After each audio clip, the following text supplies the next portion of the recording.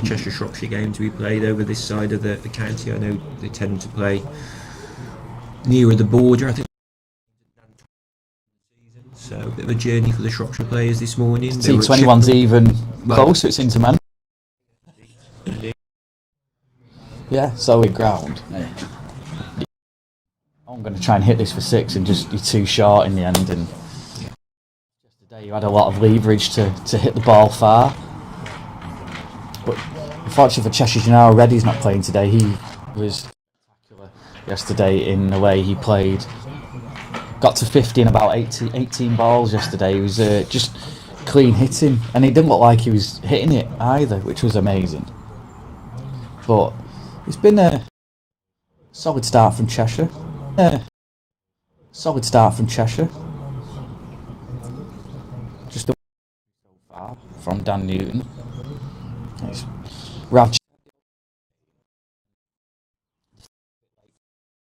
so they didn't start till 12:30, and the umpires came out, and it was quite. There was no breeze. It was quite warm, and then as play started, a slight breeze got up. It wasn't a heavy breeze, but just a slight chill all around the ground. Whereas today, at least I can have a little walk and keep myself warm. But that's a good shot. That's played through mid-wicket for 4, and Dan Newton gets his second boundary of the morning. Today, the fleece and the shorts. Well, I like to wear shorts as much as possible between mid-April and mid-September. Like a postman. So, absolutely, yeah. So I couldn't resist the opportunity, but it's certainly not as warm as one would have liked. I don't know about you, but certainly down in Shropshire we had a lovely week last week. Yeah. And everyone was busy at work, and then I remember logging off my laptop on Friday at 5 o'clock and the heavens opened, and to be fair, we haven't had too much rain during the course of the weekend. Oh, that's a lovely shot. An absolute punched through the covers. Fielded for that one. And a couple of it really firmly through the V. Always nice, those shots. I think nice and straight, low risk. But yeah, we haven't. Not at the minute. Oh, and again he's blasted that one away and off the. Again, the man at absolutely no chance. It's a big monster. Phrase on the previous ball, stand and deliver. Same again, just hammered it through the offside. Fielder barely moved. Was at the boundary before he knew it. 2 super shots in that over. Yeah, we had a decent crowd yesterday. A lot went home after tea, but there's not many sat in front of the pavilion. It's my first time at Oxon. It's a massive old pavilion, a lovely looking pavilion. We're right by the bell, which was just rung enthusiastically by before. My ears were still ringing after. It made a few of the Shropshire players jolt out of the seats as well as they walked out. But to the left we've got, which you can't see on the stream, but we've got a lot of benches there, and a few people there. There's a guy in there's apartments just behind them, and there's a guy who's leaning on his fence having a cup of tea and watching the cricket as well. There's a few, as I say, there's a few coats on. I think if the sun just breaks through, it's a lot brighter than it was yesterday. If the sun breaks through, it'll be okay, I think, quite a bit warmer, but good to see it, and not a bad crowding, and I'm guessing a few from Shropshire as well might make the journey over, because it's about maybe an hour. These players will play club cricket on Saturday. Both counties had games yesterday. Yeah. Of course, Shropshire were just down the road from me at Shifnal with that narrow win. They had a crucial win as well. Yeah, it would have been 2 defeats out of 2. Power play situations, you get it through the infield, and once that was past the fielder, there was no chance of getting there. Certainly looks a quick outfield, judging by what we've seen so far. I mean, that was barely more than a push, was it? Just off the legs, just turned it around the corner, and once it was past the fielder, it was 4 all the way. We commented on that yesterday. It's off despite the heavy rain we had on Saturday evening, and again, but well fielded that time. At gullies, he punched it off the back foot, Perry. Despite all the rain that we had on Saturday evening, very dry, lightning quick, and we're seeing it again there. I mean, Oxford probably had the same amount of rain we did, but yeah, because we've had a dryish month up until then, it's still fairly dry when you hit the ball on the outfield. It's not really, especially if you hit it on the ground. I think if you hit it in the air, it might plug a little bit if it bounces, but I think, yeah, on the ground it's just flying away. Yeah, very much so. I think, particularly in these early overs, when you have the power play in, anything through the infield is going to cause a problem, as we've seen so far. And to be fair, a couple of the strikes in the first over or the second over, I think it was, where nobody was getting anywhere near those. They were really well hit. But yeah, that last one was no more than a push, really, around the corner. But solid start for the home team. Yeah, as I say, I think if they win today, they're more or less qualified because of the run rate as well, the top of the group. To last year, when I think they only won one game in this. To last year, when I think they only won one game in this 50 over stage. But talking about trips, spare a thought for Cheshire yesterday, and then had to go up to Cumbria, and they're up at Cumbria today, and then they've got to go back down to Suffolk. Yeah. And it's about 5 or 6 hour trip back. Yeah, I was saying most players played on Saturday as well in leagues down in East Anglia or wherever they play their trade. And but I think you forget it's ultimately amateurs in the main, and we'll have jobs to go to no doubt tomorrow morning. I think the idea is to kind of break the back of the competition and play two games in 2 days and then confirm their qualification, and then they'll have a home. If they win the group, of course, you have a home tie.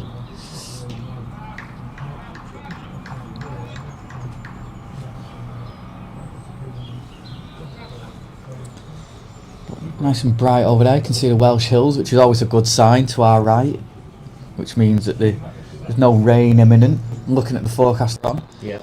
Robs are going to have the Cheshire at some stage. Looked after us very well over the last couple of days. He's been on the brew runs for us a couple of days. And Will Valentine said he'll hang about and come on with us. But this is Chahal. Interestingly, no slipping early on for Shropshire either. No, it is interesting. I guess they've got a third man in, haven't they? But yeah, I suppose I don't know if that's normal. Is that normal in the power play, or do you tend to find that teams do tend to go with a more attacking field early on during the power play to try and nip a couple out early? Yesterday, Cheshire had 4 slips in the first 5 overs. Yeah, they had 3, and then they chucked a 4th one in, but it was. That is ambitious during the power play. It was Pell who negated that by doing a reverse scoop, which gradually took the slips out. But they do like to be aggressive early on, Cheshire. They do tend to take wickets early as well. I mean, again, similar to the Suffolk innings, similar to the Cheshire innings, they took a wicket with the 3rd ball of Suffolk's innings. So both sides were 0 for 1 at one stage. Oh, that could be the first 6 of the game. And indeed it is. Big 6. It was a big six, yeah. The boundary's well in, and it's not going to trouble the paddle players, but it's certainly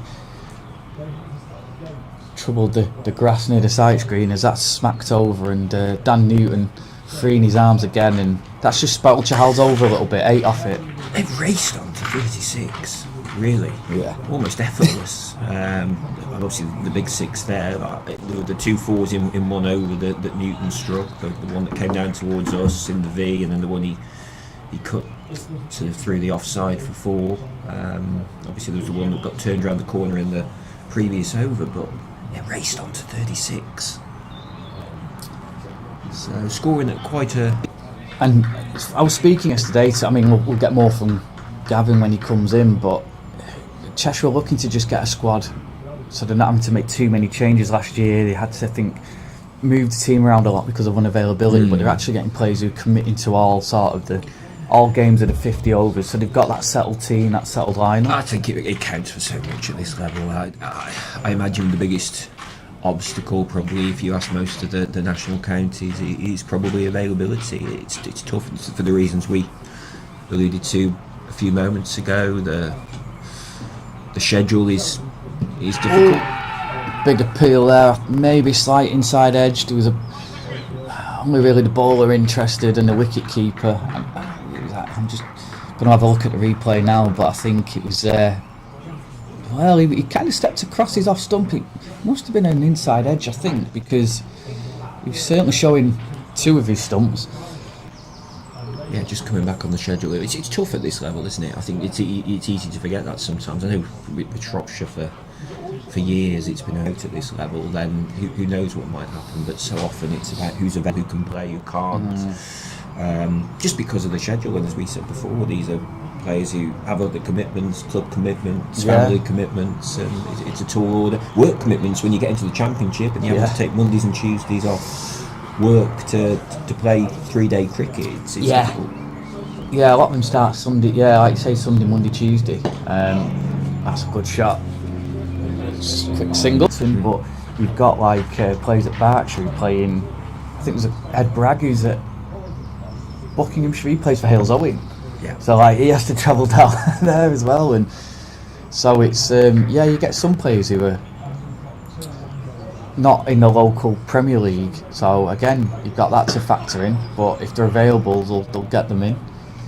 I mean, I think it helps when you've got players at this level who, a lot of them have played county cricket in the past, been part of academies. Tom Fell, for example, was at Worcestershire for years, and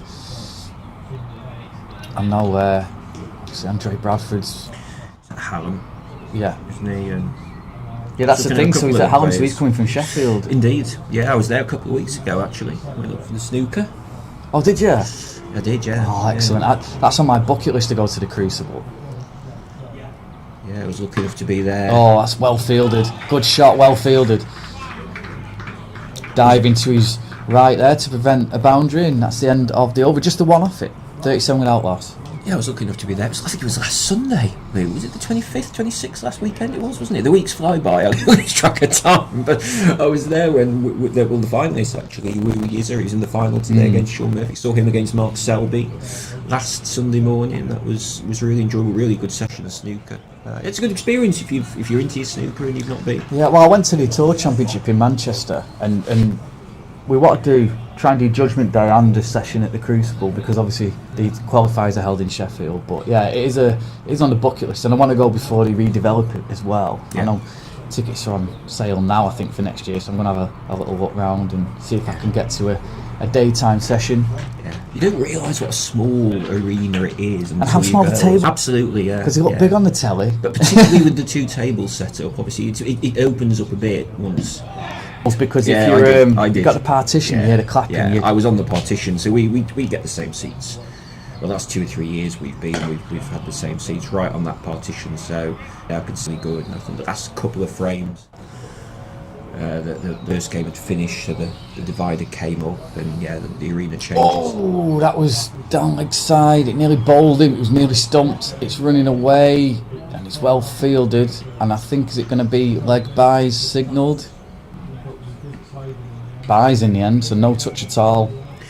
That's always the risk when you have the keeper standing up, of course, which is partly designed, no doubt, to put the batsman off and try and stop him using his feet and getting down the wicket. But then, of course, on the flip side, you have situations like that where it goes straight to the keeper and a couple of runs conceded. There was a touch in pace at this level, and but I think that's why it was a bye, because it was past him before he knew it, wasn't it? Just trying to put that element of doubt in the batsman's mind as well. Newton, we've seen already, is quite happy to use his feet and play shots. Just trying to. In fact, it's Perry on strike at the moment, isn't it? But it's trying to put that element of doubt in the batsman's mind. Yeah, Perry playing the anchor role, which he tends to do really. But yesterday, once Newton got out early, he sort of freed his arms a little bit and scored at a run of ball. But you'll see that he'll let Newton blast away, which he is doing, 27 off 21, and Perry's just 8 off 20. Yeah, I mean, it's what you want, though. It's perfect foil. If you've got one player who's doing exactly that, raced on to 39 without loss in what, the 7th over? So so we're into the power play.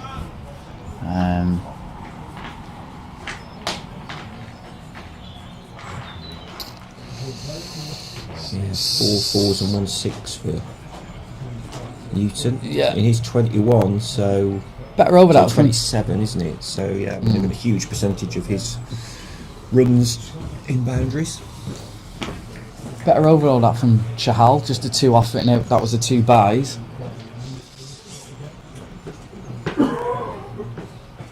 Yep, so you can see there in the Cheshire lineup, Will Valentine and Harry Dearden. Harry Dearden, former captain. I think he's vice captain now too, Sam.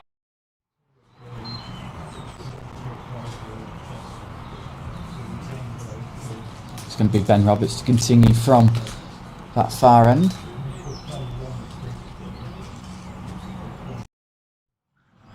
Nice shot off the back foot, but straight to the fielder in the extra cover area on the practice strip.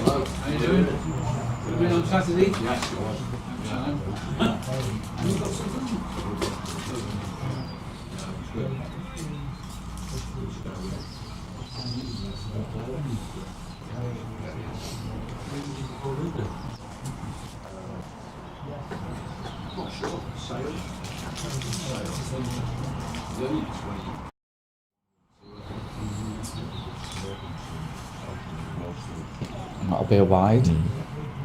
Leg side wide in the end. The first wide, I think. Second, I think.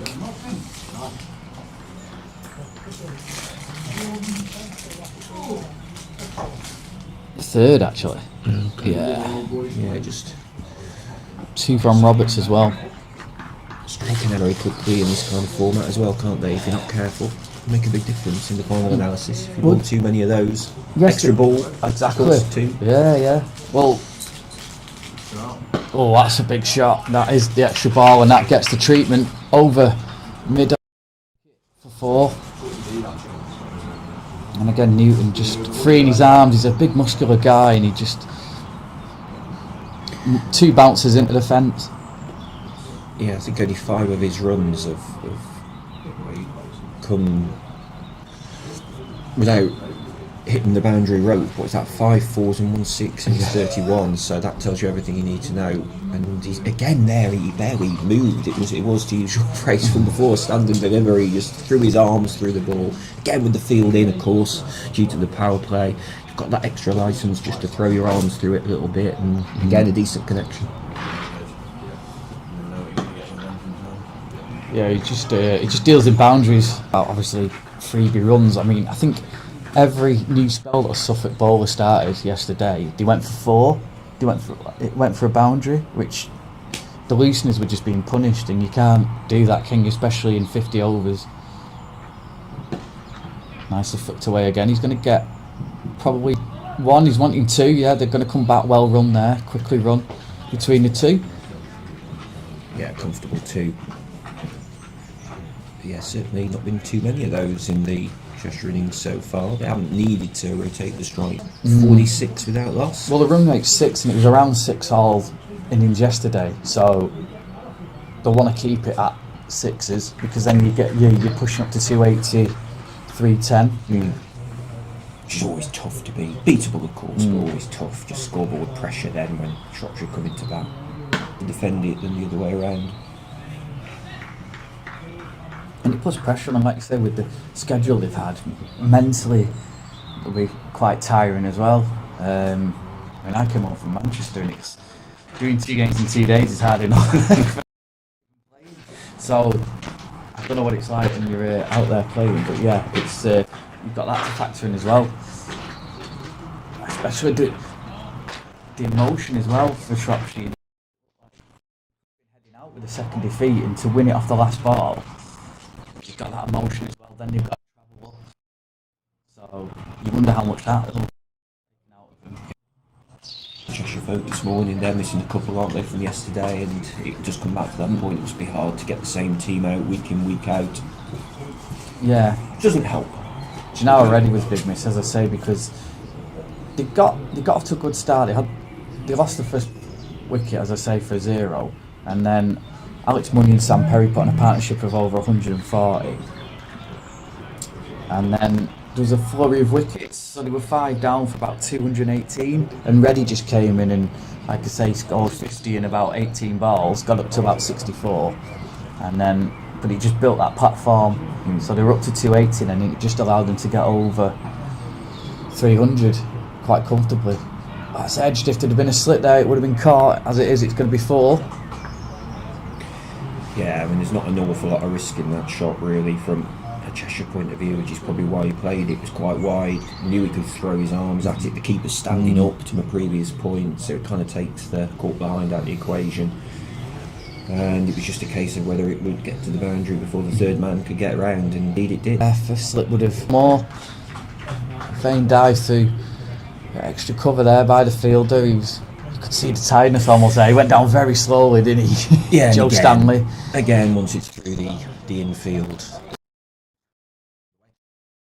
Push, really, he didn't, not even sure he quite middled it as such, didn't need to, really gentle push through. Once it hits the infield, it's only going.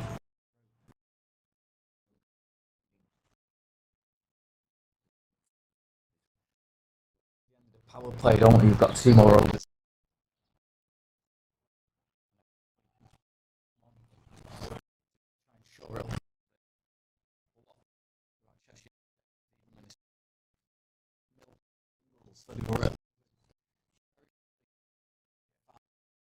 Over. Maybe get 1 boundary and then deal in singles. Yeah. But because it was left right, easy enough to.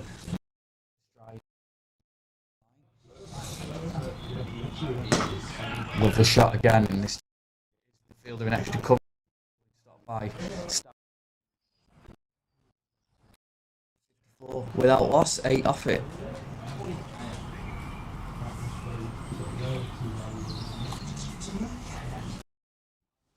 Going to have Cheshire coach Gav Colburn come in and sit with Steve for a bit. I'm going to stretch my legs because I didn't get a chance yesterday.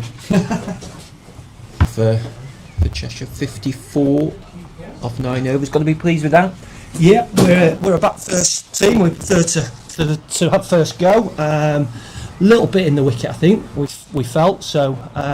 Yeah, decent start. Obviously, getting 300 last couple of games is a bit of a blueprint. So we want to be quite nicely. So Sam Moore of the anchor and has got the skills to increase that tempo.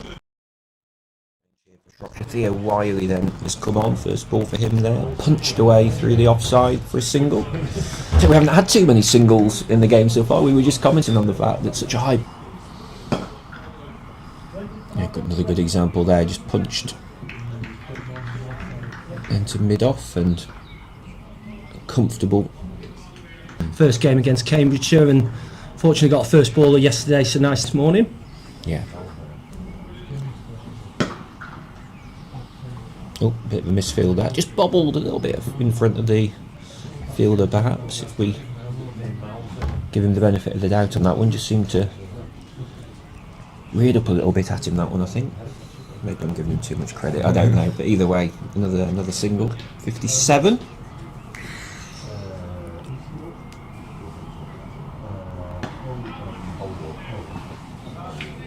Yeah, so already you see the difference, don't you, with the change of bowling, slight change of tactics from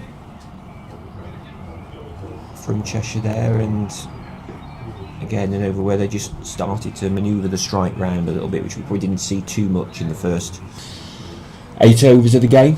Yeah, lots of pockets here to utilise, so running well and putting the pressure back on the fielders. So got a good understanding and tend to run pretty well together.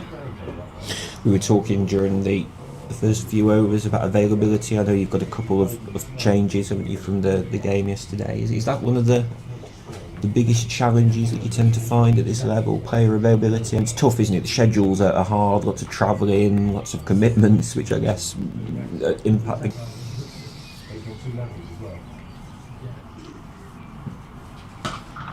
Super shot.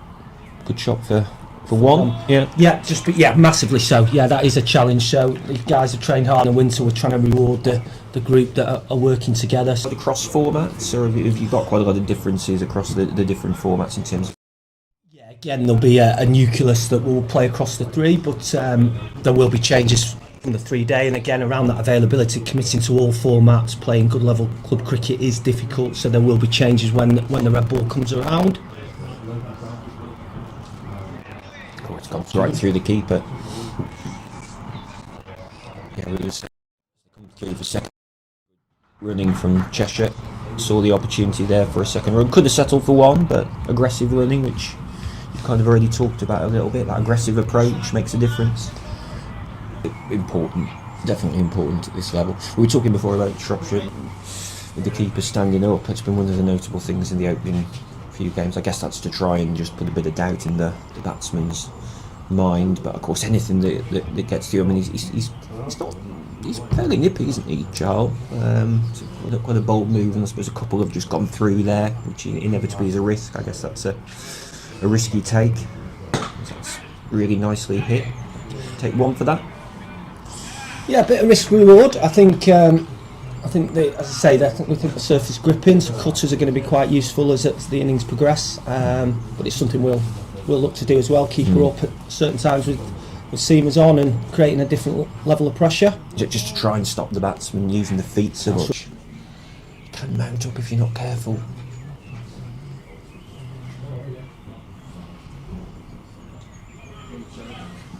It's been almost effortless, really. 67 on the board now for Cheshire, still without loss.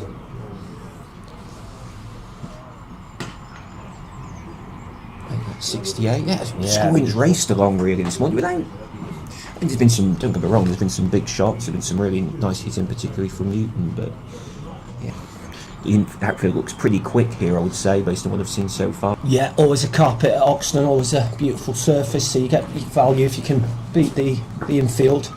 And again, yeah, just going into this different phase now. Spinners on. Really important that we minimise those dot balls, and I think that's been a little bit of the success in a couple of games. You know, the partnerships, we've had some meaningful partnerships. First game, sort of averaging 50 for each wicket, which was great to see down in Cambridgeshire, and then a couple of real big partnerships that took the game away. So I think once we get in minimising dot balls and making sure the fielders and bowlers feel under pressure. In the air, I think, with that one.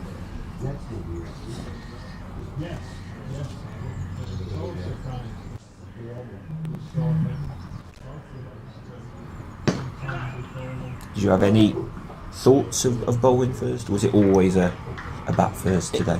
It is discussed, it is, but not often for very long. We do prefer to use our skill set with bat all the way down and try and create scoreboard pressure. So obviously different conditions, bit of moisture in the air, it's a discussion point, but we'll try and bat first if we can. Yeah, 4 more there. I think they were buys, weren't they? Just went through the keeper. Extras starting to mount a little bit for Shropshire here.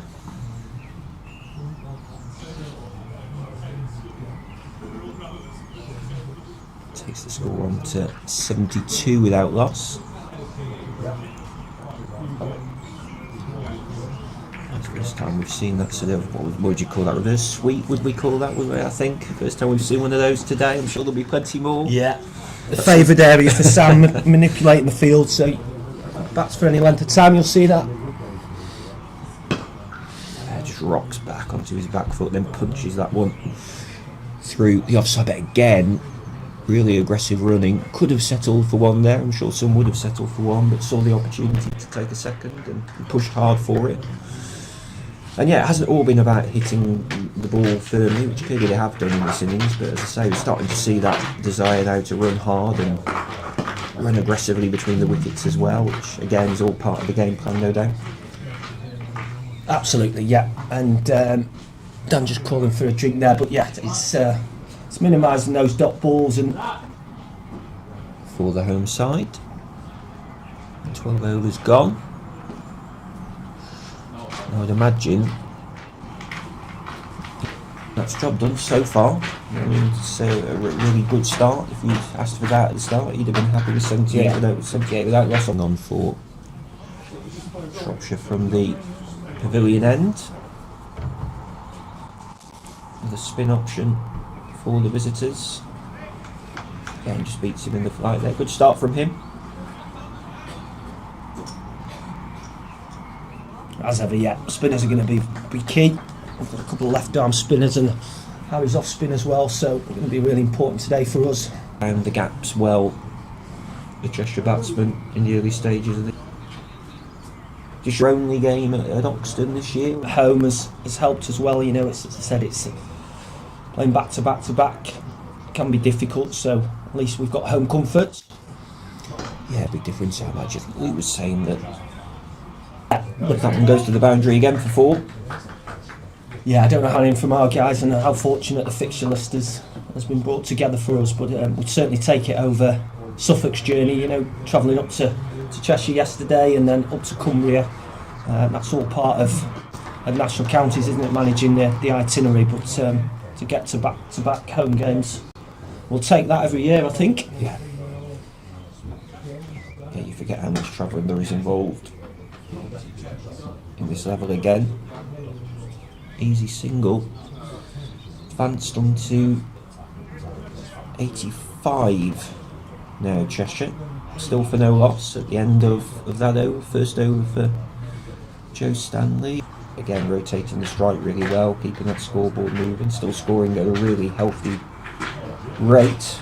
And actually, on the quiet, Sam Perry's caught up Dan Newton. I think at one point Newton was way ahead of him on the scoreboard. He's only five behind Newton now. Perry on 37, Newton on 42. So a bit of a duel going on between those two at the moment. But punched away through the offside. First ball of Theo Wiley's third over. And for us, Sam, he passed 1,000 knockout runs with his score yesterday, so just to have him at the top of the order and some of the younger lads, because we are a young side, to come in and back round him is really important. So great role model, great example for the younger lads, and such a calmness at the crease, as we've seen again today. Yeah, very much so. Yeah, Shropshire from their perspective just need a wicket here fairly quickly just to put the brakes on. Yeah. It's pretty much a boundary every over at the moment for Cheshire as well, which makes a big difference. Just helps to take the pressure off and put the pressure back on the bowling side. Agreed. You're out there now, you feel like you need to dot up a bit here, put a few dots together, ideally take a wicket from Shropshire's point of view just to stem the flow a little. Premeditated shot, but again I think it's going to get race down towards the boundary road with that great deal of power behind it. Really definitely feels like a fast scoring outfield out there, as you've already alluded to.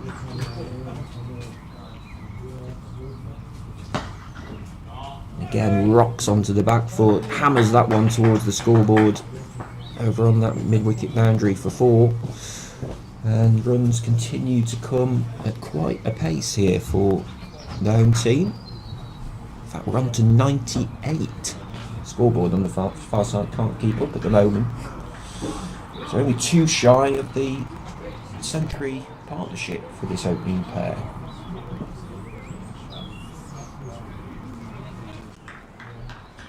Feels like it's coming no time at all, really.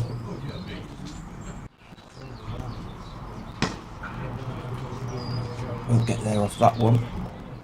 Dot ball for Shropshire to finish the over. Here's Wiley's third over. And Stanley will continue from this pavilion end. So 98 without loss for Cheshire off 14.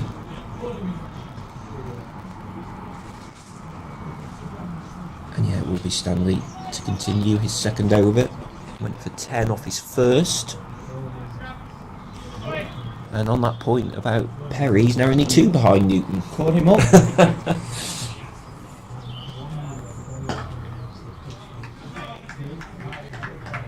Yeah, it's been a really good opening partnership by these two. Got this side off the roof. But they'll both want to go on, of course, and get big scores on the board. I guess that must be something you talk about a lot, the importance of converting and going on when you get in these situations. Is a terrific start, but things can change very quickly in this game, can't they? Talked about those partnerships, and fortunately we've not had a history of losing wickets in clusters, so it's vital that, yeah, if we do lose one here, the other stays and we try and build round, and we have got a lot of artillery, a lot of firepower back end of the innings as well, so it just sets it nicely. So absolutely we'll make sure that we kick on. That's the point around trying to dot it up now, just trying to get back in the game, and be decent over so far, 3-4 dots, so they need just to drop that run rate.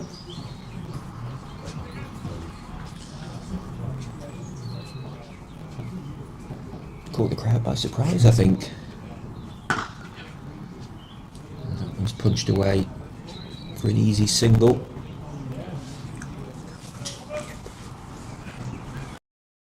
We'll catch up with you Pleasure. soon, no doubt.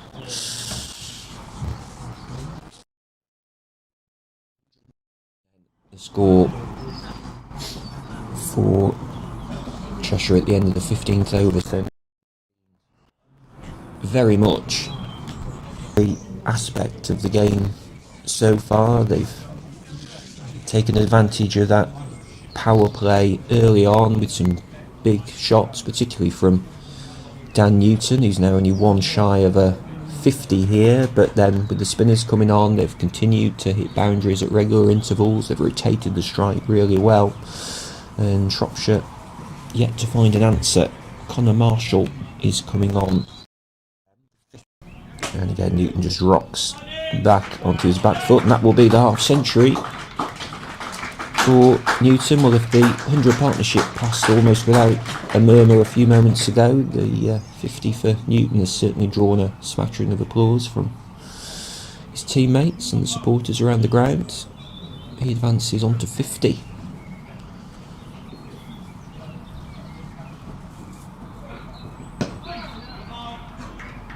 And Cheshire on to 102 without loss.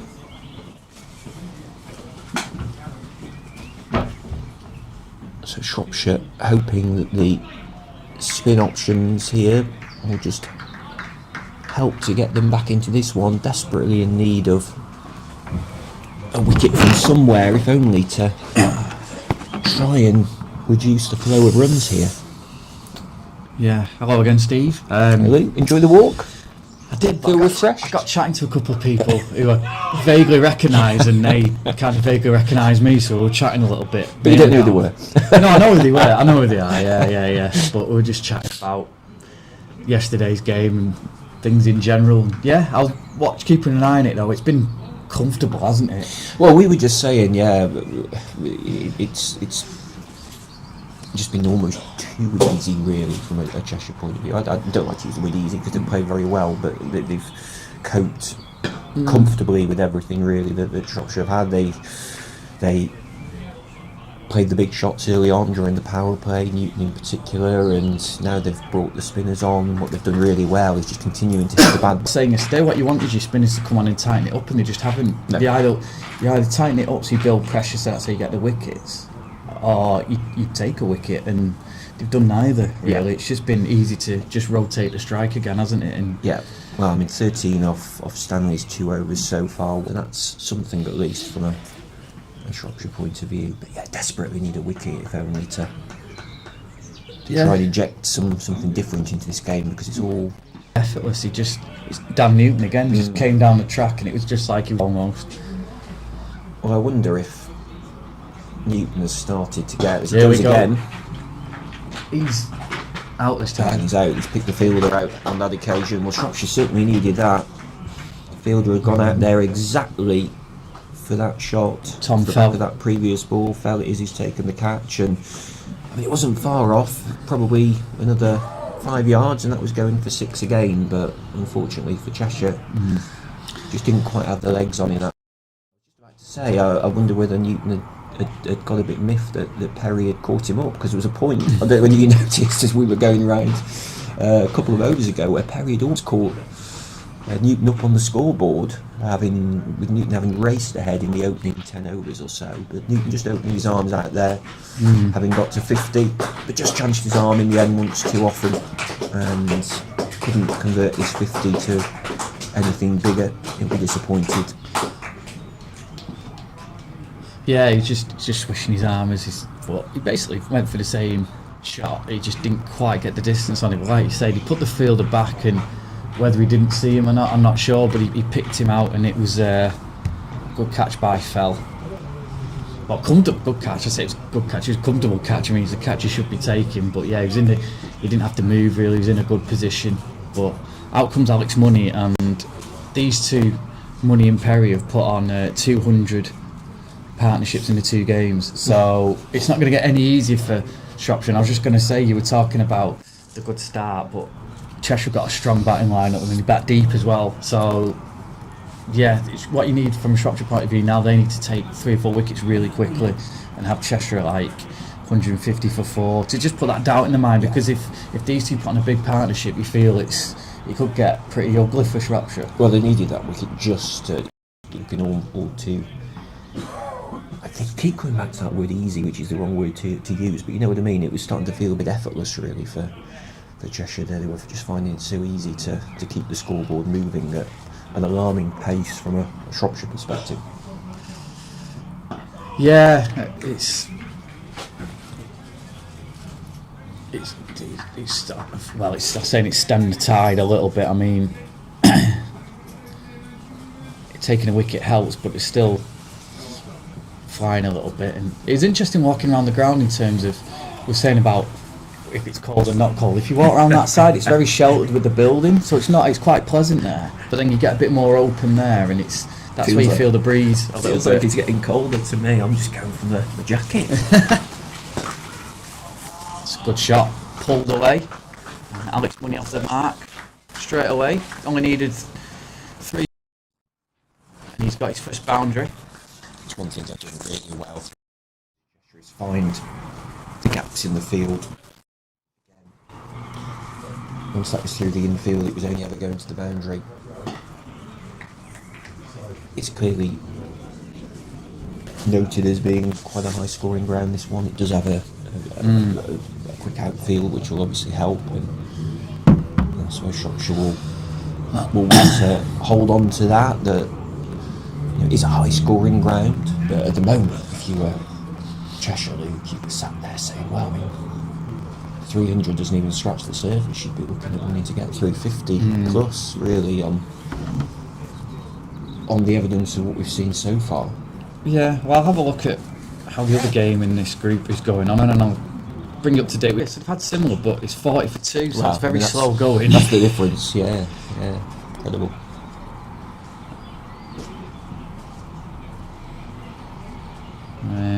That's up in Cumbria. It's in Barrow. They're playing up in Barrow. In Barrow at the moment, weren't they, Luke? Ollie Bill made 7 off 20. Jack Beaumont out cheaply again after getting a duck yesterday. Archie Jones 16 off 50. So Jeff Boyd, because Darren Ironside's also 6 20. But yeah, they didn't exactly pick up the pace yesterday either. They just kind of meandered 218 and then rolled. That was it. Compare that to Cheshire, we've had 2 overs more and on 114 for 1. It's been a pretty maybe it's just kind of they're looking to stick in there today and build the innings. Well, in the context of what's gone before, Conor Marshall is doing a decent job here for Shropshire. He's just, I don't want to say putting the brakes on Cheshire, but he's going at an economy rate of only 3 and over, which compared to 1 or 2 of the other bowlers, I mean, Chahal, Stanley, all going in excess of 7, knocking on for 8 and over in most cases. So he has just... I think it was on the... it was somewhere, I did see it before, but... scoreboard end? To try and slow Cheshire down a fraction. You could just sense that Newton was winding up again, wasn't he? And was starting to try and push. Yeah, he's definitely picked up pace, Perry, as well, hasn't he? It's hugely, 50 or 57 now. But I mean, even with the wicket, it's not exactly Shropshire didn't exactly bowl him out either. He was just went for one big hit too many, really, didn't he? Yeah, very much so. I think it was one of those. Sometimes you think if it's the ball or LBW, it feels like you've earned the wicket, but it was probably more Newton throwing his wicket away, really. So, like I said, they need to go bang pretty quickly. It's mix up and a bit of an appeal there. I think it was more in hope than anything. Square leg umpire not interested. He's just trotting in there, wondering what all the fuss was about. But yeah, slight mix up there. Yeah, the two batsmen are just exchanging. That was a bit of an. I don't want to use the word an altercation, Yeah. but the two batsmen just exchanging words there around what happened. Well, just looking at the replay, Perry had his arms outstretched saying, "Do you want me to go or not?" Money said, and yeah, in the end, he scampered back. As you say, though, it feels like Cheshire are going to have any problems here at the moment. Really, is their own undoing. There doesn't look to be an awful lot in the wicket, certainly from what we've seen so far. That's a lovely shot as well, just rocked onto the back foot and then used the pace of the ball. And again, once it's 4 all the way, and that's just been the story of the opening 19 overs. Every time the ball's gone through the outfield, it's found the boundary rope. And the timing it so well. You know, it stood at the boundary rope when you're walking around, how quickly it just gets there. I mean, it helps as well that a lot of these players play in the Cheshire League, so they know these surfaces, what it's like. Oxford, one of those perennial teams up in and around the top of the Cheshire League, and Shropshire won't have. They probably won't really know this pitch as well as the Cheshire one, so that's why it looks like it's got a lot of pace in it, a lot of bounce as well. But it looks like it's a road, as they say. It looks like it's good to bat on if you can get in, I think. So the dangers, obviously, Andre Bradford and Tom. Yesterday, I mean, cool 15 needed off the last over to hit the first ball for 6. Really gave him that.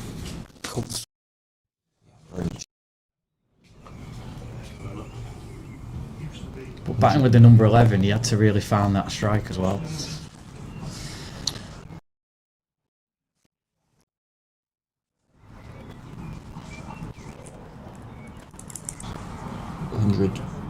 Stand for the opening wicket, 110 stand for the opening wicket, and when one partner goes, it's important, isn't it, that the other one then starts to bed in and build a really big innings, and Cheshire will certainly be looking for him now to go on and, well, ideally from their perspective, go into 3 figures.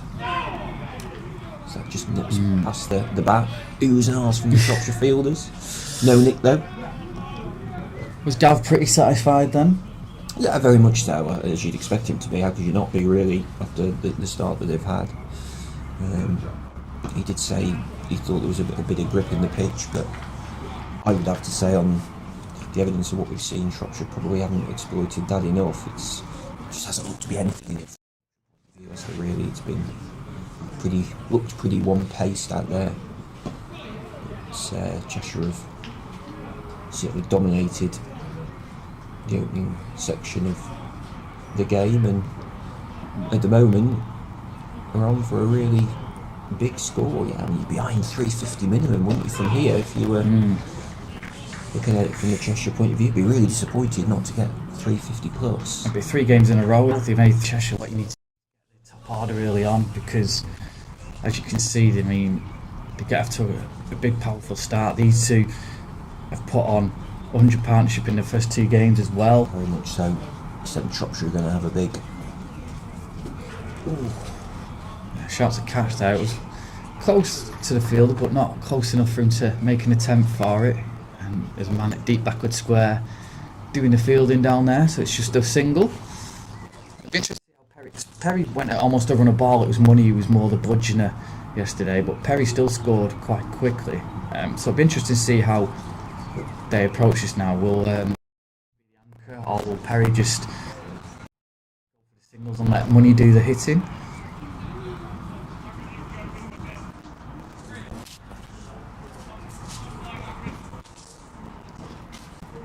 Decent smattering of support with him on this bank holiday Monday.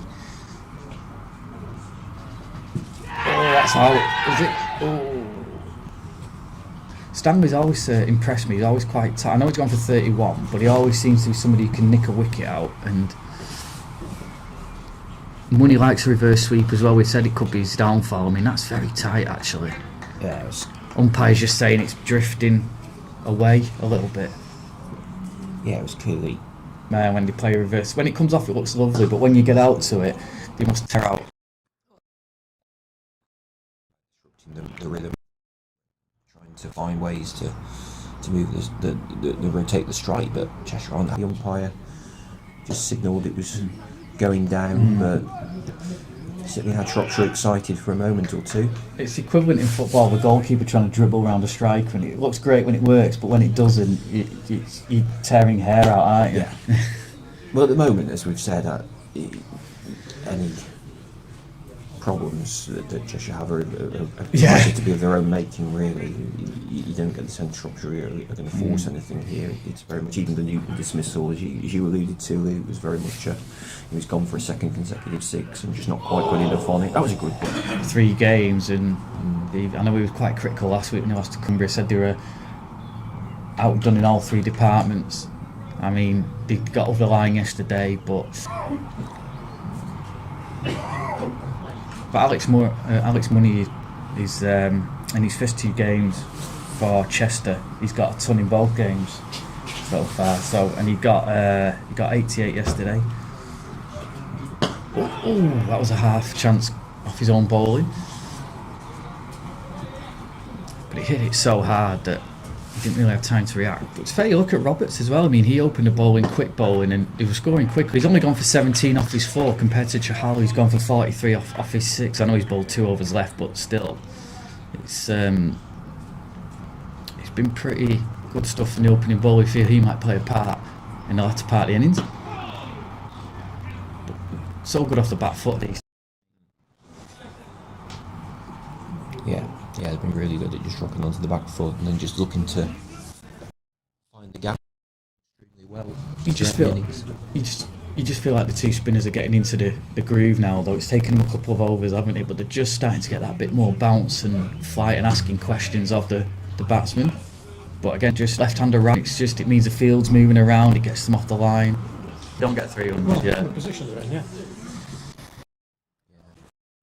And the rest, I think, judging by the current situation. Well, are we 22? So we're in the 23rd. I mean, well, normally double it and add another half on, maybe. Would you say? I mean, they're going to be about 150 at the halfway stage. Yeah, I always say if you get to 25, add on about 100, 150 to the score. So 350 we're 2 overs away, aren't we? Right, wouldn't it? Really, from that perspective, and as you a long way down. Yeah, it's just. They're at 150 at drinks, so yeah, you're looking at 300 at least. And putting a foot on the accelerator.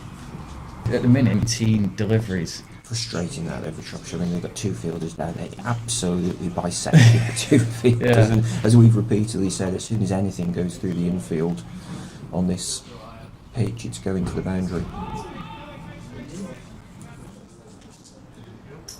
Yeah, yesterday I could see what the projected scores was. I can't see it today, but if you're working it out, and you're probably looking at between 320 and 350.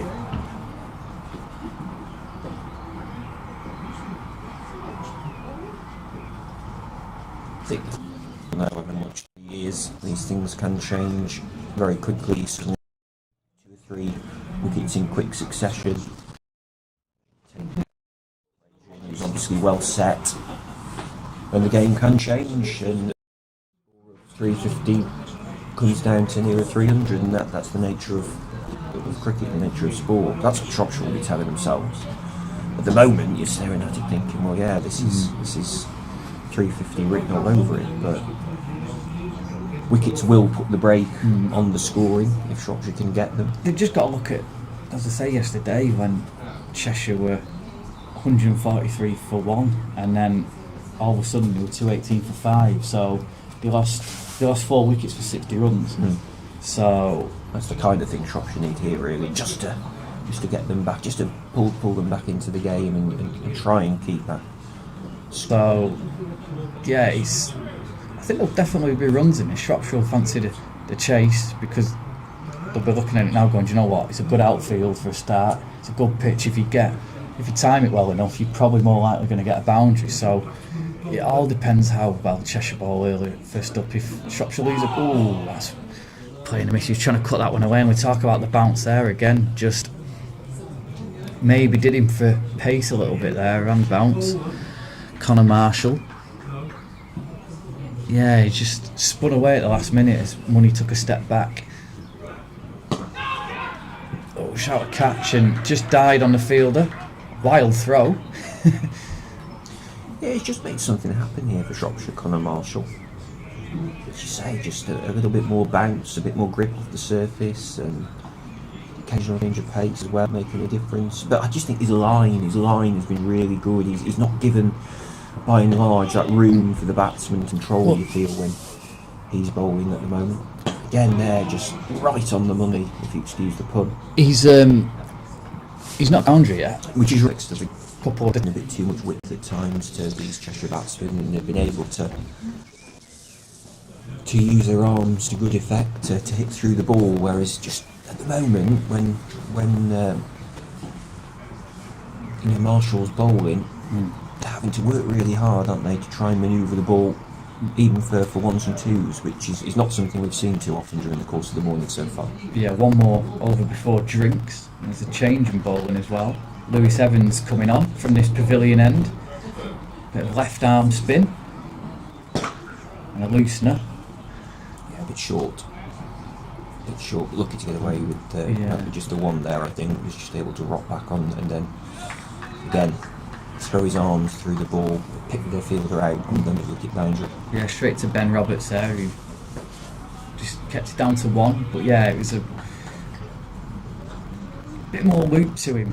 Probably won't get it to go through as quick, but he's a bit short. He's bowling it more shorter. They're able to play it off the back foot there, and I think you need to get, when you're spinning, you need to get a batsman on the front foot, don't you? There's been a lot of being able to play it off the back foot rather comfortably, isn't it? Yeah, it's got very easy pace to you. I think that's always the sign, isn't it? When batsmen are able just to rock onto the back foot through. Sometimes I'm a bit down. Really just trundled along, but no chance of the Shropshire fielder getting down there to cut it off. And that again will give, frustratingly it is for Shropshire, it will give them a little bit of confidence, I suppose, when they come to bat later on. You can see what a high scoring ground it is and what a high scoring outfield it is. But they just want to make sure they're not chasing too daunting a target. That will be the concern for them at the moment. Approaching 150, still not even halfway through the Cheshire innings at the moment. And we're going to have a drinks break. Yeah, that was a nice shot, really nice shot. I was a little bit when, yeah, I know it's not the traditional thing to do now in these one-day games, is it? In this modern day and age where players are playing sweeps and reverse ramps and all this kind of stuff. But again, to my previous point, I mean, that was just an effortless push, really, through the V, playing through the line of the ball. And again, once you beat the infield, it was only ever going to go for four. But I mean, he didn't hit it hard, did he? He just timed it beautifully, used the pace of the ball, beat the infield, and that's 4 runs. And for me, that's what you just really need to do at the moment. They don't really need to play big shots, and that I suppose will be a little bit of frustration for Newton the way he got out. But they really need to be playing big shots at the moment. They're finding it so easy to score at least a boundary per over, and then they take the strike off the other deliveries. As long as they can keep the scoring rate up around 6, 10, and then to go and look to crash on in the final 10. Yeah, I think drinks at a time.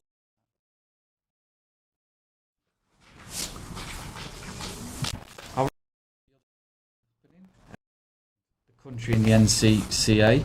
Suffolk of 57 who really held any sort of innings together, so you feel get hit early.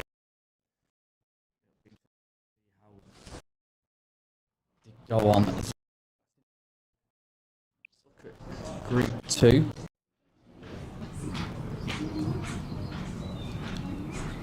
Bedfordshire against Staffordshire. Staffordshire won the toss and elected to bat. They are 56 for 2 currently. Rhys Evans and James Kettleborough recovering slightly. Staffordshire were at 13 for 2. Yes, thank you. Lincolnshire and Northumberland. Oh, there he is.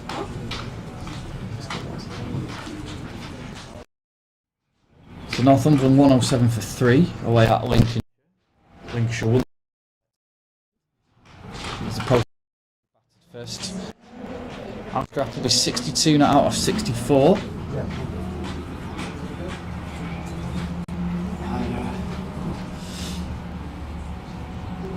Charles, the other not out batsman. Actually, Harrison 37 not out there. 2 wickets for Rudge. Wiltshire, they're hosting Devon today, and a good start for them. Devon put them in, and might be regretting that decision because Wiltshire 109 without loss off 18.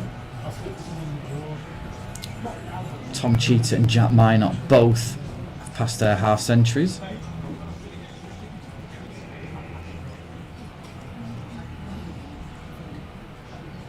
And finally, in Group 4,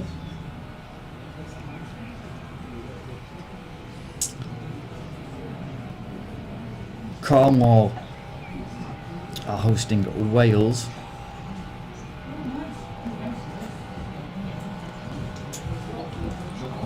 Wales have had a good win yesterday. They've struggled in this competition the last few years. They're struggling today though, 78 for 5, having won the toss and elected to bat first.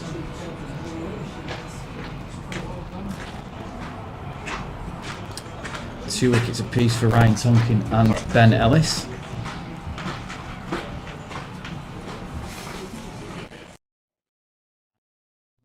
Between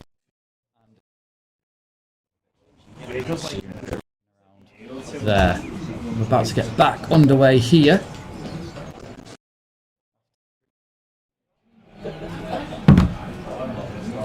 I've just joined us. Cheshire won the toss and elected to bat, and as you can see, cracking start for them. Oh.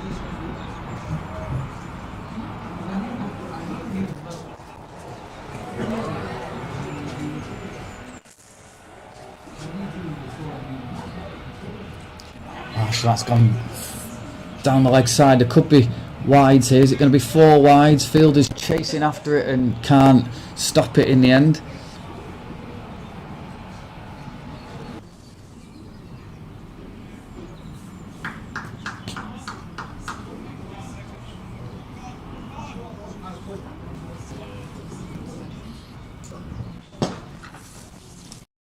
Back foot again. There's a fielder out there at long off. Just the one added again.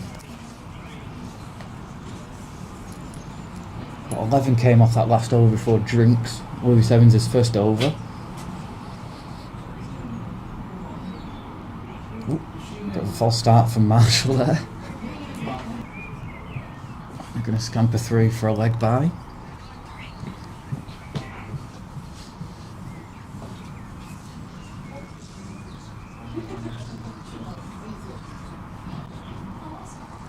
More people arriving all the time as well, which is good to see.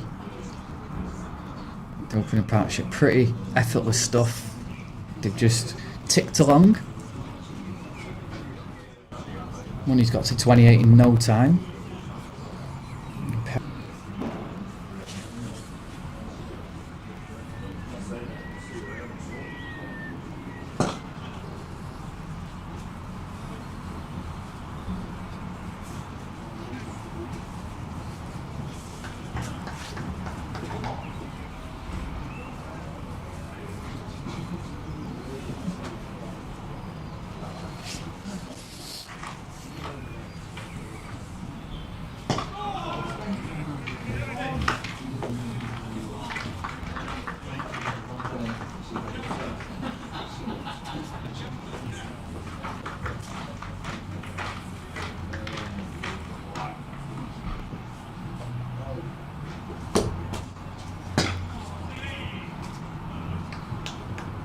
Again, just another simple single.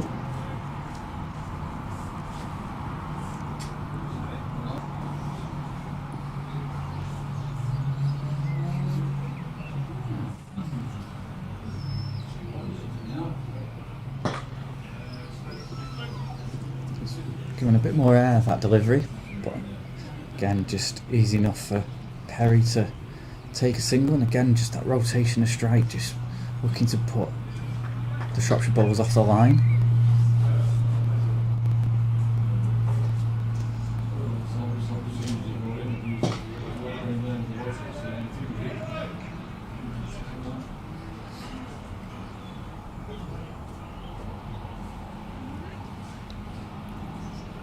So just the 3 off that over from Lewis Evans, a much better second over from him.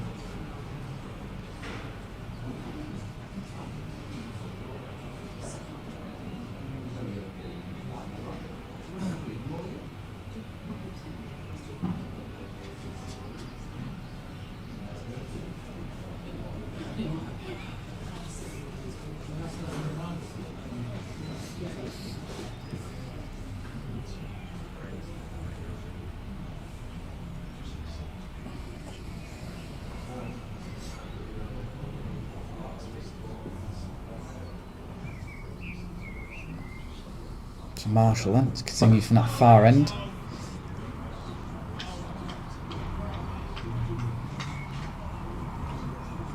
So he's bowled well without reward so far. None for 23.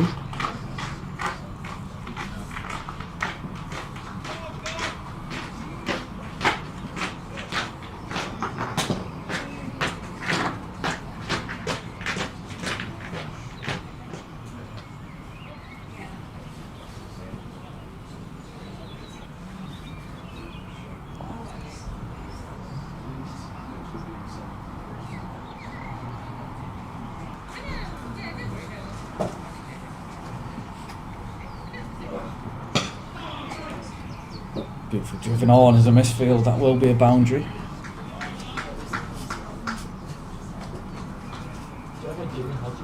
So he's taking on the catch. Seemed to dive straight over that one. He was looking at the surface. But it's a boundary to Alex Money.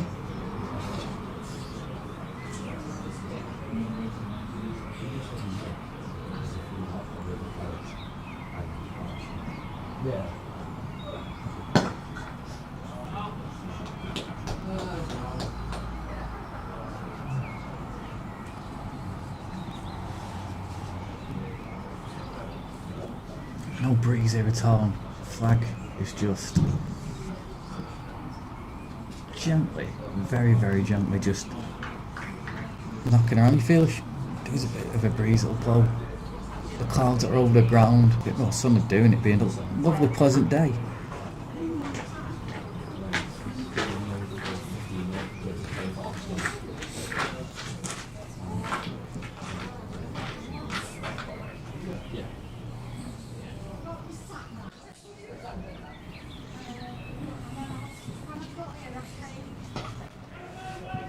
Evans then start the new over.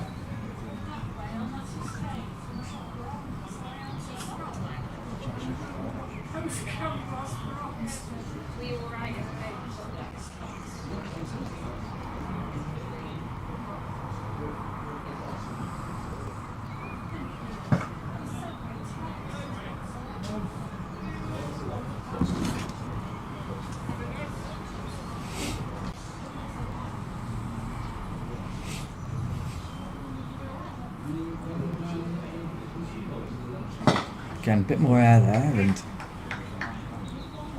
Perry just had to check his stroke.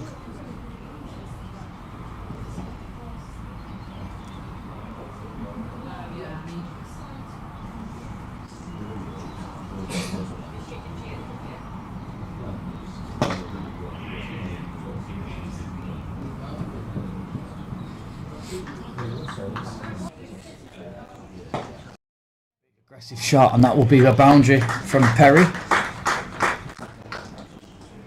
Through the covers, and again lightning quick. Fielders absolutely no chance of stopping.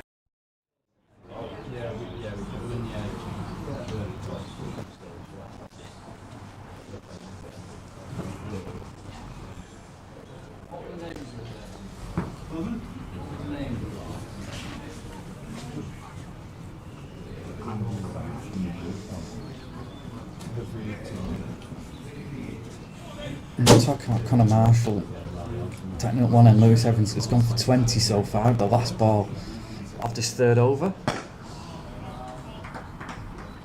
So 21 off his 3 so far. Connor Marshall's gone for 30 off his 7.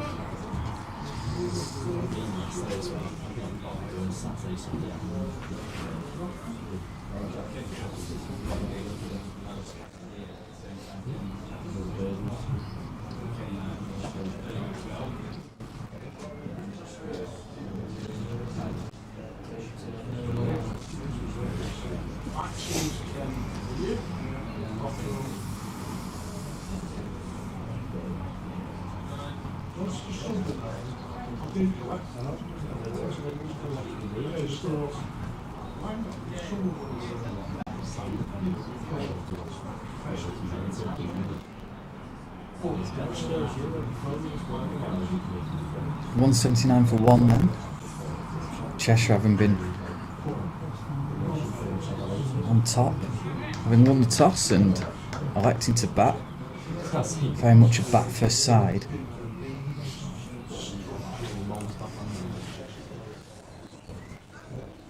First in all 3 50 over trophy games so far, so interesting to see how they do having to chase. If we can see what comes about.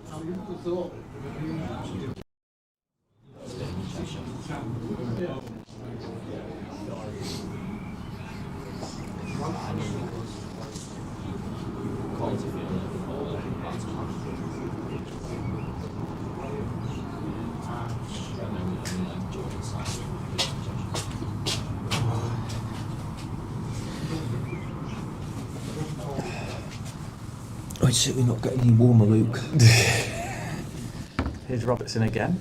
Do you enjoy your little walk around?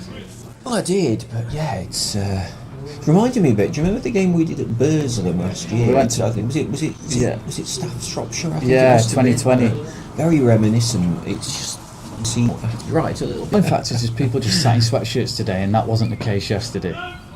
So, but not a bad crowding, is there really? Nice smattering, certainly on the left hand side.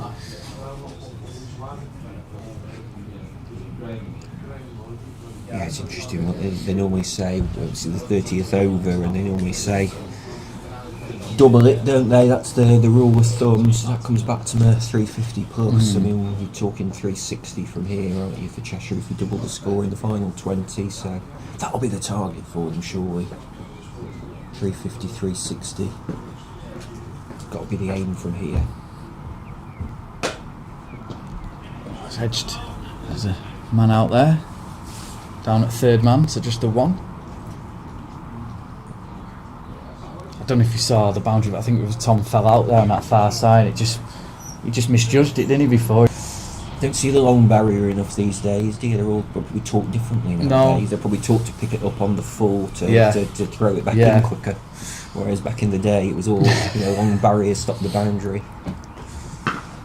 Short, pulled away. That's going to be a boundary again. Lightning quick outfield. It was only about 4 or 5 yards to the left of the fielder, but he just had absolutely no hope of getting that one. And anything short is going to get punished by these 2 batsmen. And Perry moves on to 82.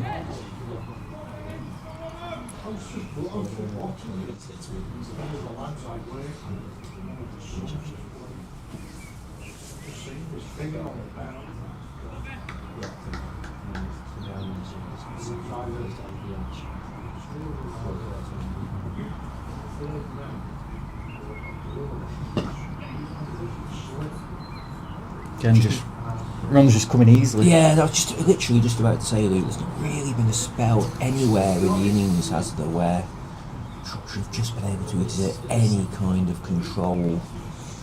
Well, with the exception maybe of, is it Marshall? Who's the bowler?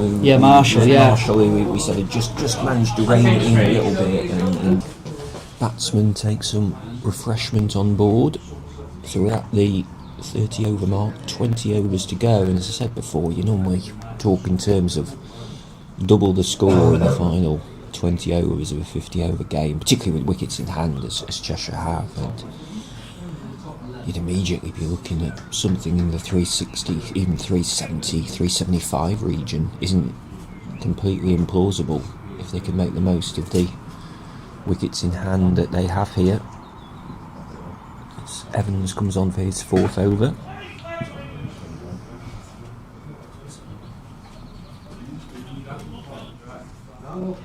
And 186 still for just that 1 wicket. Newton caught on the boundary, seems a long time ago now. These two again have very much carried. Beautiful shot again. Oh, that's well fielded. Really good work there. Keep that down to the single.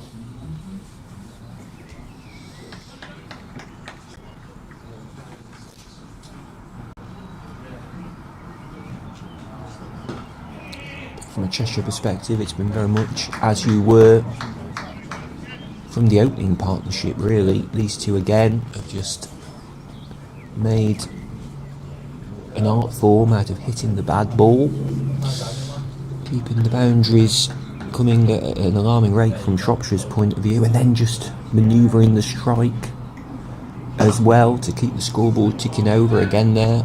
Lovely push out to the boundary for 2. Good running from the 2 batsmen, and Shropshire just haven't been able to stem the flow of runs at all.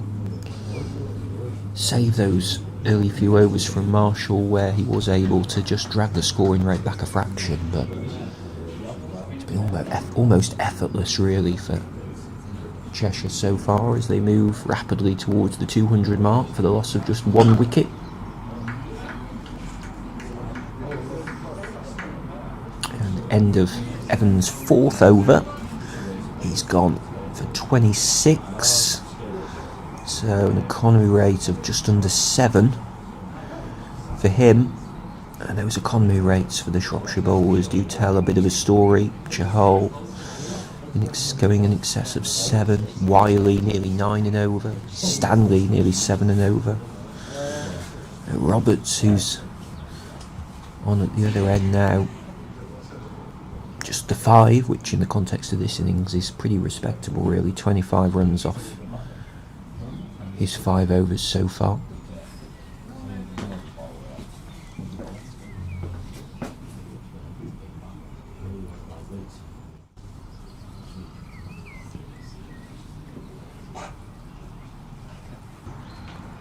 And Perry now on to 84, so he moves within 16 of his century. We did say when Newton was out, having just passed 50, that you felt it was important for Perry to convert and push up towards the 3-figure mark. Well, he's closing in on a century here.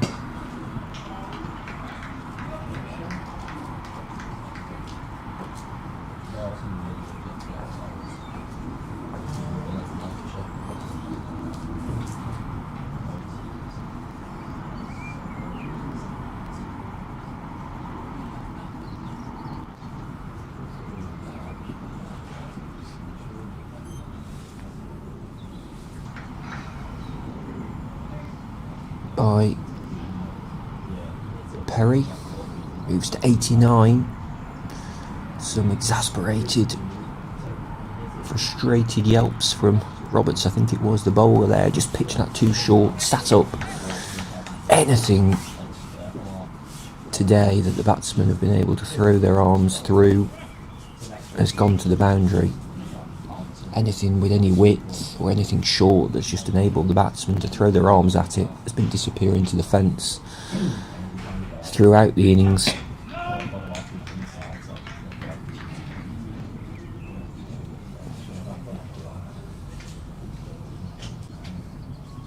We're too short now of the 200 coming up for Cheshire. 198 for 1.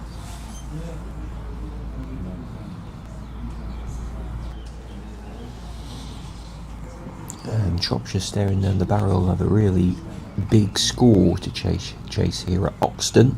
barring a remarkable turnaround in the closing stages of this innings. And a bit short, and he's been wided for that as well. More frustration for the bowler, who kicks at the turf there at the far end. Frustration mounting a bit here for Shropshire, and you can see that in the body language of the fielders and the bowlers here.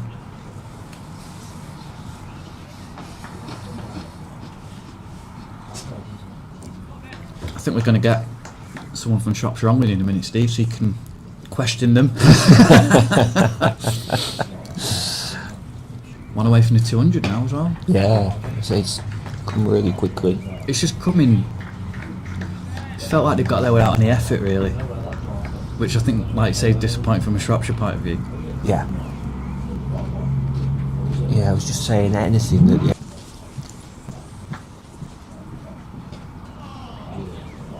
Genuine edge. Again, if a slip had been in there, I think it'd have been a comfortable catch.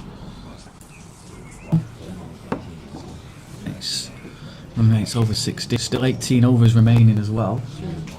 But yeah, there was a shot pulled and there was no fielder then. It was a shout of catch from someone, a Shropshire player, and I thought, only the invisible man's taking that one because there's nobody around at all.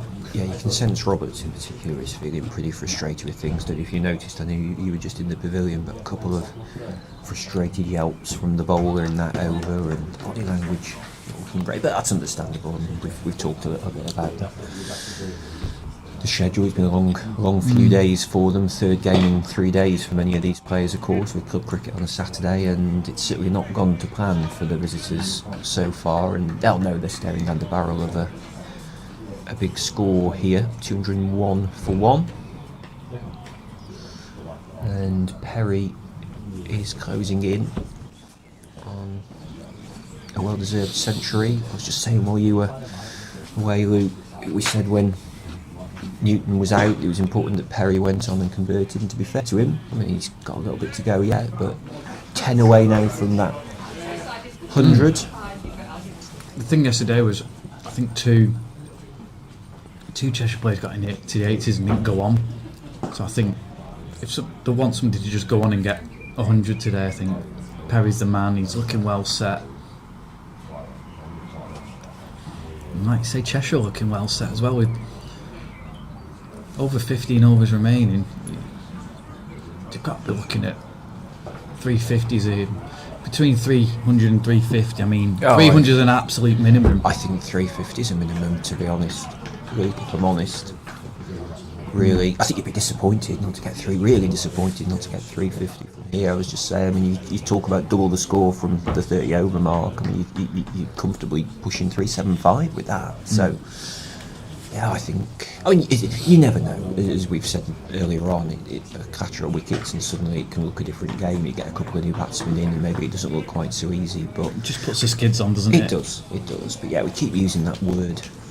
Effortless, and it has felt very effortless. I think what they've done so well is they've hit the bad ball every time to the fence, and unfortunately there's been a bad ball most overs which they've been able to capitalise on, and that's why you end up in the position they're in. I think it'd be interesting to see how Cheshire play these last 17 overs, because if I was them, I'd be looking probably not to do a lot different to what they're doing at the moment for the next 7 or 8. Try and get to the 40 over mark with only 2-3 wickets max down, and then really look to crack on in the final. They're scoring it.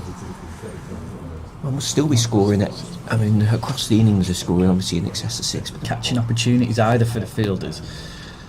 So it's been a really impressive performance. You feel that Perry might tee off a bit when he gets to his 100, but as I say, they've got such powerful batting in. I imagine that somebody like Kevin Carroll will be promoted up the order because he can score. I saw him score a 50 against Derbyshire a couple of years ago, and it was, I think he got it in about similar to yesterday to Gennaro Reddy. He got it in about 15 balls. So yesterday he only got, I think, about 10, Kevin Carroll, but he could easily just add another 20-30 runs in one over. Sorry, he get out that there's still so much. Here's Roberts over the wicket now. Ooh, that was a genuine chance. That's probably the first real false shot Perry's played. Yeah, aiming for back and looked like a complete fool. Would he hang back and make sure he's... I think he made the right decision there. I don't think he'd quite got there. It was just a fraction too far in front of him for the diving catch. Sorry, it was Murray. It was Munning that one away. Fuller. And that is the end of Sam Perry. Yeah, a bit of relief there, I think, from Roberts as well, who, as we said, looked a bit frustrated in the previous over. Certainly enjoyed that moment, that's for sure. I think it was middle stump, wasn't it? Yeah, he Middle just swung stump in. He taken was out. trying to come down and advance down the track. But yeah, 87, really good innings for him. 87 off 103, 10 fours in there. And a good captain's innings.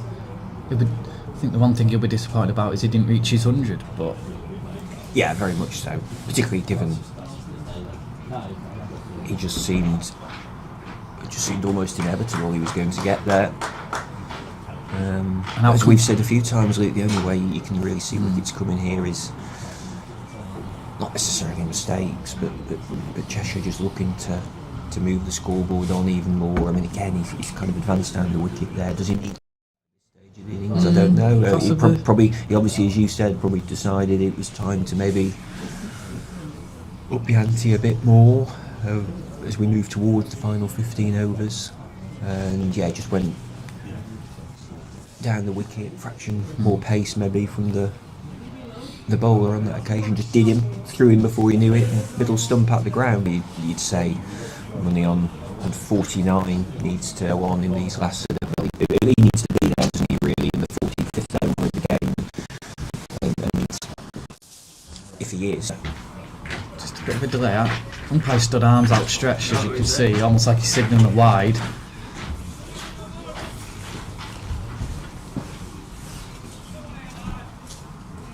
Quite sure what the delay was there. Is it the sight screen? Oh, there's somebody walking in front of the sight screen, I think, but it's the opposite end. Anyway, here is Robertson, first ball to Murray.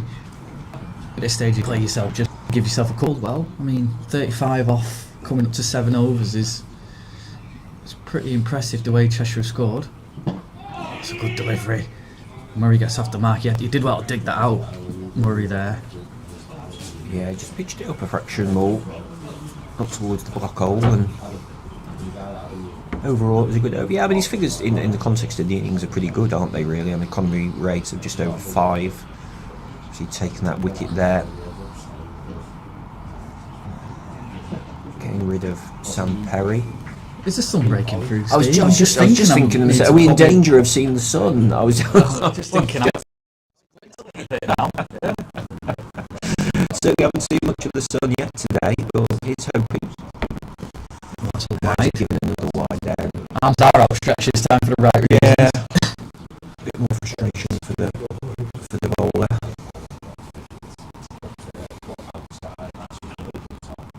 In fact, I think he's conceded 37, and 5 of them are wides. 5 wides in there, which just again tells a story. Overall, he's been pretty decent. When he got it right, he's been a threat, as we saw there with the wicket.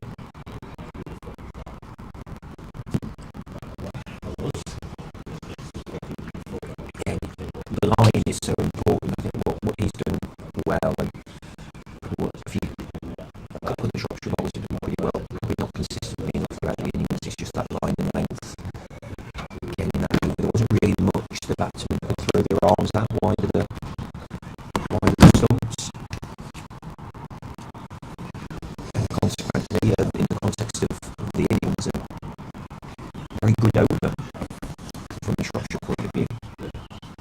Yeah, I mean, I'm looking, there's only been one maiden, which sort of says it all, and that was from Charles at the start, and he's gone for 43. So, they've kept, in the main, Shropshire have kept the runs per over down to single to below 300. And I think they'll be pleased with that one. As I say, you can see that it looks a very good pitch to bat on. It's a lot coming onto the bat quickly, and it's leaving the bat even quicker. So, we know with the firepower Shropshire have got, that it could be an interesting chase. Saying it is interesting, batted the first 3 times in the 3 games. It'd be interesting to see how they cope if they have to chase at any stage. Yeah, so Because when you bat first, you can dictate it, can't you, a little bit? the coach earlier was saying that it was definitely something that they looked to do, and they liked to. Because money's on. Oh, is he on? Well, it's come up at so the scoreboard's around, so it's come up as 50 for money, but he's actually on 56, and I think the scoreboard's behind. Because That's what was confusing. yeah, money's on 56 or 57, but does the actual scores work out? It's not 50 partnership. Oh yeah, now it's moved. Yeah, now it's moved up. It's catching up now. He's on to 60 money with that boundary. Shades on, Steve. A bit slightly brighter. Elegant, cover drive, just waited for it. Again, just able to, as I keep saying, throw his arms through the ball, and it's really textbook, isn't it? Textbook cover drive through the gap for 4. But I was saying again, Alex, money he got out in the 80s yesterday. Sam Perry's done it. When he seems to get to the 80s, he seems to get out. If one player can really go on and get a big 100, I mean, money's looking good. And he's scoring at a decent rate. Money needs to cash in. Oh, yeah, that a few times. I'm sure he has. It's a writer's dream, isn't it? I made Rich walk. I was just thinking exactly the same thing, really. That's one of Richie's copybook. That one, sure, he'd be chuckling away if he was listening. Yeah. Hello, Rich, if you are listening or watching. I know we said we'd tune in at some point to hear our dulcet tones. But, yeah. It's an open ball, isn't it, with the money. It was interesting yesterday as well when I spoke to Sam Perry to close the play about was it an easy decision to bat first, and he just said yeah, because we're bat first side. A lot of sides yesterday elected to field first. I think there was only, looking across the games, I think there was only 3 sides who won the toss and batted. The rest all fielded, and it was, I think a lot of the time the side fielding second most. Yeah. So maybe wasn't the best decision to field first. I think a lot of people looked at the sky rather than the pitch. That should be a wide, and it is. I think this is it. I guess there's a few angles to it. I suppose they'll prefer based on the players that they've got, and clearly, I'm talking to the coach before, Cheshire like getting in first and putting a score on the board, and then looking to defend it. And clearly, it's a formula that's working well for them this season. Why would you want to change that? I did say to the coach before, did you ever consider bowling that? Yeah, he said, well, we consider it, of course. Everything's there, everything's open to, for debate, but I didn't get the impression he thought about it for long. Yeah, a few seconds. Yeah, consider it for a few seconds. That was a really good delivery from Marshall, actually. Just again, skidded through quite close to bowling him, actually.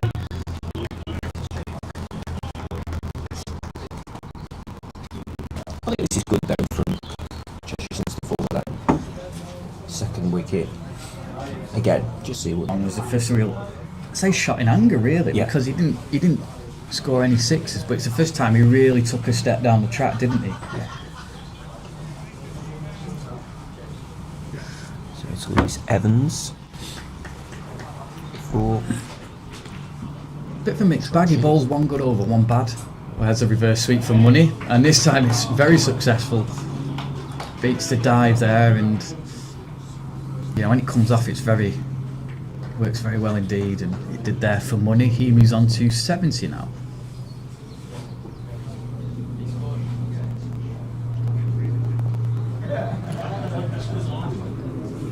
But yeah, in fact, it's Joe Stanley back on. It's updated now. Yeah. So Stanley 1 for 43 off his.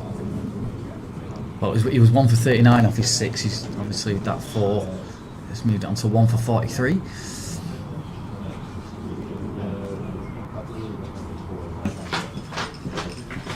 And was waiting for it to get there in the end, and just kind of jabbed his back down on it at the last minute.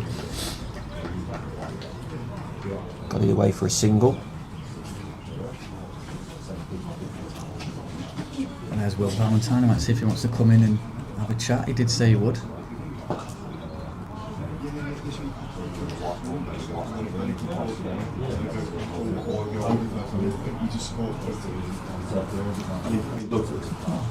Got to come on. Yeah. No rush.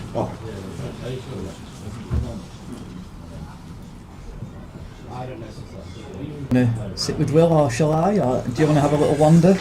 No, you can do it. That's fine. I'll leave it to you. It was a big hit, and Evans took a step back on the boundary and takes the catch. And Joe Stanley has another wicket, and again, just maybe a sign of trying to up the scoring rate.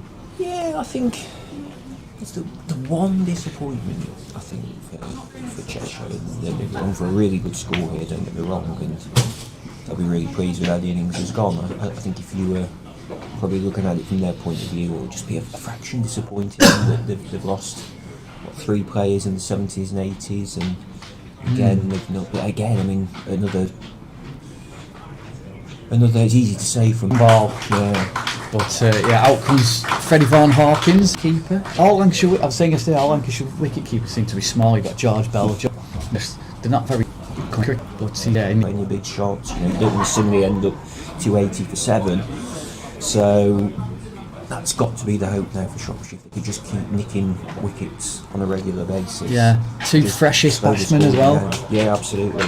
It's a really big wicket you feel for them in the context of this game. But again, what they have been able to do, at least, is make sure that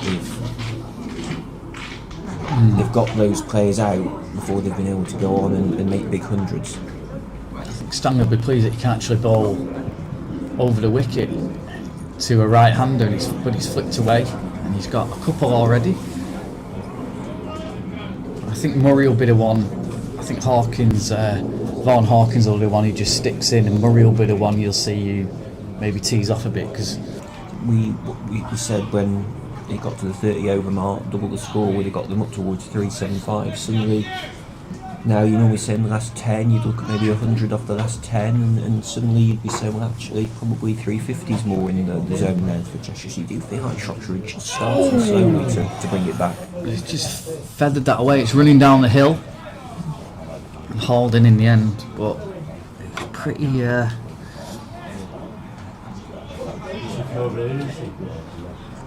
tight there. I don't think it just kind of died in him a little bit. It wasn't there to cut. He just kind of dabbed it away in the end. Vaughan Hawkins. It's Murray. Murray's the taller of the two.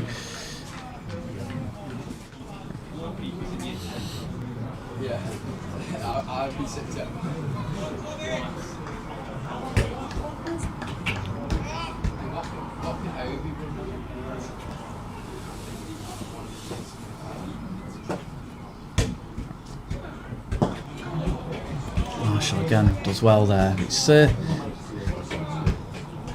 interesting though. I mean, Stanley's taken the 2 wickets, but Connor Marshall will probably be scratching his head because he's bowled really well. Yeah, he's done really well. Really well. He's been a standout, hasn't he? Yeah, he's been a big factor, I think, in just bringing his side back into the game. He's just had that bit more control than any of the other bowlers, really. And using pace surface.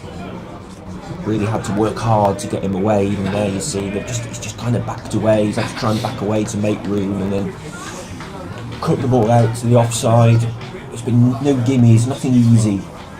Well, certainly not a lot easy off the bowling of Marshall. He's done really well in the context of this innings. A rate of 4.5ish and over is really good. I think they've had a good 20 minutes here at Shropshire. Just feel like they've just started to rein it in a little bit. They'll feel a little bit happier than they did 20 minutes or so ago. If you think back to that over when you could see Roberts was getting frustrated, the over before he got, was it Perry, I think he got out, and he was bowled in middle stump, and you could just see the frustration mount, and the body language wasn't great, but they've definitely pulled it back a fraction in the last 20 minutes or so. The spinners are doing what we said they should have been doing at the start, really, after the power play, and it's taken them a few overs, or more than a few overs, but it's but it'd be interesting to see how they deal with certainly Chahal and Roberts towards the end of the innings when they come back on, because again the field will be out there.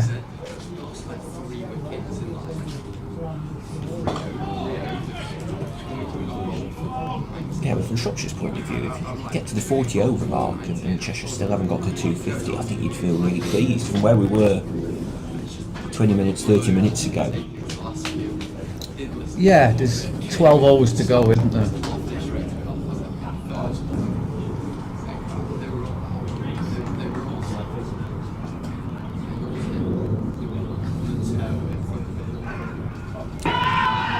Going down leg, he was trying to sweep it. It was a full delivery. The batsman, Oh, that's a good shot. put the batsman off. Good bowling. Yeah, this time Vaughan Hawkins a lot more calmer.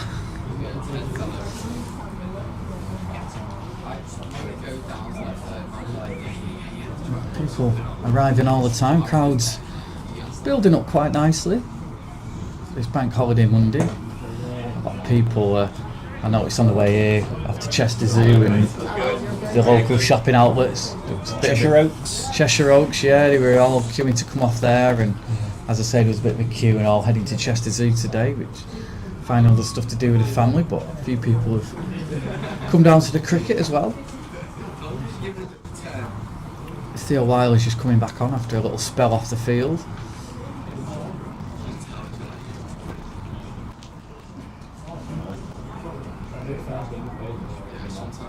Marshall's into his last over now, so he needs to make this count.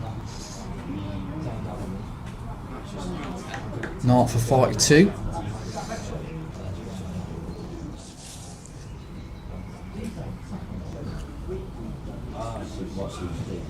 That's almost caught. Spectacular effort there, flying through the air, and it's well fielded as well on the boundary. So in the end, it's just 2 runs. It was nearly a wicket and 4, but in the end, it's just 2. Yeah, it would have been a spectacular catch if he'd taken it, that's for sure. Probably never quite on, it was always that little bit too far away from him. He gave it a good go. And good fielding on the boundary as well. And that's quite... Oh, and that one's kept low there as well. Yeah, I mean... It's not very often in the context of the game you've had somebody actually able to pull the ball back on the boundary, because so often it's just flown to the boundary edge. So again, just another sign there, Shropshire just slowly starting to... It's like a fraction. Yeah, it's just giving him a bit of... He's on the back foot and able to retrieve a ball that's heading out towards the boundary. It's just time and again it's been reaching the boundary rope. And again, maybe just a lack of timing, 2 new batsmen at the crease. That's going to be 6. No chance for Tom Fell, smacks into that fence. The 6s are very big 6s as well, haven't they? They haven't just reached the boundary. 2 or 3 of them have cleared the boundary rope by quite some distance. Again, that's flooded into the that house on the far The windows are in danger. There was a moment, wasn't it? You could sense the calm.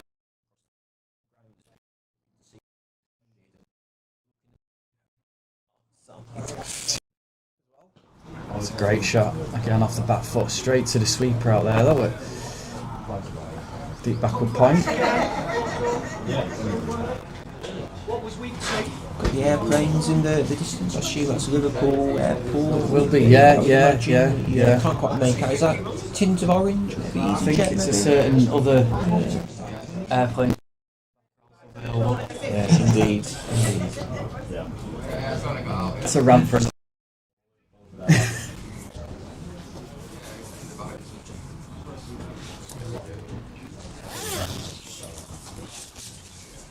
Stanley then to continue into his 9th over. Good ball there, Well, just he threw thinks him it's before out. he knew it. He was off celebrating, but nobody else will move. Just a change of pace, I think. Just seemed to be through him before he was on it. Just slightly pushed it through slightly quicker.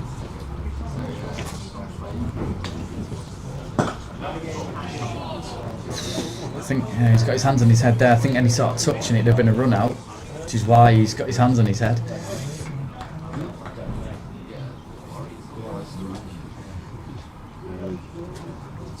It's awful. Oh, that's 6 more. That is into the... Oh, there's no 1 bounce actually. No, it is. It just clears the ropes.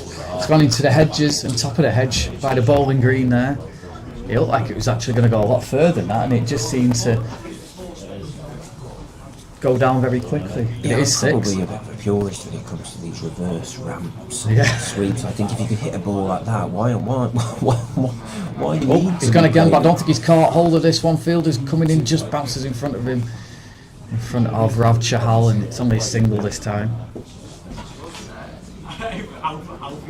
I guess it's all around trying to disrupt the bowler and disrupt the line and length and all the rest of it. But It goes back to your long barrier though, doesn't it? Yeah. You're very purist in that way as well. well, I aren't just you? think when you can hit the ball like that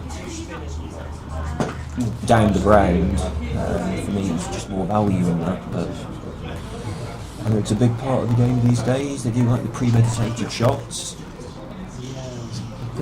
Backhand there. We've got the tennis courts nearby, and they certainly would have been proud of that little backhand. That over went for 9. Connor Marshall's bowled out now as well. 10 overs, no maidens, none for 51. And he's not got much hair on his head, but he'll be scratching that head of his as to how he's not got a wicket really. I might say been the pick of the bowlers really in terms of economy. Up there with Ben Roberts, 5.1. So Shropshire will be keen to try and continue to just keep the brakes a little bit on this Cheshire innings now as we move on in the 42nd over. That's the other thing with the spinners on the overs fly by, don't they, Luke? You look at the ball and before you know it you're knocking on for the final 5 overs of the innings, almost on the quiet. When you've got spinners at both ends, the overs absolutely fly by. I think in Shropshire, at some point Shropshire will have to go back to the opening bowlers, Chahal and Roberts. Not got much pace, have they? Has that bowled him? No, it hasn't. Shite Stumps has missed as well. Bit of a Keystone cuts up there, wasn't there? It was a reverse sweep miss, looked like it bowled him. Then there was a massive shot. Yeah, again, just seemed to misjudge it, and it was just a slight change of pace. It's hard to see from here. Well, he's getting it through quite quick, Wiley, so Yeah. it's coming onto him quicker than they think. Which is why I It think, seemed to be on him before he knew it. again, it's not quite getting the timing right because of the pace.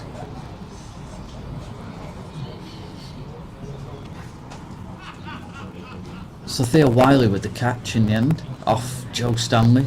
Another wicket goes on, and 2-4 for Stanley, and it's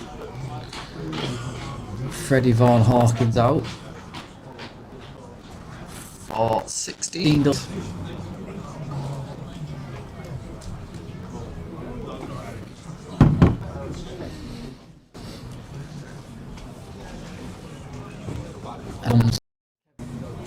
Running in from long gone, Theo Wiley. Not easy, or should I say, he's easy to identify Kev Carroll because he's got those red shoes on. And this could either be over very quickly or Cheshire will be on 300 in about 2 overs time.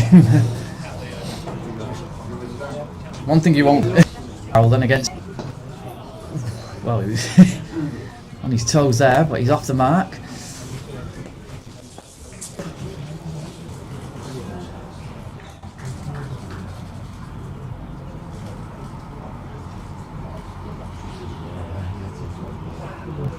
That's up in the air. This could be another catch. It's a high one. It's going to bounce safe though. Evans running round, coming back for 2.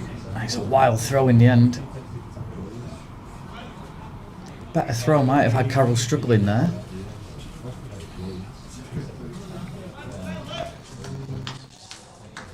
Tone is set now, I think, for the rest of this innings. Yeah. Feels pretty frantic.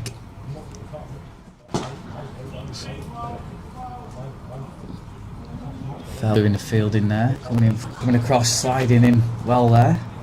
The boundaries not quite coming with the same regularity that they were, 45 minutes or so ago. Certainly, Overall, yeah. Shropshire will feel, I don't want to say happy, but they'll feel like they've pulled it back a fraction from where it was. Yeah, I mean, there's still.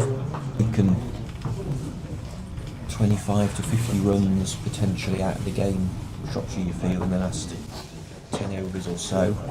Nicely driven. Chahal's having to scamper around there. Deep backward point. It's just a single.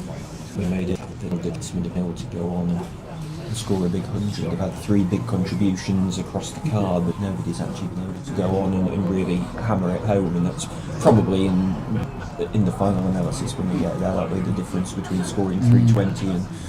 Huge that, again, is thought it was going to reach the house, it smacks off the fence. Effortless stuff from Henry Murray. That fence over there is doing a grand job protecting that house. That's the second time in the last half hour or so it's prevented the ball from heading into that garden, that conservatory. I was getting worried for a moment about the glass doors on that conservatory. You're triple glazing on that, wouldn't you? Certainly would. Hope they're not having the scenario. I was going to say Sunday dinner, but it's a Monday today, isn't it? Feels like, oh, that's out. He's just held his hand out there, Henry Murray, because I think he's just been done by the flight of that one. Again, he was trying to just... I think he saw him knock it coming, onto the didn't he? boundary. I think he saw him coming and dragged it down. Dragged I think it out wide, he saw him coming, dragged it down. He was done in the end by the shorter length, and see It's in Harry Dearden to the crease. Ex-Leicestershire batsman. It's a 281 for 5. Run rate's still over 6.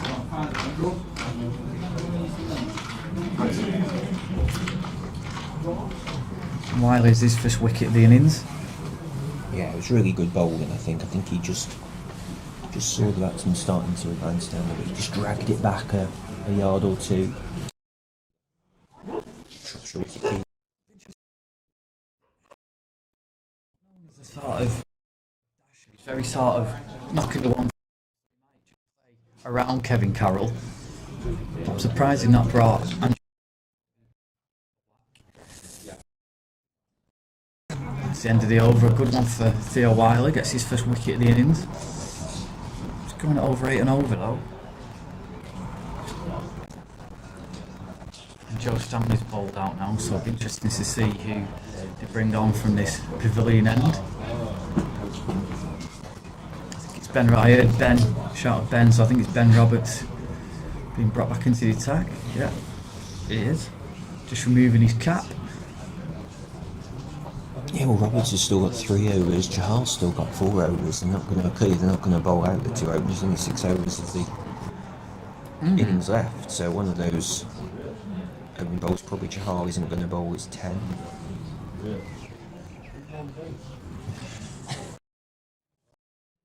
Roberts who comes back on, so you assume now he'll bowl out from this end. Brought him down to this pavilion end. But yeah, barring disasters, you feel he'll bowl out now from the pavilion end.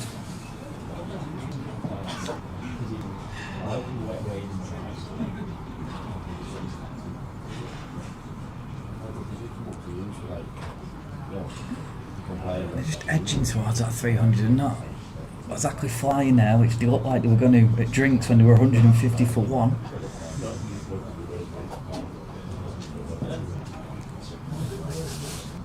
Forward defensive.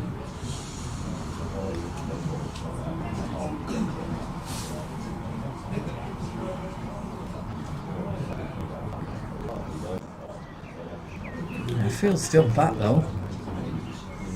Got to try and find the gaps here, Dearden. Oh, there's one.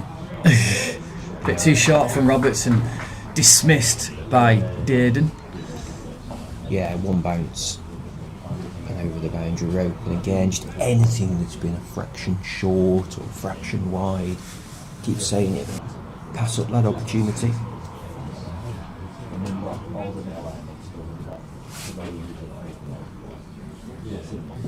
Yeah, they've had joy against the pace bowlers, the Cheshire batsmen. This is key 5 overs.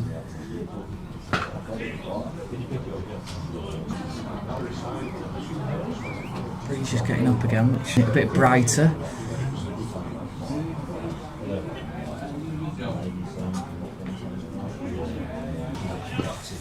Gives it a bash though, Kevin Carroll, and it's well fielded. And that was Andre Bradford doing the fielding there. When he times it doesn't half time it Carroll there. I mean, it's good fielding there because that was rocketing to the boundary.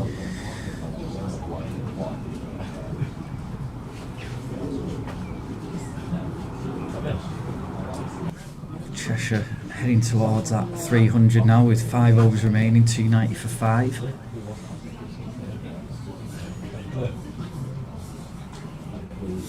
And they could continue with spin as well. Theo Wiley's continuing. The wickets have definitely made a difference. Definitely made a difference. It's just Run rate's still 6.4 it is. But they've not been able to crash on to the same extent I think we probably thought they would, which has been a real positive for. This is a game that could have got away from them, I think, in the second half. In the second half of the where they were, what were they, 150 for one? It drinks, yeah, 25. After 25, you'd say 295 after 45 is a really good effort. After 25, you'd say 295 after 45 is a really good effort. Big heave ho from Kevin Carroll there. Interesting as well that they're clearly not going to bowl out with Jahal. They're persevering with the spin from the top end, which kind of backs up your point. They're probably on the ball surface. And spell was 6, yeah. I think it probably was. Quicker delivery, but by Harry Dearden. Reverse sweep came out.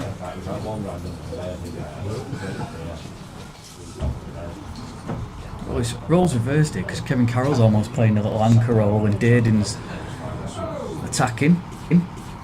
Race up to 12 off 8.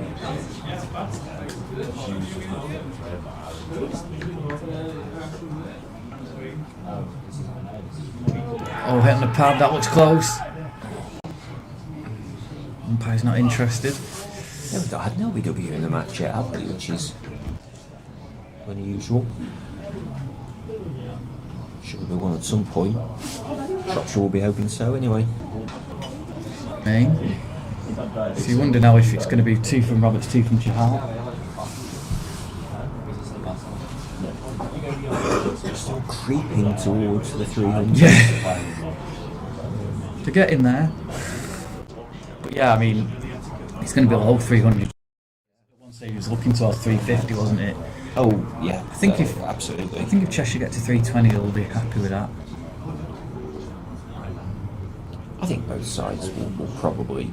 We'll see what happens in the last. Well, he said I think Shropshire feel they've probably leaked about 60 too many, haven't they? For Cheshire, those first 25 overs, I think they're really pleased. They've dragged it back in the second half of the innings, but yeah, overall, equally, Cheshire will be a bit frustrated maybe that they haven't, depending on how these next 4 overs go, but they haven't got a few more runs on the board. I think 350 looked a minimum at one stage. They have to go some to get to 350 now. Yeah. Although there's a fielder out there, Chahal. Struck that really well, Dearden. Good example there though, just haven't been able to find the gap on that offside bounce.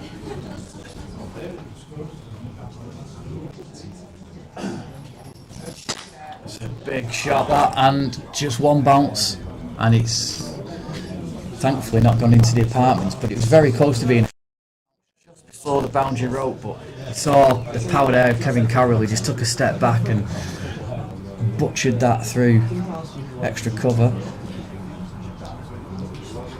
Again, anything with width. And that is the 300 up. Yeah, anything with width has gone throughout the innings. It's 301 for 5 then. So we get these last overs.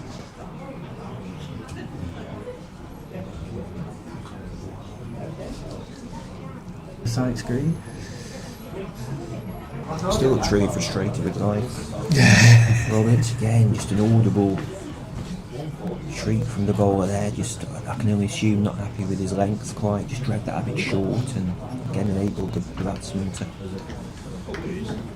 just exploit that by putting it out to the boundary.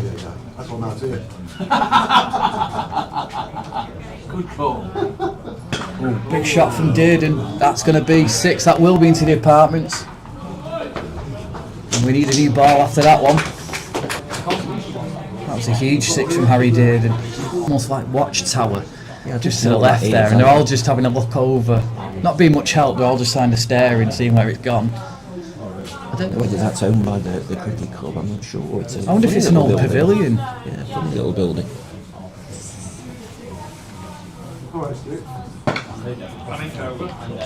Good shot by Dearden again.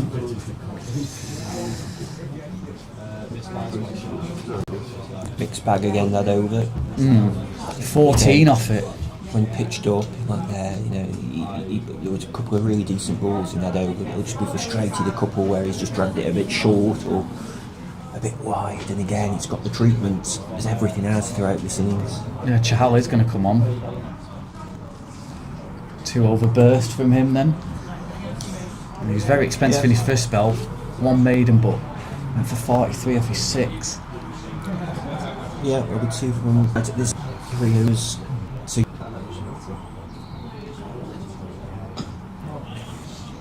doesn't quite get enough on that Dearden, but he'll get a single. We've got Carroll against Chahal.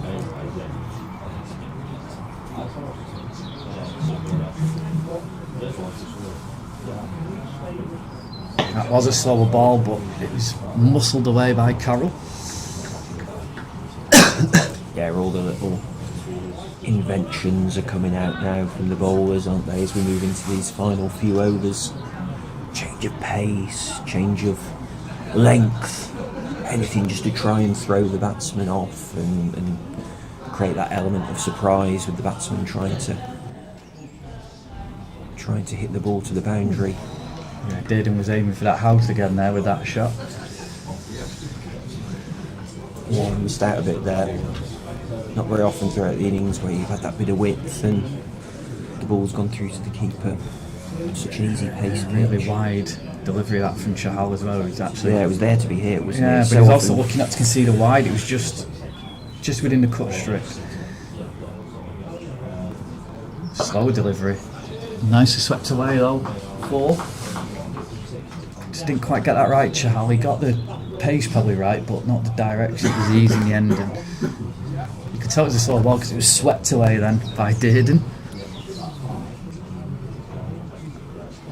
He moves on to 25 off 17. While saying he's not the dasher, it'll be Carroll. It's what do I know? Roles reversal. Carroll's the one who's just chipping away at the runs, and Dearden's the one who's scoring quickly. But all of a sudden, he scores up to left.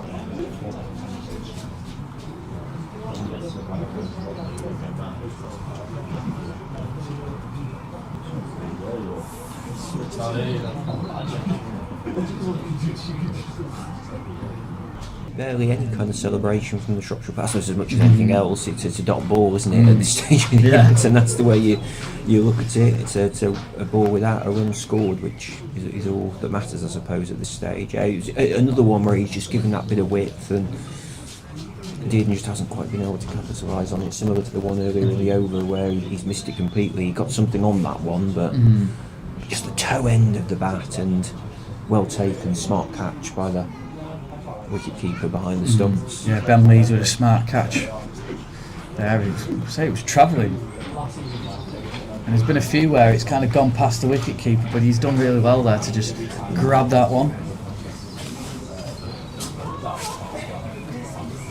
Brings Henry Dobson to the crease on his home ground here at Shropshire will have to bat well, and somebody's going to have to play a really big innings, you feel, for the visitors to get this total. But there's no doubt it could have been higher.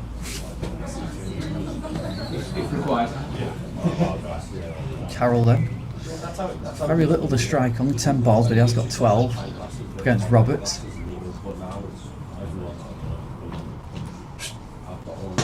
That's smacked away again, and good. Hi, okay. Just a single. I think it would have been cut off on the boundary if it had beaten the fielder. Again, Andre Bradford there at extra cover doing good work.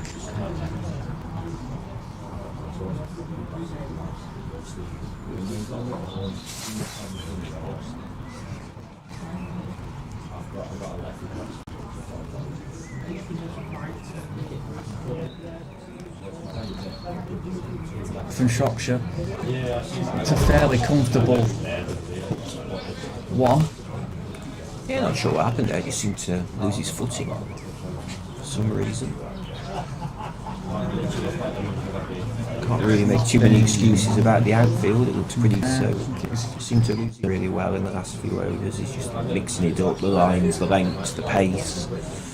Really kept the batsmen guessing, and particularly with the wickets falling and new batsmen in at the crease. That's definitely been a factor, I think, in the way they've just been able to variety. Shropshire players thought he dragged it on as well.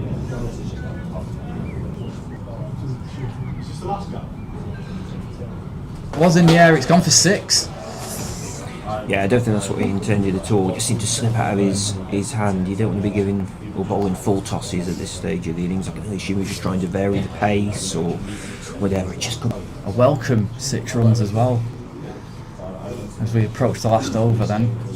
Well, they're through 325. Probably going to fall somewhere between, well, almost certainly now going to fall somewhere between 325 and 350. I'm trying to push up towards that 340 mark in this final over.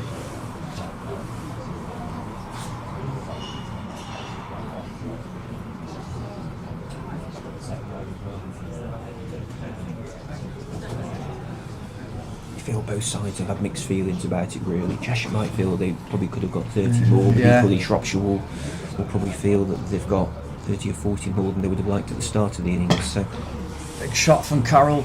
Is that going to be out? Oh, is he? Yeah, he's stepped over, he's taken it. Yeah, good catch. Yeah, he was worried about stepping over, but yeah, Carroll with a big hit there, and fielder manages to take the catch and stay within the rope. And Chahal has a second wicket. It's going to be Will Valentine to go out and face the last 5 deliveries.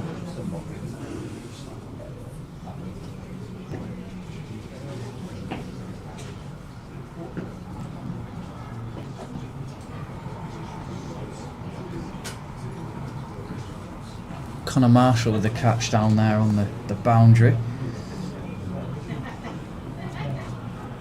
So at this stage it's just about the dot ball as much as anything else. It's almost.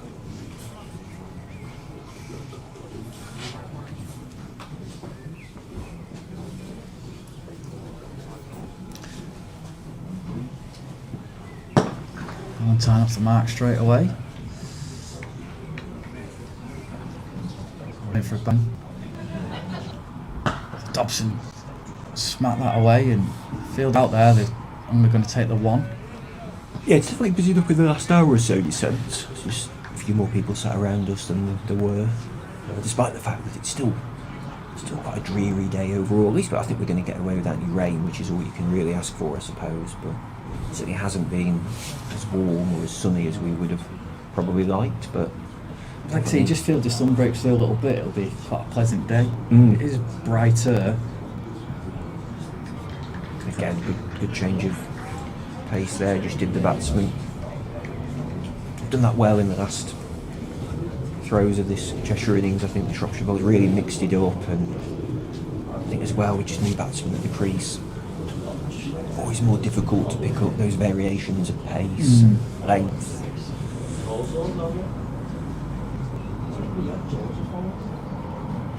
Of the innings then coming up. Yeah, just a 3 off this so far, so good last over from Chahal. He's dragged it back a little bit because his first spell wasn't best in the world. 252 for Chahal. A dot ball to finish. So there we go then. Shropshire will require 380 then to win this game, and like I say, I think Cheshire Field have maybe left 30 runs out there. Yeah, I think it'll be real mixed minimum of 350 for Cheshire really, and I think overall the home side will be pleased with the score. It's a really good score, and more often than not will probably be enough to win the game, but they'll definitely feel from where they were at the halfway stage that they would have wanted to have another 30. I think if one of those 3 players for Cheshire who got runs on and scored 130, or even pushed up towards 150, you'd have put another 40 runs on the board without any problem at all. And you just saw towards the end of the innings when you start to lose wickets and new batsmen at the crease, and it was just harder for them, wasn't it, to pick up the variety in the bowling, and when you're trying to tee off from scratch is always more difficult when you haven't got your eye in, and that was ultimately probably the difference. But look, it's a very, very good score, and no doubt about it, Shropshire will have to bat well to win. James Kettlebury's not out there.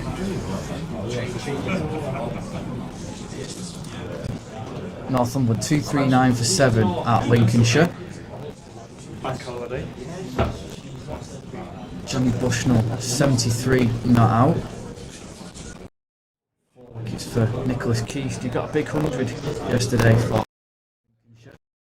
So really conscious this weekend for them in Group 3. He top scored there. And 4 wickets for Rudge in that one. Wiltshire have been put into bat by Devon. 239 for 8. Tom Cheetah, who's opened the batting, looks like he might get a red inker with one over left. He's 122 not out. Really big opening stand with Jack Minot. But a bit like here, really. Devon have pulled it back to restrict Wiltshire to under 300, and then finally in Group 4, Wales 106 all out in the end. Cornwall have already started their reply. They're 14 without loss. I laugh because that'll be over pretty quickly. You feel? Nobody really got going for Wales. Top score there was 31. 3 wickets for Tossin have elected to field Dorset. 37 for 3.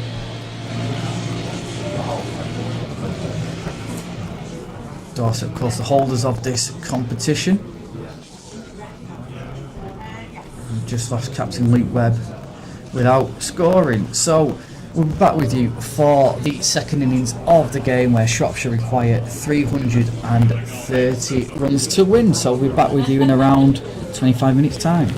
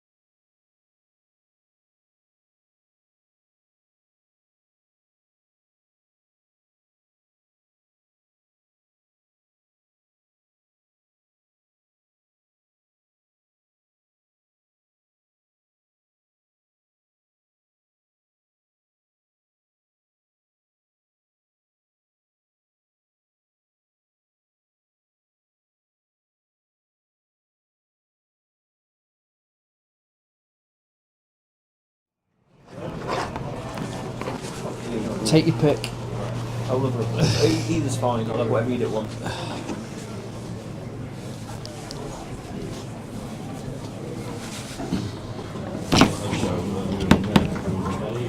So, welcome back then to Oxton. Shropshire innings about to get underway then. Off the mark.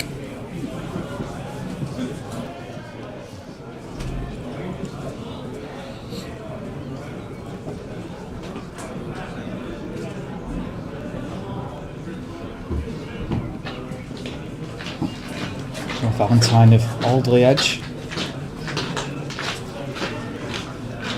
No sugar, thank you.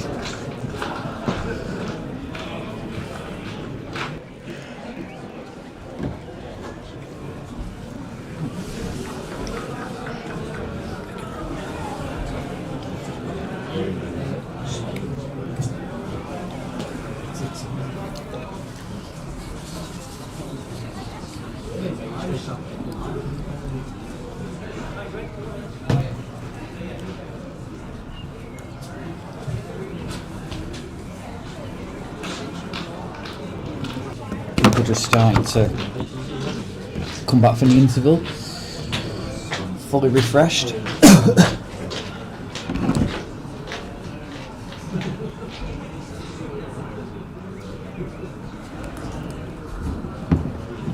And that's pulled.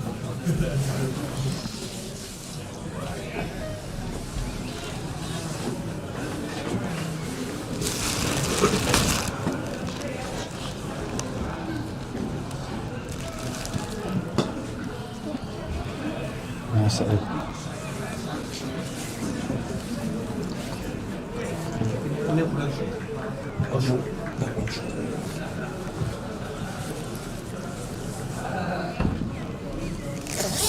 Luke Edwards with you in obviously. Also Steve Humbles this afternoon, as well as other people popping in and out.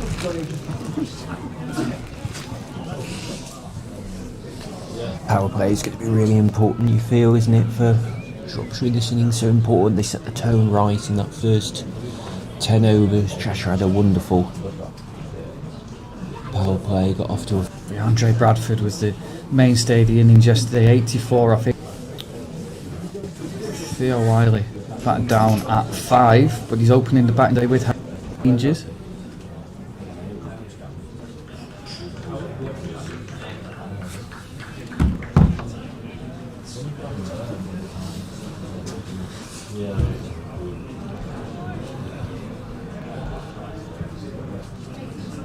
It's Newton then, opening the bowling.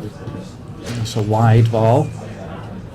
And not the best start from Dan Newton, who had a bit of a shocker with the ball yesterday. Well, had a bit of a shocker in general, first baller, and then he went for 30.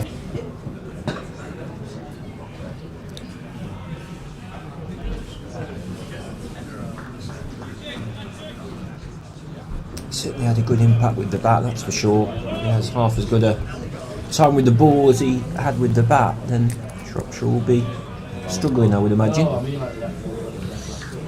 So we got them off to a flyer. But you just saw there with Wiley's early boundary that it looks a good pitch to bat on. We said that. I mean, obviously you can't tell how good it is until both sides have batted.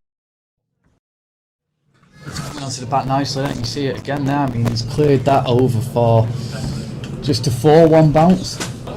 But anything short is going, isn't it? Yeah, all afternoon, almost without exception. I think we commented just a couple of times in the Cheshire innings where there was a bit of width and they missed out, but by and large, 9.5 times out of 10 it was going. Resistant, smacks it over. Point this time.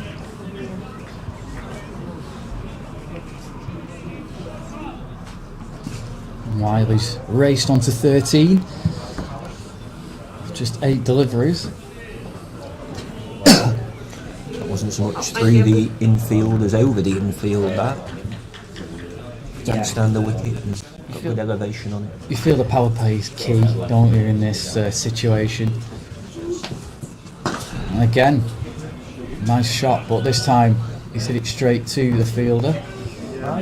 And interesting, Cheshire haven't overloaded the slip cordon like they did yesterday for Dan Newton. Yeah, the power play is huge. And That time he does beat the infield again for the boundary. Didn't ball, but that time he dissected the fielders. And as I say, the power play is so important because Cheshire got off to fly with that, and then Shropshire have got to keep up the rate. I mean, the rate I don't think dipped below 6 at all, did it, in Cheshire's innings? So that's what Shropshire need to aim for, because yesterday Suffolk just let the run rate get too high. It was, even after the first sort of 3 or 4 overs, it was up to 8 and it just kept climbing. It's going to be a wide delivery. tough first over this one for Danny Newton. 14 already conceded off it, including the one for that wide, and obviously an extra ball as well, so we still go on. Well, the run rate required is 0.4. We're already on 10, so... No,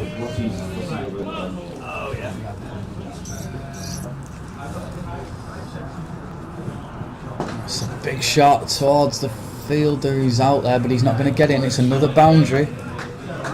Another expensive over for Dan Newton. And Theo Wiley's in T20 mode here. He's 21 off 11 and he's just feeding on that. And 16 off the over. That's the biggest over of the match so far. Yeah, terrific start for Shropshire. Entertaining start. Really going for the bowling in that opening over. Yeah, 25 on the board already, and we're only 2 overs into this Shropshire innings. So, very much a similar tone to what we had at the start of the Cheshire innings so far. Get the feeling that Harry Chandler's going to be the more watchful of the two. With a proper defensive shot there, back to the bowler.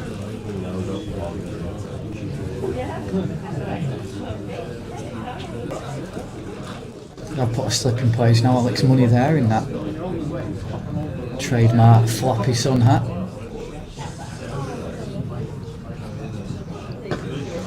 Going there, is it 21 not out after 2 overs? He could be in his ton by the 10th over if he carries that up. You wonder where he's. I say he batted at 5 yesterday, and he come up with him up and bowled well as well. So he's been in the game, Theo Wiley.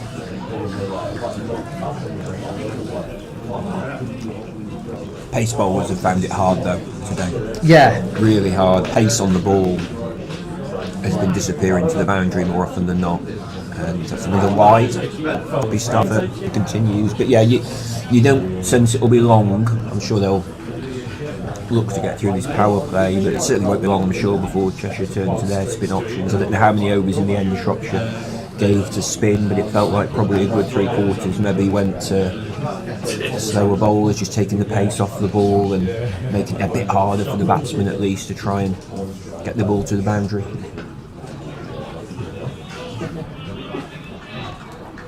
lovely tea, thank you. Yeah. What I didn't notice was they put stuff out on the table for us, so I went round the buffet with my plate, and there's a plate already there and stuff we can put on, so I ended up doubling up. Well, Lovely the only cake, way to though. do it at the buffet, isn't it? You always double up at the buffet. Lovely cake as well. So I know you just brought your bit of chocolate Very cake nice. out. Yeah, very nice indeed.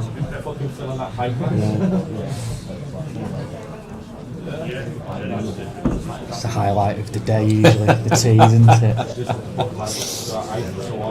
Gone are the days though of like having scones and cream, and it's now just it's like a nice healthy buffet, isn't it? Yeah. Oh, that went over to the second team pitch over there in the distance. I don't know if it'll wander around there. Yeah, This facility here at Oxton, I have to say, plenty of it's got the second team pitch on site and decent facilities here in the pavilion. Some football on, I think, behind us in there. A few people probably watching this afternoon's game. Lots of football action, as you know. Well, Wolves are on as well. Yeah. Wolves are on before. So it's Tennis area away to our right hand side. Obviously very popular. Bank holiday, of course. Lots of people with time on their hands. yeah. if they're not Chester Zoo, like we discussed quick, but maybe bowling just too fun. It was easy to get away.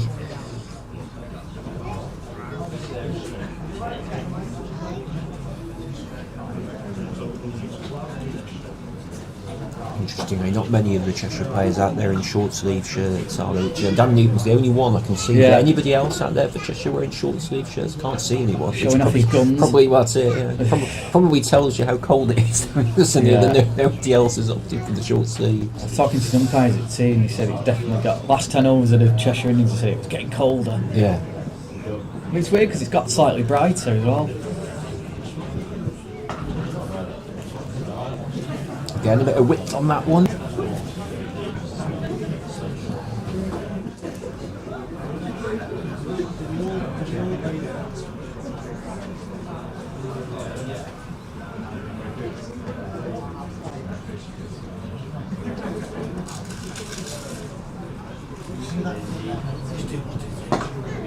Nicely driven again by Wiley. Well, marshalled there by Harry Dearden. It's just a single. Yeah, much better line there. Didn't give the batsman room to free his arms up, and equally a decent strike down through the V, straight back.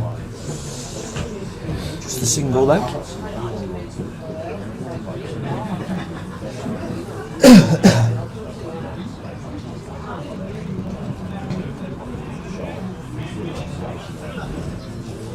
Better aggressive delivery there from Newton into the ribs of Chandler.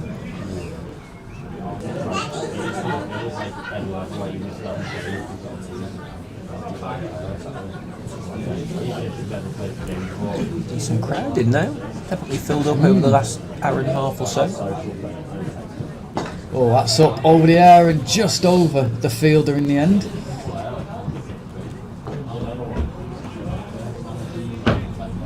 Yeah, maybe which direction he wanted. Unfortunate there, Shropshire. You feel Theo Wiley's here for a good time, not a long time, don't you? Yeah, it's definitely forward into the... See whether that continues, but... So, He's finding on the toes a bit more, isn't he?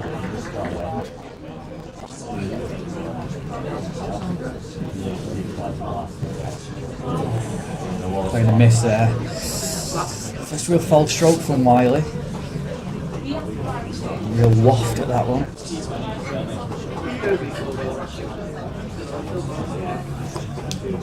32 on the board off 4 overs. Good start in the round. Always got your eye on the scoring rate in this kind of scenario.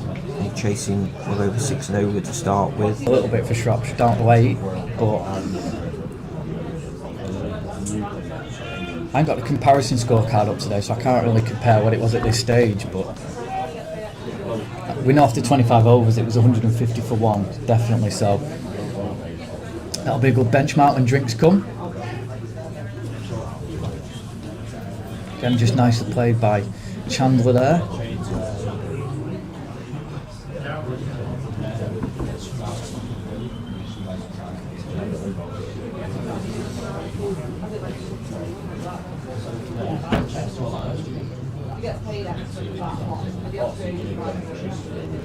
I always wondered with these numbers on the shirts, number 74, Theo Wiley. I wonder where 74 comes from. Yeah, I wonder why he's picked that one. Well, he's picked, and that is 1 bounce 4. Again, slightly short, and it just got the treatment. Yeah, I didn't feel he didn't feel he quite middled it. It sounded a little bit tinny off the bat, but again, once you clear the infield, there's only one place that it's going. You've got enough on it to get it over the circle.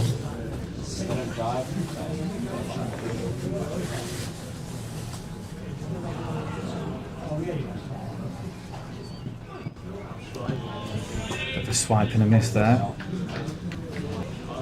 And with him, he was a little bit more circumspect until he got going later in the inning. Oh, and that's spat up, and there's a wild throw there, and fortunately there's somebody backing up. Really good delivery that from Will Valentine.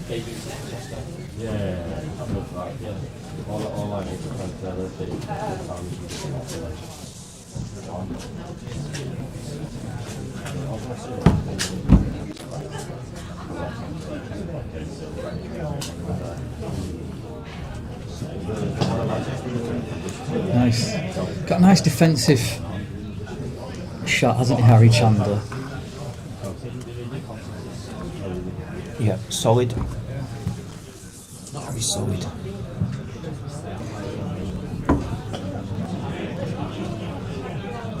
We're going to have Wiley back on strike. Yeah, Chandler yet to find the boundary, but it doesn't really matter when you've got Theo Wiley at the other end. Very much as we said with Perry and Newton at the start of the Cheshire innings, when you've got one player teeing off and scoring at such a fantastic rate, fine for the other just to play a bit of a foil and ideally get the other on strike as much as possible. Certainly had the majority of the strike so far. He's looked a bit more in discomfort, Chandler, against Newton than Wiley has.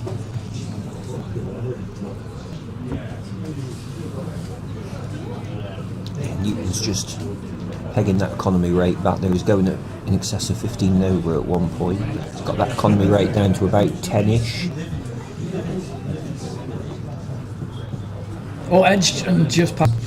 From Newton off a good length and just took the shoulder of the bat, I think, for Chandler. First boundary for him, but certainly didn't know too much about that one. Is that maybe something about the length, maybe?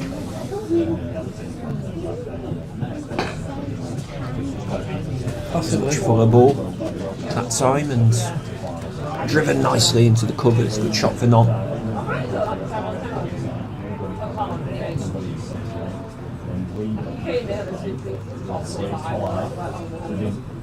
See if we can get some from Shropshire on during his innings to join you.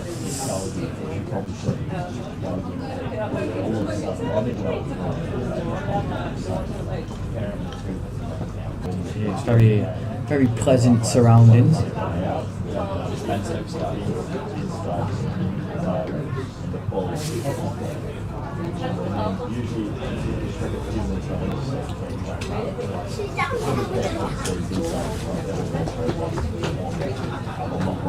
Made sure they got a single for it.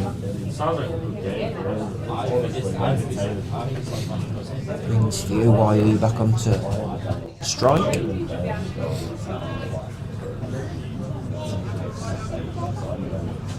This is the final ball of Dan Newton's third over.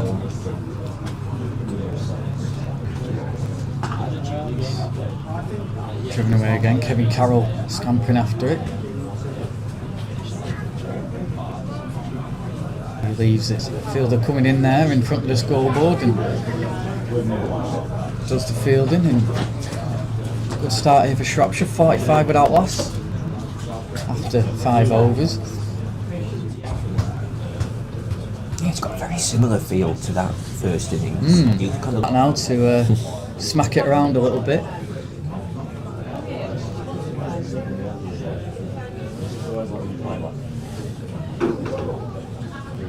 But yeah, you feel if Shropshire can continue like this and not lose wickets, oof, well, he was chasing after that one, but it could end up being quite a tight finish, this. Especially with, say, the likes of Andre Bradford, Tom Felter coming, we know can score big. The key for Cheshire yesterday was they got an early wicket as well. So, We don't even get money, man. yeah, it does make a big difference. And get early wickets, really pegs the score back, particularly when you're chasing a total as competitive as this one. just be a single.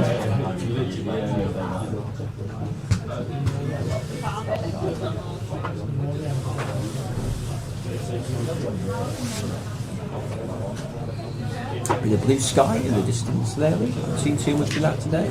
Yeah. A wisp of blue, that blue sky in the distance in between the clouds. Very cloudy Sunglasses day are back overall. on though, it's a bit brighter again now. Yeah, very cloudy overall, but definitely a hint of somewhere behind the clouds.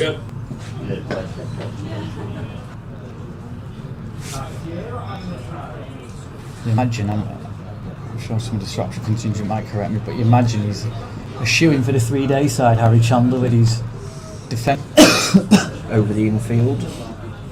Certainly not afraid to play his shots.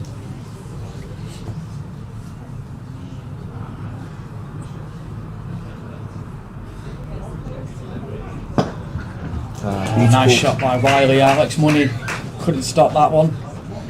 He may have got a hand on it, but he still races away to the boundaries. We've seen all day long, but yeah. And when you've seen it like he is as well, then you don't want to be half volume on, do you?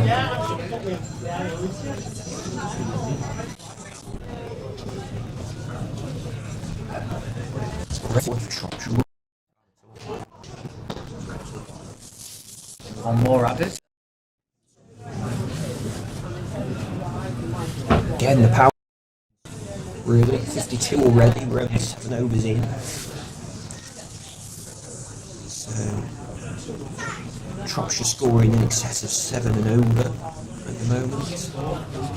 Yeah, we need to be scoring at 6.5, so they're already ahead of the rate, and obviously maintaining that over the duration is the key for them. I think he was slightly slow out when he was looking to pull it, Wiley, and just had a slow start in that final against Dorset, and then made a decent total, but Dorset knocked it off. I think lost 2 wickets. That's in the air and sliced away, and a false shot from Wiley, but he gets 4. Yeah, there were a couple like that so far, but what is it this? In that situation, he flashed hard, and that's exactly what he did. He just had enough pace and power to take it away from the fielder, even though he was never really in control of the shot. And again, in this power play situation where you've got all the fielders in, if you can just get it up and over or through, you pretty much guarantee the boundary. Yeah, Kevin Carroll, he's the third man. He's just been brought into now short third point region. Playing a miss there.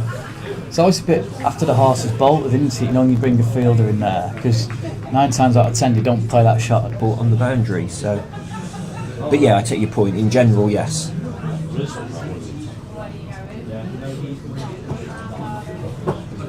Shot again. Advanced down the track that time to Newton. Yeah, beautiful. Slapped it through the covers. Beautiful footwork. Just dropped it a fraction shorter, and Wiley read it superbly, danced down the wicket, and then that cross. 43 of just 28 deliveries.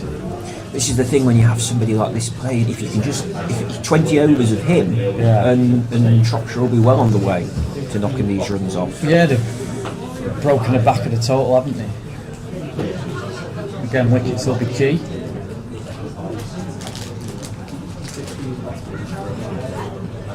Yeah, crowd's really building up. It was a slow burner crowd-wise, wasn't it? But all in now. Wiley advancing there, but that time controlled his shot.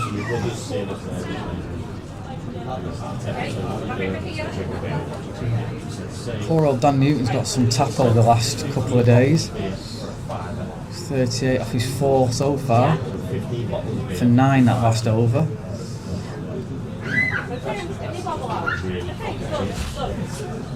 I feel the key for this game for Shropshire will be having somebody who can go and get 100. That for me is the real benchmark. If you look at the Cheshire innings, the one thing it lacked was somebody going on and getting a 100, scoring 100, 120. You had 3 players who all got great starts and all got out in and around 50 to 70 or in that kind of region. And that could be the key, could be the difference between these sides. If one of these players for Shropshire, whether it's Wiley or whoever, can A chance.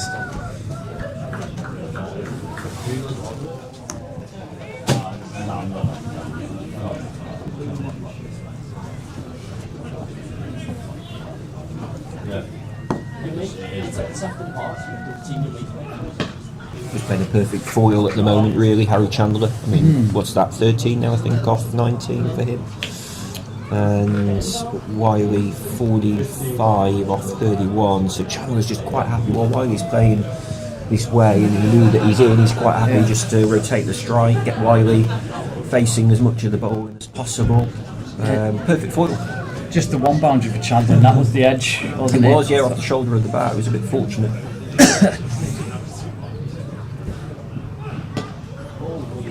Clipped away by Wiley, but straight to the fielder.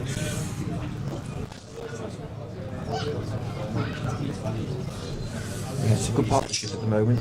Good bit of balance, really, between the two. Left and right, one hitting, one quite content to nurdle the strike and rotate the strike as much as possible. It's working well. You feel that spin imminent once it gets to 10 overs. There, a big heave ho. Yeah, very much so. We saw exactly the same in that first innings, didn't we? Shropshire couldn't get the spinners on quickly enough, really. I think it's after 9 overs, maybe they got the spinner on. I've got a feeling that the spinner came on for the 10th over. I could be wrong, but just to take the pace off the ball and easy pace wicket. Yeah. For the quicks.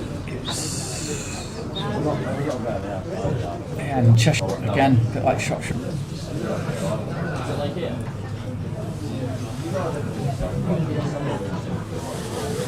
Last ball of the over coming up. Definitely getting a lot sunnier.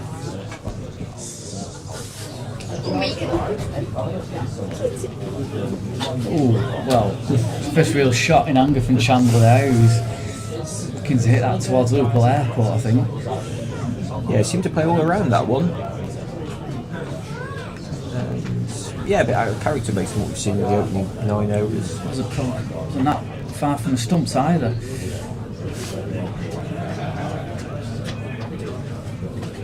Batsmen have a bit of a chat in the middle, but for me this is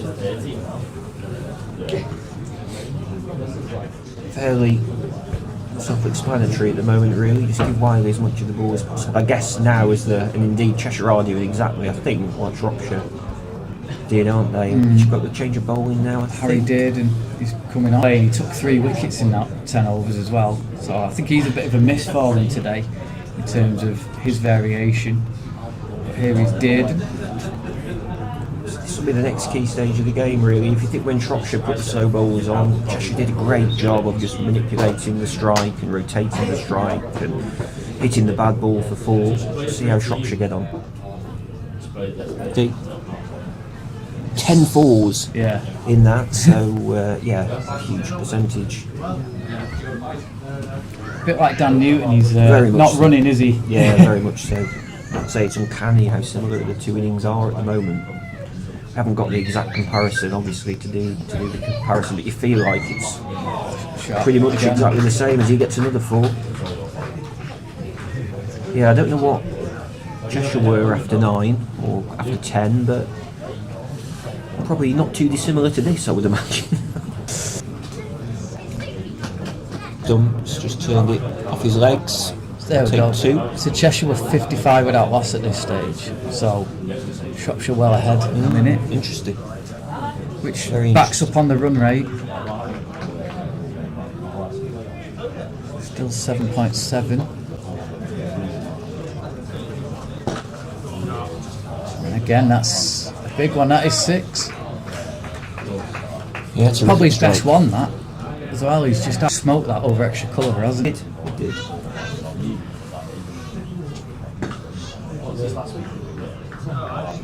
It's almost a carbon copy of what we saw in the first innings so far. I think it just shows what a good pitch it is to bat on, though.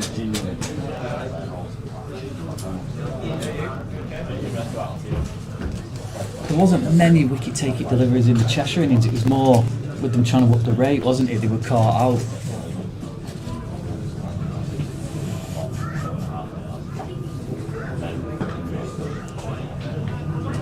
Very circumspect defensive prod of the over, quite keeping with an over that went for, what was that, 17 that first over for Harry did, including the dot at the end. Spreading out. Yes, they've immediately stuck 2 back behind the wicket keeper here, long off and long on. Sorry, a fine leg from the third man, and we've got somebody out on the mid-wicket boundary as well, and there's someone out on the cover. We're definitely starting to spread, so we'll see how the Shropshire batsmen adapt for the slightly more defensive field. Wiley on strike again then. Yeah, he's played and missed a few times, hasn't he? He's had a few. That's probably the fourth or fifth time he's done that. But Shropshire won't mind that. I don't think they'll be quite happy with him continuing to chance his arm a little bit. Cheshire are just looking for that nick. I'd like to see the back of Theo Wiley, who's raced to 63 off.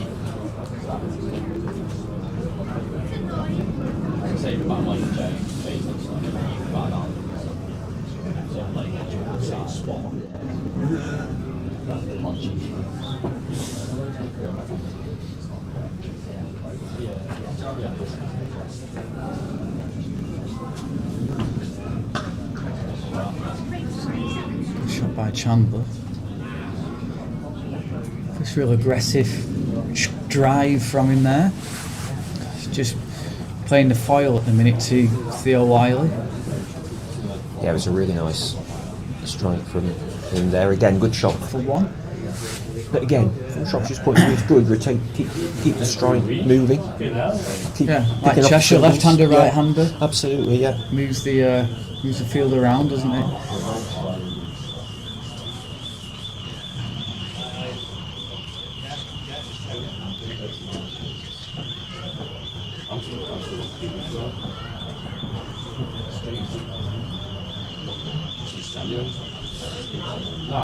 Somebody just strolling in front of the sight screen. It's like the phone's going off at the snooker, isn't it? Oh, You it's think been they'd- horrendous, hasn't it? You and I went last week, turned my phone off. Yeah, I had it on silent I anyway. mean, but most, I don't know, but surely as a minimum, just stick it on silent. yeah, Can't get your head around it, can you? but that's similar to somebody just walking in front of the sight screen, just not being aware of the surroundings at all. Flicked away close to Alex Money. Fielder's going to just about cut that off, is he? No, he hasn't. He's failed to cut it off. And Harry Chandler does get a genuine boundary this time. Nice little flick off the legs.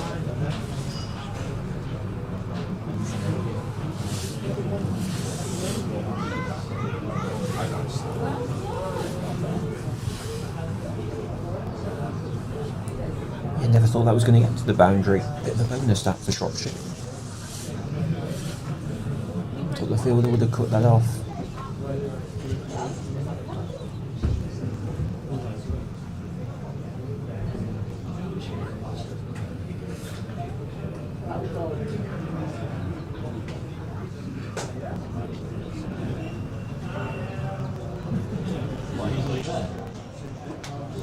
Taking a fresh guard there. He did, and back on. 17 from his first over.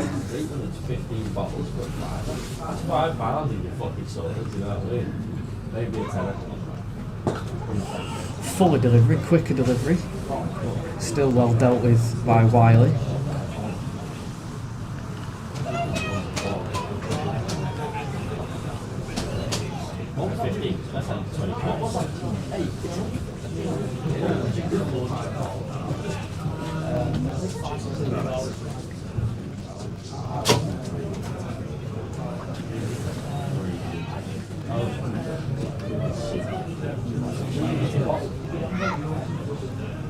Oh, that's straight to Alex Money gone.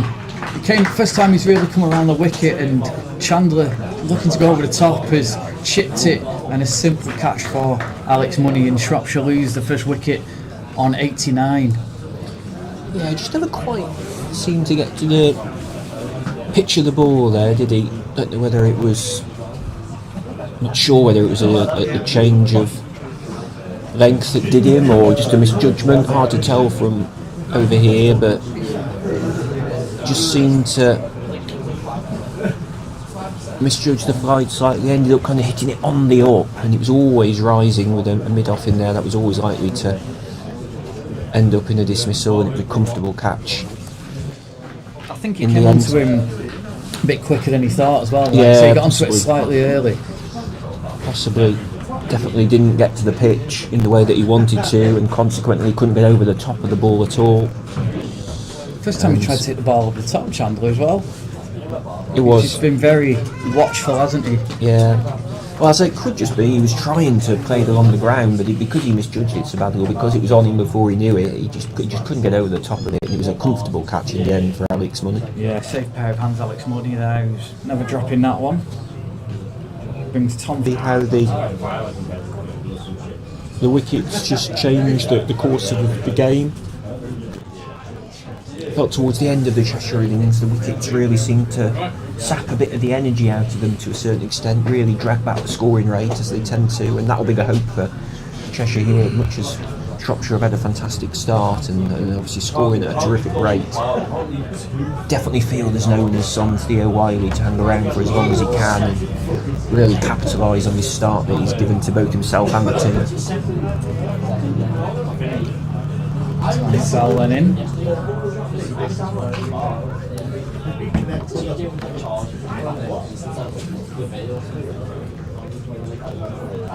Bit more air there from Dearden.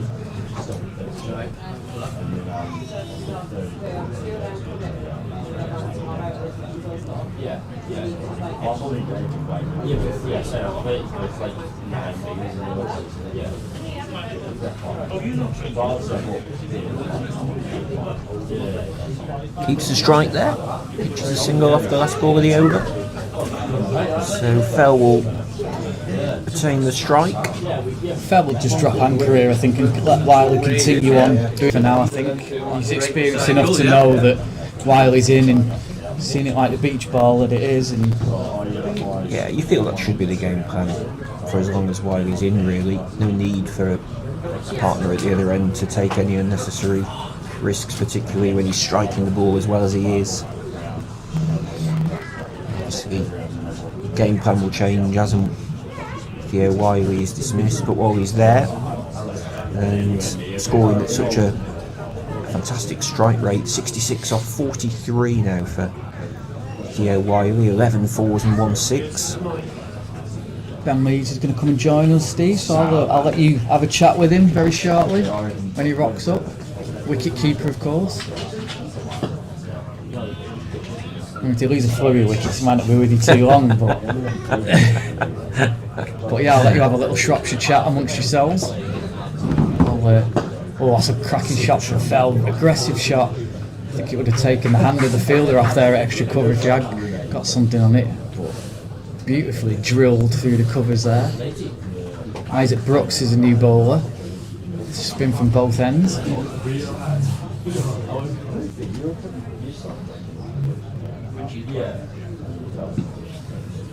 Mind you, I said before about I think Perry might just Fell's experience when he bats. Even at T20, he's just doesn't go for the big shots. He just works the ball around, doesn't he? And whenever I've seen him bat about 4 or 5 times now. It always impressed me. Always gets a good score.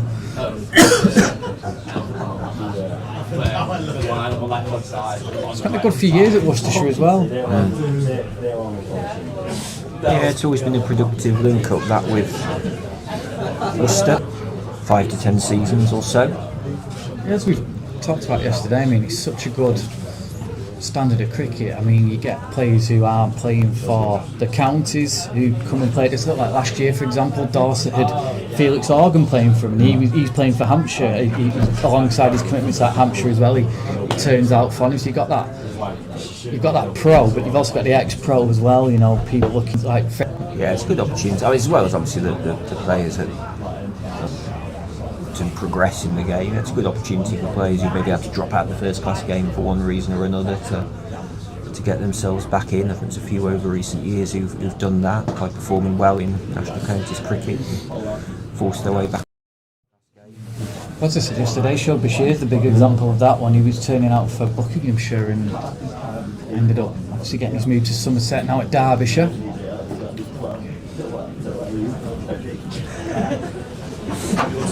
What are your thoughts at the moment? Yeah, it's been quite a nice start, really. I think it was very much one of those where I think it's quite a free scoring ground, as we saw kind of from the Cheshire lads early doors and kind of, I suppose, consistently throughout their innings. So it'll be nice to watch these lads keep on batting for a bit more of a longer period. So I'll have to put them on, but that'll be nice. So yeah, no, happy, all good at the moment. What were your thoughts on the total? Because at the halfway stage, 150 for one, I was thinking you might be chasing 350, maybe even 375. You seemed to peg it back pretty well in the second half. I think we did quite. Yeah, I think we did quite nicely. I think obviously they got on some, but no, yeah, it was a good score. It's quite. You know, you're looking at it now and you think it's quite a big open space, but the ball was flying around here, there, and everywhere, and it was quite a quick outfield and there's a few short boundaries that you can target. So I think potentially we pegged it back quite nicely, but I suppose we'll see later on. Like the other end, just kind of rotating the strike. Yeah, when we've been fortunate enough to have him, he's been playing for. That's a terrific hit. That's 6, isn't it? Yeah, just cleared the rope. 6 for Tom Felt. That's 100 up as well for Shropshire. So 104 for the loss of 1. Fell moves on to 13. Wiley 68 from 46. Yeah, and he's not been afraid to play his shots at all. No, he hasn't. And I've known him ever since I was probably about 15, 16, because I was fortunate I went to school with him. He's a couple of years below me, and that's kind of how he was kind of a left-arm seamer, so he's changed on that front. And batting-wise, he was very much kind of almost in his shell quite a lot.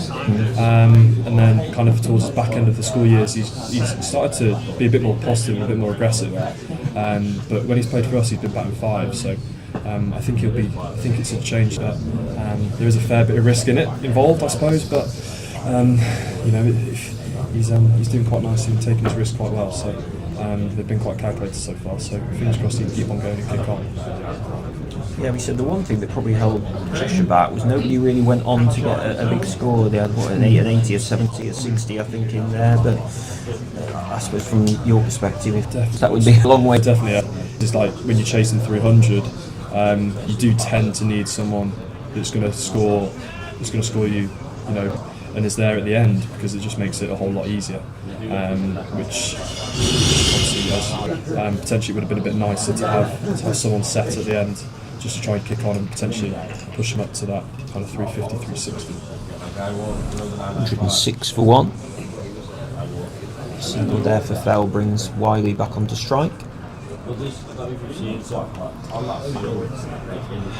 It's been a conscious decision for both sides then to go to spin pretty early. Is that just such a fast outfield? A little bit. I mean, we've been slightly hindered this weekend just down to a couple of injuries and a couple of kind of with our seamers. So we did have a couple more seamers in when the side got announced on Tuesday, but a few dropouts over the weekend just down to injuries. So played into our hands over the last couple of years, and something that we're quite happy doing, and we're used to. So yeah, it's nice, and it also means you can kind of creep up on your bats and not score too many. So I suppose it's something that we've worked on and we've looked at, but I suppose, yeah, as I said, slightly hindered this weekend just down to the lack of seamers that we I suppose had available. End of that over there from Durden, 108 for 1. Yeah, it's been a hectic weekend. I imagine you're playing club cricket, no doubt, on Saturday. Yeah. And obviously the game yesterday. It brings its challenges, I imagine. It certainly does, yeah. Just have to learn and deal with. We've been fortunate enough not to travel too big of a distance, so we've got off slightly lightly, I suppose, but it's always nice playing as much cricket as you can, really. So. Which is probably all Shropshire need to do at the moment. Well ahead of the run rate. Well, say well ahead of the run rate. It's about in line, isn't it? About 6.5, which is pretty much where they need to be.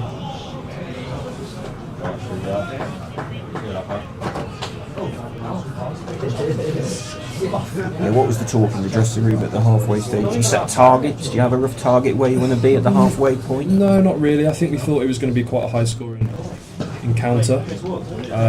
I think initially we were probably looking at 300 after kind of the first 10, keep them under that, and then the Cheshire lads made it look easy at times, really. So I learned a fair bit from how they played. So yeah, we 330. So was it a late buy, I think, probably? single leg by something on it. Right on the boundary. Yeah, Across the game. there's been a couple like that today. It looked like potentially might have just stuck ever so slightly, and I think he potentially might have been slightly through it. He definitely didn't catch it, I know that, but yeah, it's a bit of a shame. Yeah, you could see that the fielder there, I think it was Henry Dobson out there, was just wary of his footing because he was to clear the boundary rope. 111 for 2 then Shropshire with the 4 lap wicket. And Andre Bradford comes Really, 84 not out. I think he got on a difficult pitch. So no, he's very keen in our batting. Has been for the last kind of 3-4 years as he's been playing. So yeah, he's doing okay at the moment, but I suppose, or hopefully not in my perspective, but yeah, no, we like to say that we bat deep. We can, and you know, kind of watches always gives you a bit of interest and eases press slightly, but you know, on a chase like this, you want you're not off 53, fantastic strike rate.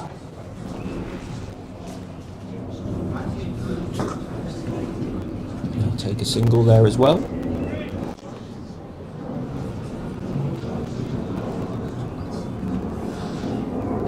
I think the batsmen have done pretty well is just keep rotating the strike round, which I guess is important, particularly when you're having to score at 6.5, 7. Just to try and manipulate things in your favour slightly, but yeah, singles and ones and twos definitely. There's a few pockets actually that we noticed. There's a few pockets around the ground where you can.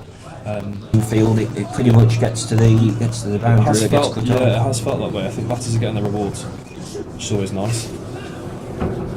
Good field in there. Good shot for none.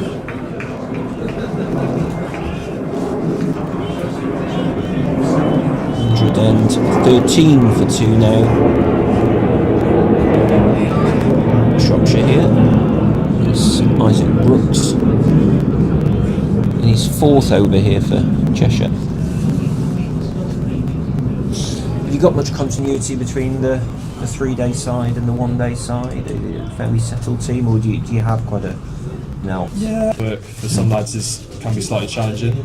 I think we're lucky that we've got a few lads that work in schools and kind of have those summer holidays off. We like to say we've got quite good continuity, but also unfortunately getting 8 days off in the summer, and potentially if you're having to use your holiday allowance for it, it can be slightly challenging. So it's one of those you're kind of a little bit stuck. Yeah, long we've got Sunday, Monday. Now you've got the Sunday, Monday, Tuesday, so it's an extra day that you've got to take off work definitely. as well. And yeah, I think there used to be. I don't know how many years ago there was, but I think there used to be 6 of them. That's right. Yeah. Potentially maybe change when it got renamed to the NCCA instead of the old MCCA. But I think there were 6, which I can only imagine could be quite difficult to get the time off for 12 days, let alone 8. But it's a format that we've always enjoyed as a you know, kind of a county. We get well supported, especially on those days as well, which is nice. So. To Andre Bradford, moves on to 9. Shropshire on to 123 for 2. And it is Harry Dearden who's continuing for Cheshire. He's in his 6th over now, 2 for 36. It was a good strike that though from Bradford, so a good sign of intent from him.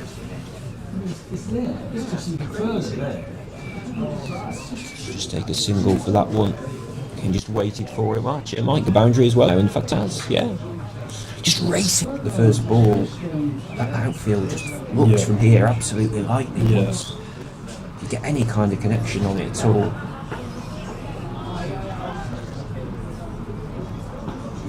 I think if you're a fielder and it goes past you, you're going to struggle, unfortunately. Yeah, definitely been the case throughout the game.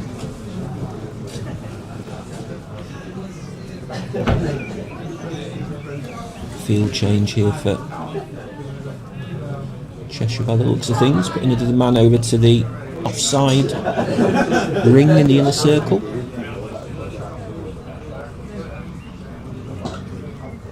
Bradford takes the opportunity to utilise that gap on the onside, and through they go for a single. 128 for 2.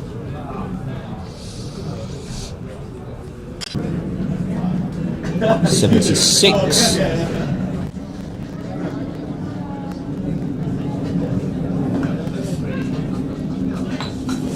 Yeah, why? Been a bit more circumspect probably the last 20 minutes. Is that probably a sign he recognises the importance of staying out there? Yeah, I think so. I think it's, he's obviously got off to a flying start. So I think it's potentially one of those where don't need to take as many risks. It's obviously slightly harder with the power play being over now, or with what are we 10 overs into the second power play. So but with Foreman out, it's slightly harder to justify taking those risks. And I think if you can keep on knocking it around and put the you're going to be there or thereabouts. So I think he might have just slightly gone back into a shell, but there's the signs behind it. No. I'd say that. He's gone for that one, but didn't get any connection on it. There's no run. 129 for 2.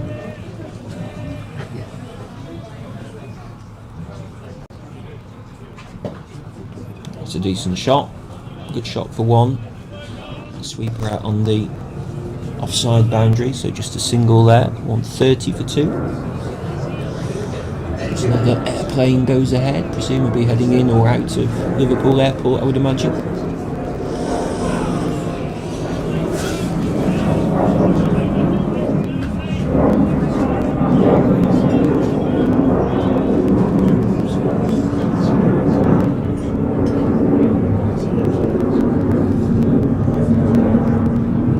A sweep from Bradford that picks the fielder out.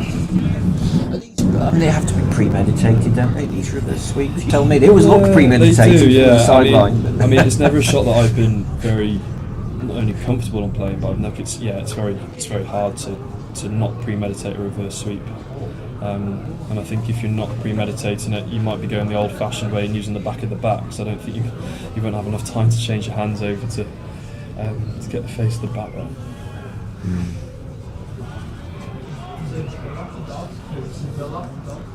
Wiley moves on to 77.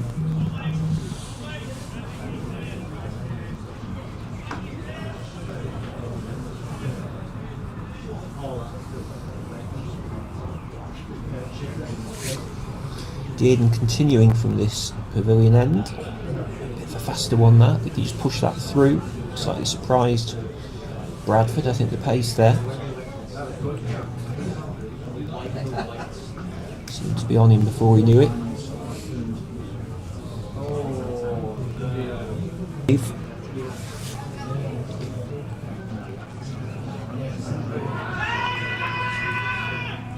Confident appeals from the bowler, but not really from anybody else. Wicket-keeper didn't seem interested there. Nothing doing for the umpire.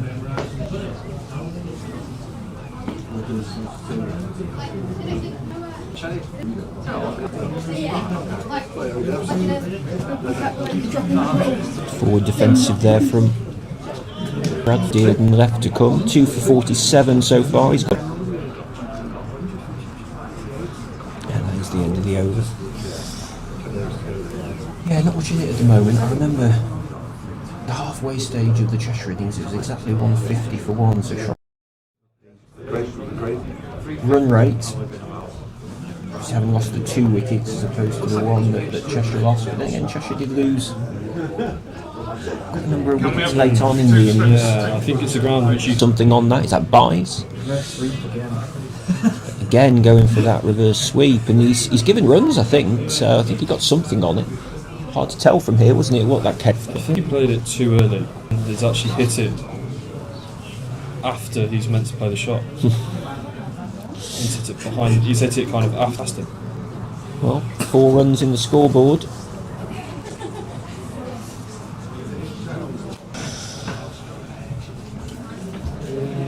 .83 now for Wiley.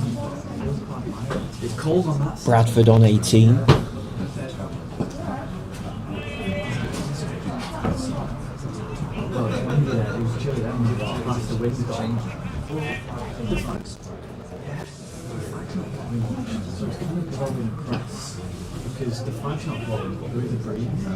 Smart single there for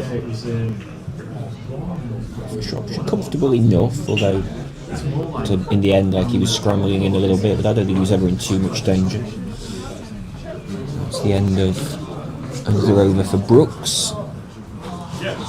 23 gone then, 141 for 2. Yeah, Wiley definitely just looking happier at the moment, but understandably. What, in excess of 6 and over?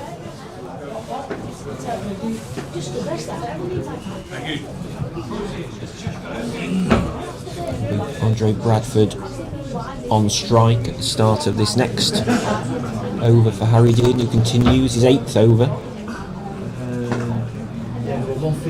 If they might be looking to bowl him out possibly at this end, they'll only have 2 left after this one. Single taken there to take the score to 142. When are you down on the card to? I'm 7. 7. So I've got a little bit of time yet, which is nice. Let's go, so yeah, I'm a lot more relaxed about it. And never really been a nerves watcher unless it, gets down to the wire and gets quite tight, and maybe a little bit of nerves come in, and I'm probably not so good at watching it then. But throughout the majority, again, Wiley onto the back foot there and just punches that one into the onside for a single. 143 for 2. 2 balls of this Harry Dearden over to come. Yeah. Only 1 over after this, and we'll be at the halfway stage. Nicely pushed into the offside for another single. So the 2 teams are going to be pretty much so at this point. You have to say,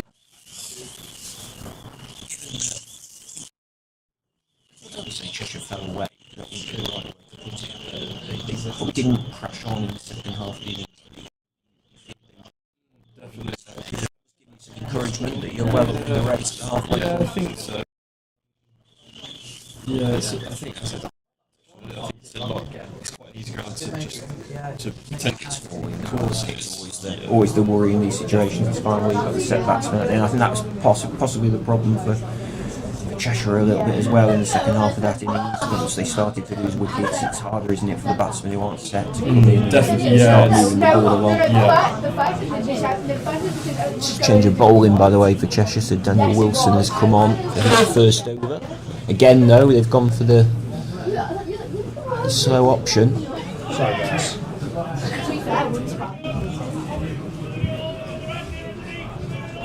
And 44 for 2. The single though, punched into the offside by Bradford, so Wiley will be on strike for the final ball of the over.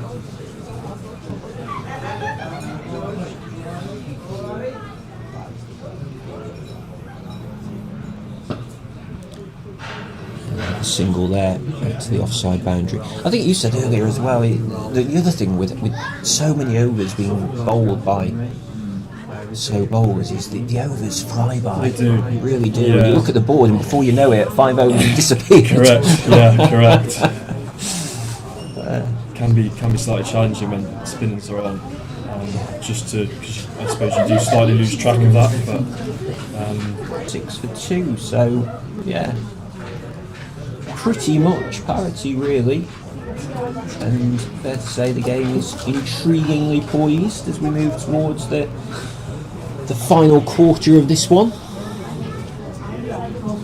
Tough one to call at the moment. As Luke spills his coffee down, I probably shouldn't say that on air, but I feel like I should out you for throwing your coffee all over you. Yeah, sorry, I went to put my cup down and squeezed it and the top flew off. Fortunately, most of it's on the floor and not on me, so yeah. Anyway, there we go. Tap.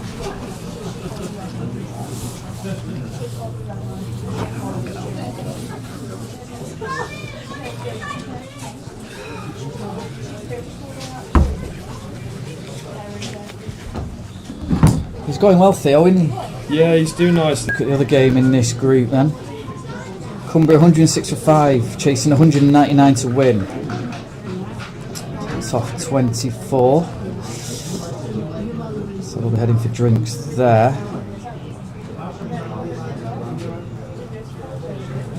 Drew Prosselthwaite is 24 not out. Brilliantly named Maximus Winskill is 45 not out. I feel that to get one of those two then could be Sunday before, last Sunday, yeah. at Bridge North. It's quite well poised, this group at the minute, isn't it? Yeah, I was. To be fair, I was just thinking it through in my mind. I think I don't know how Cheshire won all their games so far. I want to say they have. Yes, if they win today, I think qualify for Yeah. run rate as Correct. well. Yeah. So So if anything, you know, if we were to go over the line here, then I think it opens. down at Ampville and Lincolnshire 2-1 for 3 in reply to Northumberland's 2-6-1 for 9. Nicholas Keasty got 100 yesterday, only made 20 today. Back underway with Harry Dearden. Nice bit of fielding.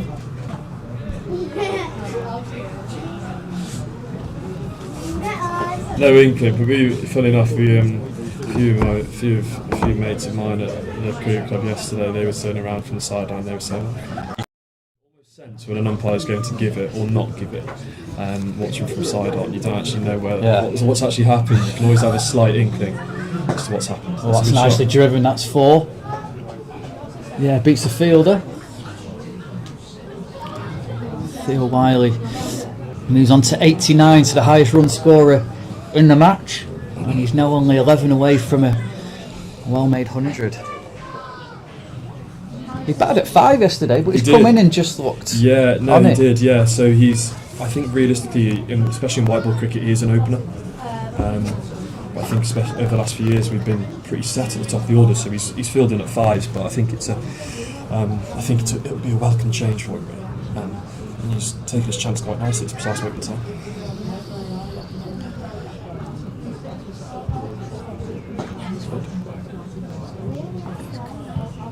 Another single to the total.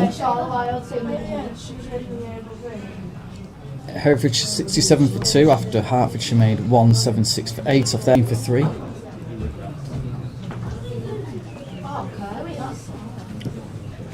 Of course, runners up in his competition, aren't you? Yeah, we were last year. Yeah, got lost to Dorset at the final at Chester Bolton Hall. So yeah, it's a competition that, especially last year, we did really, really well. But hoping to see if we can replicate it even better this year. But time will tell, I suppose.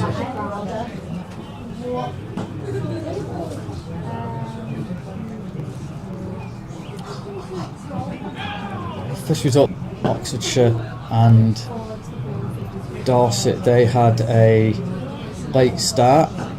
Dorset all out in 34 overs though, 120 all out, so Oxfordshire favourites for that one, you feel? And we're up to date with all the scores currently.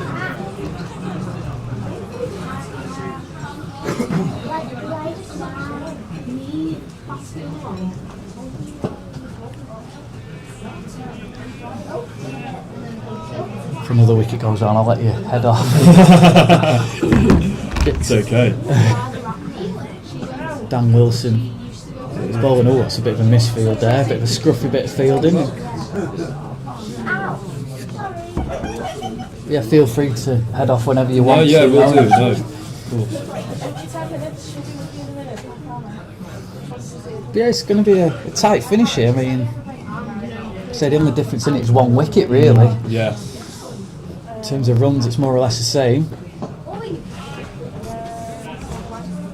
That win was massive for you yesterday, though, just getting over that line, wasn't it? Yeah, it was massive. It was a tricky pitch, and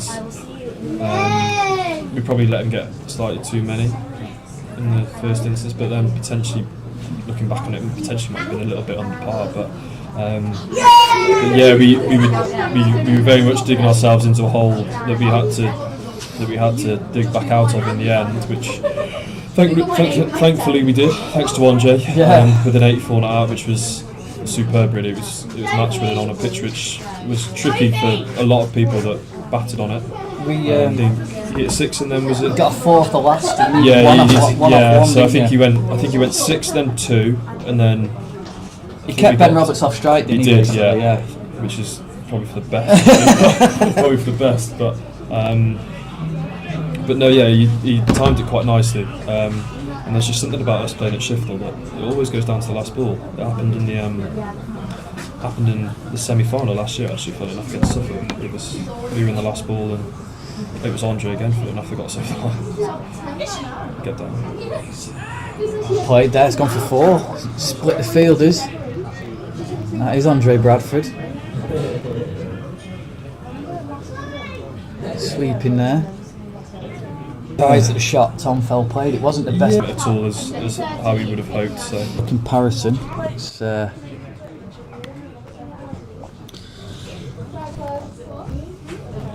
It's Cheshire was slightly ahead with 1 wicket less, who were 9 runs better off at this stage. So again, tight stuff. Just needs 1 big over. Sports hall for you.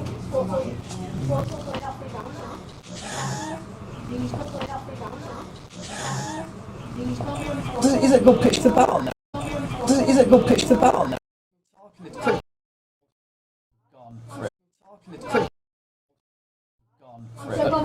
For a lot of runs, the spinners.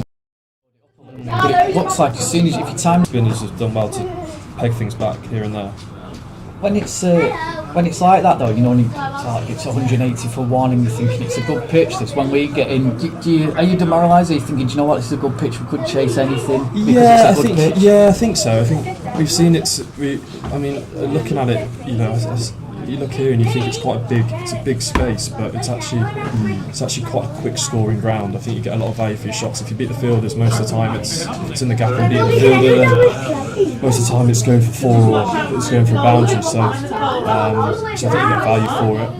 Or bowling. Just bowling around his legs, I think going for a sweep shot. Okay, just remember bowlers on. Yeah, I was just praising how calm he is in the crease. I know, and then I he's know. a bit of a wild one from Andre Bradford there, but he's gone, yeah. Slightly around his legs, but no, that's me having to put the kit on. Yeah. So no. Thanks for joining. No worries at all, anytime. Cheers. Yeah, out he goes, bowled by Dan Wilson.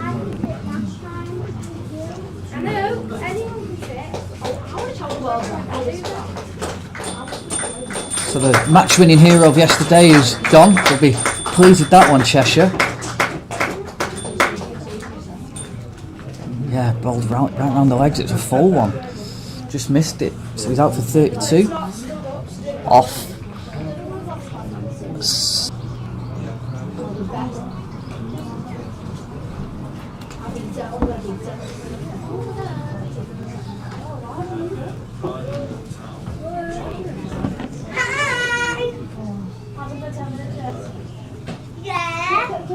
You got to go lap down the field and everything to my ball. I'm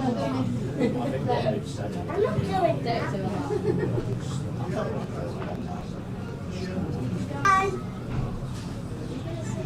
Again.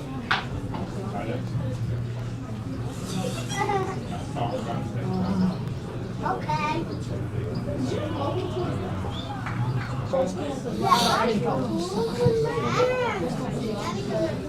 So, Amrinder, batsman.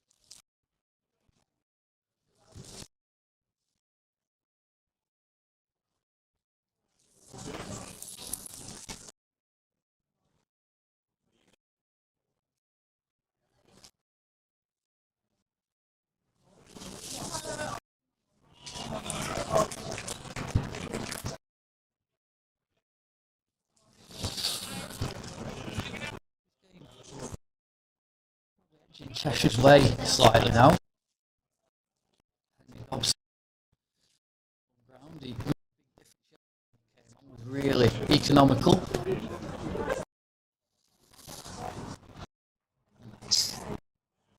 Edged through.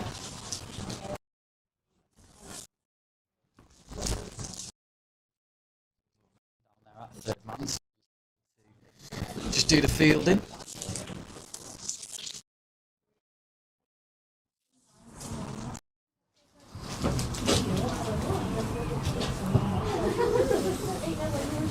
Commentator cursed as Andre Bradford, Steve, because I was like, as I was saying to Ben about, he's always really calm at the crease, and then he just basically played all round one, didn't he? Yeah, I was just looking at the, as I just said, I think Mike, that I have wicket. that feel that the run rate is just starting to drop. Well, it has now. And now just looking, it's 5.6, Yeah. required rate 8.1, so that is starting to become a bit of a concern. It was a massive wicket that as well, because Bradford was a hero yesterday, and you just feel, even though the runs are quite close together, Cheshire had wickets in hand at this stage. There was 9 runs difference just before that wicket, so yeah, that could be a key turning point, that wicket. Yeah, just boundaries have just dried up a fraction, relatively to earlier in the innings and to the Cheshire innings. Do at any stage in the innings, nobody went on and got 100 plus. Well, you feel if Shropshire are going to win this game, surely Theo Wiley's got to go on and score.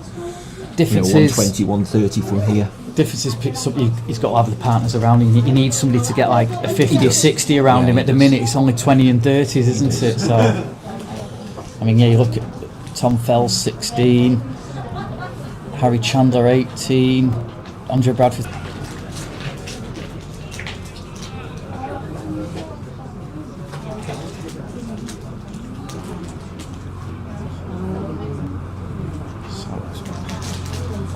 Amrit Bra taking guard. Big shot that is, and it's underneath Kevin Carroll, who takes a comfortable catch in the end. Those red shoes, distinctive there as he tumbles backwards. He can't catch. Yeah, worrying for Shropshire now. I'd say last 15 minutes or so. At the halfway stage, it felt pretty even. I think overall there wasn't a lot. Well, there's 4 runs in it, drinks, wasn't there? Yeah, just the 1 wicket difference. But I just get the feeling now that with those couple of quick wickets and the rate definitely dropping, where you really sense that it's starting to get away from them a little bit here. Worrying times, I would say, for the Shropshire. Certainly not irretrievable. Imagination, but yeah, I definitely feel as though Cheshire are just starting to take a grip on this game, and Shropshire are going to have to try and wrestle back a bit of initiative in the next 5 or 10 overs or so if they're to prevail in this one. Well, I say at the start 6.4-0, they were up at 8, and it just needed to stay around 6, didn't it? And at the minute it's just under 6, and now it's now gone up to 8, the run rate required, because they've lost the wickets. Yeah. I mean, Harry Dearden came on, and I think he went for, was it 18 in his first over? And even though he's gone for 64, he's taken wickets, hasn't he? And certainly the other spinners have done the job in the Cheshire innings.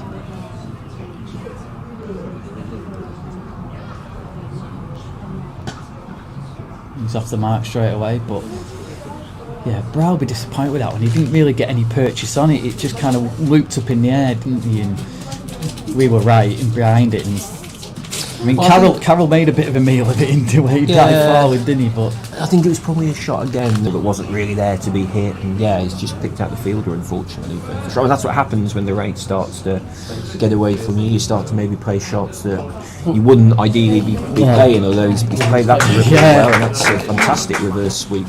Taking him on to 99. Yeah, send him back to reverse. He played that well. But he's the only one, I mean, it's been a pretty chanceless innings from him, really. Yeah, it's been interesting. Ben was saying he normally opens the batting, but because they've had such a good sort of plethora of open bats, he's been down at 5, but he's got the opportunity and he's taken advantage of that. Here he is then on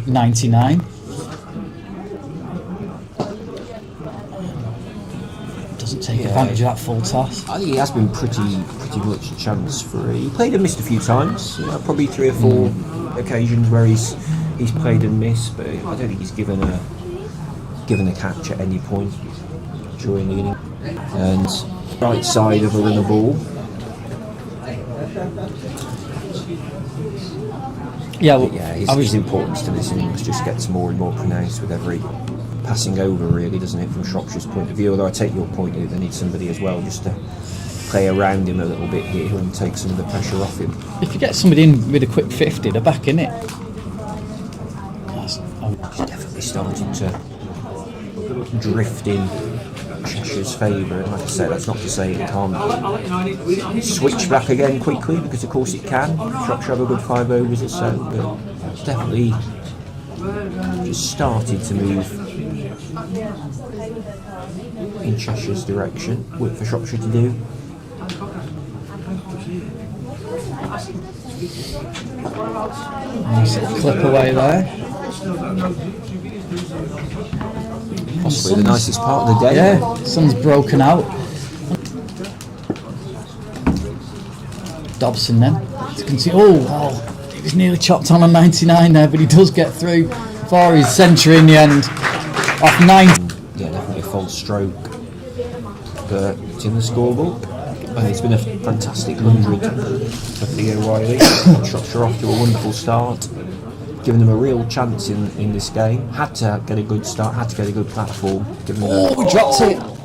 Marshall driving that one. It was dropped at gully and through the hands there. Big chance. See you later. Let me know about that. Yeah, it was a sharp chance. yeah, he's just hurt himself as well. I think I have a great view of it. The umpire was just in my eye line, so I couldn't see it. But Yeah, you well- can see he's wringing his hand there. He's stung his finger or his palm. I'm not Yeah, sure, but the other definitely- batsman really would have been on the wall for Shropshire. As you say, if somebody can just stick in with Wiley and just get that run rate up slightly, they've got a chance. Oh, he's done it again and again. He's dropped it, but that was a harder chance that time. Pushed it over the bar. But again, driving Marshall there and getting away with it. That would have been, to be fair, that would have been a remarkable catch if he'd held on to it. He really hit that hard. I mean, the previous one was hit hard, but it was more or less straight. Really well, and he's thumped that over extra cover for 4. Yeah, terrific shot. Yeah, it's 9 off that over then, including 2 wides. So it was an 8 ball over there from Henry Dobson. Just need to make sure, really, that requires, or it can get away from you quite quickly.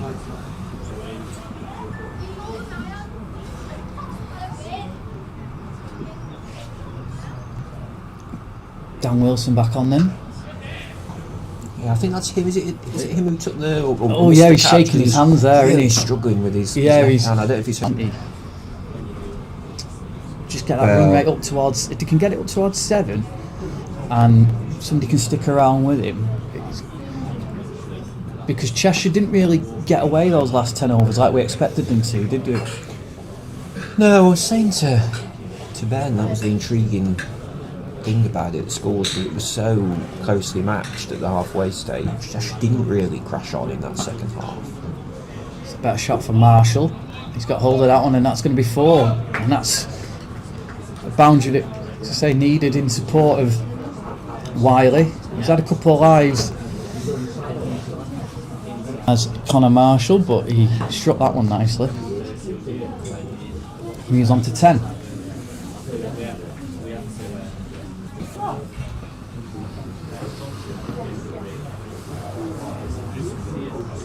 Over with 1 ball to come.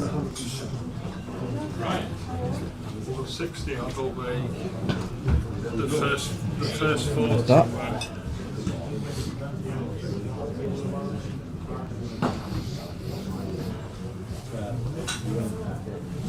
So 191 for 4, 17 overs remain. DLS score is obviously not relevant today, but nonetheless interesting, isn't it? Just as a bit of a barometer, that's got Shropshire at 214, so essentially suggesting they're a bit behind the ballpark, which is what you would expect, really, looking at those run rates currently. just under 6 and over. Required is just over 8 and over. What's turned out to be a fairly pleasant afternoon now. Dobson around the wicket.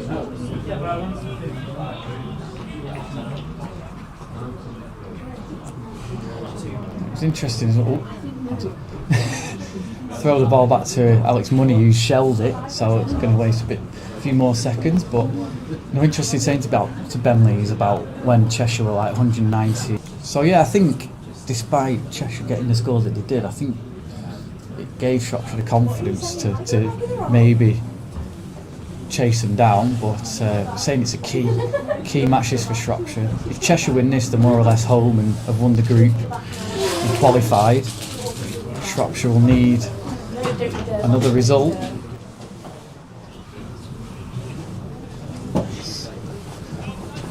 Full delivery, it's well dealt with by Marshall. Yeah, so being the balance, they've got one game left, Shropshire, as will Cheshire after this. They go up to Cumbria. Oh, he's nearly chopped on Wiley. French cricket has a throw to stumps and he's hit and he's in. But I'm surprised the bowler wasn't there, to be fair. It was a good throw that took out the stumps, but Wiley was scampering a little bit there. Yeah, all happening. Second time in Relatively short order that he's just got an inside edge where he's been driving or even slightly gone to his own stumps, but thankfully for Shropshire both times got away with it. It's so important now that he stays there for another half hour, 40 minutes or so minimum. I feel if he got out now, that really would. With the run rate continuing with the run rate continuing to grow, we're up to 8.4 now. If he was to get out, you feel it really would be a bit of a tall order for Shropshire from there. While he's in, you still feel they've got every chance in this game.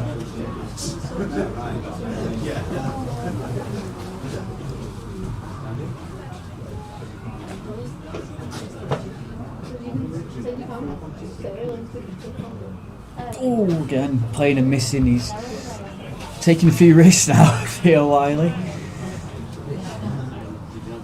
And keeper standing up to the stumps as well. Another over goes by, just a 3 off that one. Saying Dobson's very economical.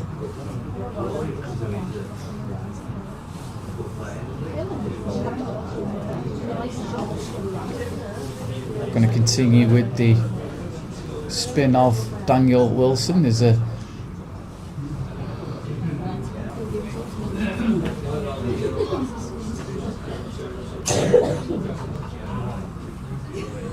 don't want to see that mid-innings, do you? Someone just removing a undershirt. No, particularly not on a day like today, which is particularly warm. Maybe it shows it's warmed up a little bit. That's Wilson again, wringing his hand as he stops that one. Yeah, he's not. Those hands will be sore, won't they, after today's play? Yeah, still, he's not happy with that. It's that left hand in particular, I think. Which is, of course, he's bowling. Oh, he's got him, and it is Wiley who's out. And well, we say when it goes wrong, it goes. Yeah, I mean, can't be critical. It's fantastic innings. He played a wonderful knock, but yeah, starting just to get away from the visitors a little bit. But credit to a fantastic innings, really. Got them off to a flyer, did. Yeah, York's it's gone nutmegged him as well, straight through the legs. But yeah, really good innings from Theo Wiley. Terrific knock. And they need another fine knock from somebody else further down the card, I think, if they're going to knock off these runs from here. 96 deliveries then for that 106. And out comes Ben Lees, who's with us. Doing seems like 5 minutes and Well, but they have lost a few wickets. When Andre Bradford went, I went, you better go and get yourself changed, and he went, yeah, I had done. So it's good I sent him off when we did. We didn't have to want him rushing. It was Tom Fellow saying it was a bit of a half tracker, wasn't it, really? He just short ball and he missed out. Once he was dismissed, it just fell apart a little bit after that, didn't it? They just couldn't really, the run rate really dropped. Well, that's the thing, it's the run rate has really fallen away, and of course then it forces you to take risks and play pressure shots and play It's like this, more isn't it? advanced shots to balls that you don't really want to do, and that's what brings more wickets, and you end up getting stuck in that bit of a vicious cycle. Unfortunately, that's probably where Shropshire are at the moment. They've got to keep playing the shots because that run rate now is rocketing up towards 9 and over. So it just gets harder and harder really from 3 deliveries. You know how you like, so you know how sometimes when you play, you just like drop the ball and then whack it. I was doing that, so you know how you do it in the net, you drop the ball and then Has the scoreboard gone funny? No? no good. Well, 234 last man. I think that's comparison. I really didn't, sorry. You know, as in that's what Cheshire are on. Oh, I see. Okay. Oh, it's the DLS. Sorry, chap. 234 It's the DLS, yeah, it's the Yeah, it's DLS. the DLS score. Yeah, that's what it is. Well done. Stage Cheshire with 216 for 2.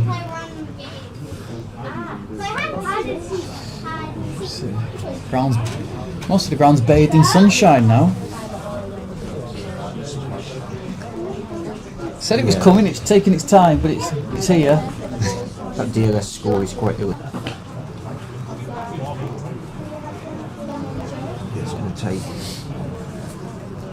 something special from someone. 134 required off 90 deliveries now.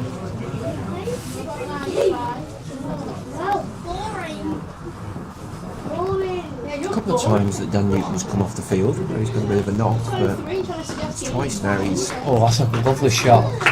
Ben Lee's there. He's not been on the field since.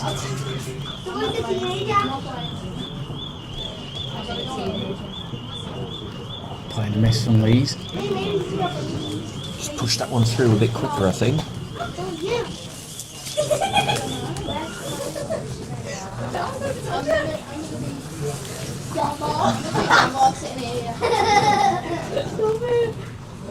Where's the ball? 200 up there for Shropshire, but Yeah, barely. forward really. Yeah, which- barely a flicker was there. Yeah, which is quite telling. Funny how quickly it can change in this game when you've got an active team and you've got scoreboard pressure and you've got a really big score. It can all change. Somebody for Shropshire to get them back into this game. Run rate now in excess of 9 and over required for Shropshire, having dropped below 6, nearly 5.5. Well, they went at 10s in the first couple, so it's doable. But yeah, you need. Well, that'll help. Nice shot from Lees. Across comes the sweeper.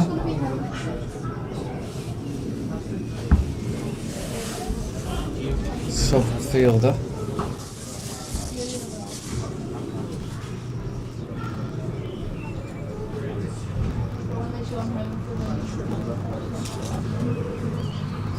So the sub fielder is out there in place of Dan Newton. Yeah, it's the second time he's come off the field during the... It's like Rodgers have nest in it. Then out there at deep backward point, isn't there as well? Yeah, it is. It is. Not noted for huge attendances at this level, of course, but it's good to see people coming out on the bank holiday Monday and getting down here to watch. I mean, it helps as a nice place to watch cricket. Lovely pavilion. You've got a bench right in front. You're not far from the bar, are you? So, crowd has swelled as the day's gone on. It's a nice sweep. Good tumbling stop by Alex Money. Yeah, I asked the Cheshire coach about it. He said they like to mix it up and spread the games out across the grounds. I think you said this is one of 3 meetings, I think, between these counties this year. One at Didsbury to come at the end of the month, and then Nantwich for the championship game, I believe. 24th of May is the first game in the T20 group, yeah. And so they play Shropshire at Didsbury, and then they play them at home on 2nd of August in a 3-day championship. That's at Nantwich. So again, local for you, isn't it? Didsbury, is that your yeah, nearest? it's not nearest, but it's not too far, 20 minutes. But again, it's good for Shropshire fans to travel to for that 3-day game, isn't it? Yes.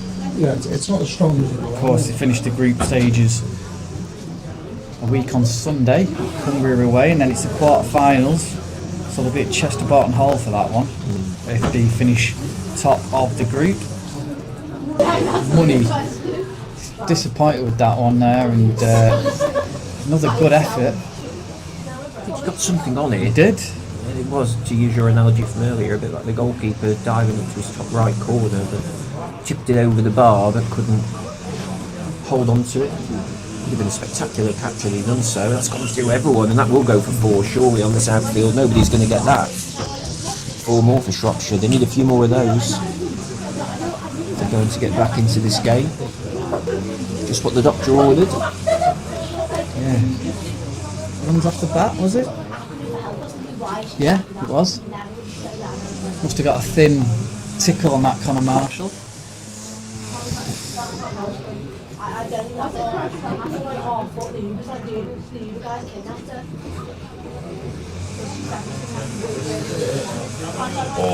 And just plunging forward to that one. Dribbled away onto the onside.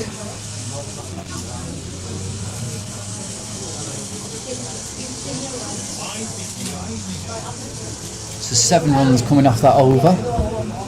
That's the problem for Shropshire though, isn't it? It feels like a good over, but it wasn't good enough in terms of getting... So, it's coming onto the bat quick. All day, if you time it, you look.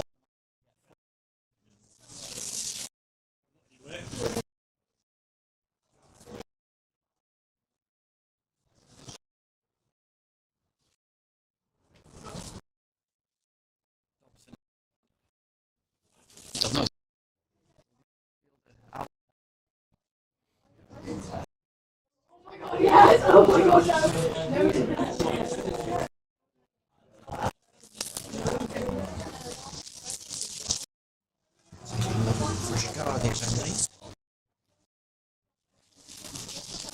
Yeah, you feel they need to go big soon, don't you, Shropshire? 13 overs to go. Well, I was just thinking, we're rapidly approaching the 40 over mark, and what score would you say we need to be at with 10 overs to go to give themselves a chance? I mean, normally you'd say 100 off the last 10 is doable if you've got a moment. You need to be about 10 runs behind balls, don't you? At the minute they require 116 off 75, so you need to be around 85 off 75, don't you? So that you can have, you know, one good blow puts you back on sort of par, really. I mean, they're getting like a boundary and over, but then they're not really getting anything else. They feel they need to take on Brooks, but Brooks has been very economical. 28 off his 6.5 overs so far. Not expecting much in the way of betting any of those from Bentley's. Maybe it'll be the famous commentator's curse, and he's lured us into a false sense of security, but he does funny things when you're out there. All of a sudden he'll see it and he'll think, do you know what, I'm going to try this scoop shot. I'm expecting orthodox cricket from Bentley, but we shall see. Beautiful day here now, Steve. Yeah, best part of the day. Oh, it's hit him on the pad, that looks close, given. Looked a good shout sure from if here. It was low. I mean, I can't see whether it was in line or not, but it didn't look to get up much. Not too happy. I thought it might have been drifting down leg a little bit. Didn't seem to get up much that low. If it was in line, halfway down the knee roll really, and he was on the back foot as well. Probably middle and leg. So if that was in line, he hadn't got too much hope there really, Bentley's. First LBW, I think, of the day, that as well. Yeah, we haven't had, I think you're right, I think it probably was the first. It's been a tough, it's been tough to get an LBW out with an umpire, so he must have been pretty convinced. Yeah, we're not full. The sensible option is to send him out now, because this is really the last hope. If they can get a quick 30 from him. We're probably approaching that point now really, where Shropshire have almost gone for break. Shapes now. Wondering, they may as well give it out there to be had, that's for sure. Yeah, incredible how quickly it can change.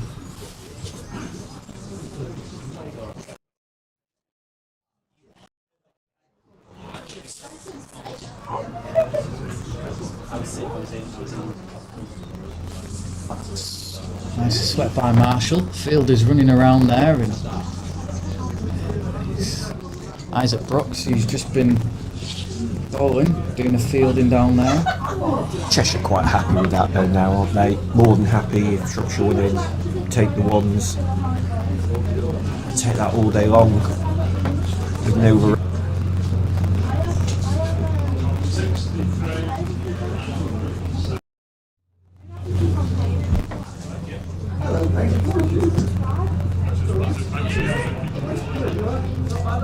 Stifled appeal there.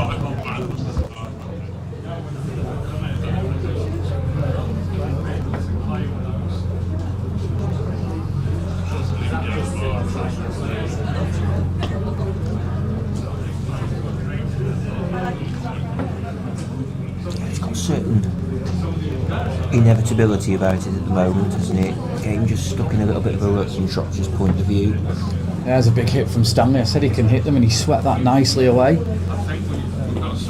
It's more like it. Yeah, as I say, he can give it a real bash, can Joe Stanley, down the order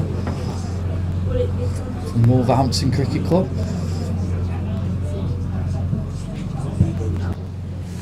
He's a big guy, he can hit it a long way.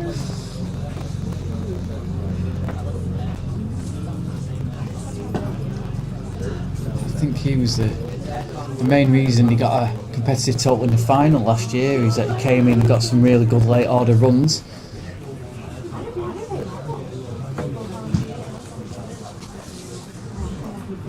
Five off it.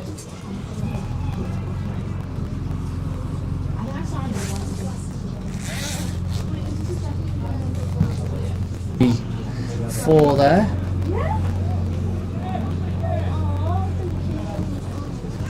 Really tough for Shropshire at the moment. Just can't find the volume of boundaries, and that's the problem now. One boundary here or there isn't enough. We had that one in the last over where he's pulled it across the square leg for four, but you need maybe two or three of those and over at the moment just to quick stay single on par, taken. really. Money shies at stumps, nearly takes out Isaac Brooks. Run rate is now up to 10 and over. 10 to go after thinking shot. Leg by, I think he was singing it was down leg side as well. Full delivery.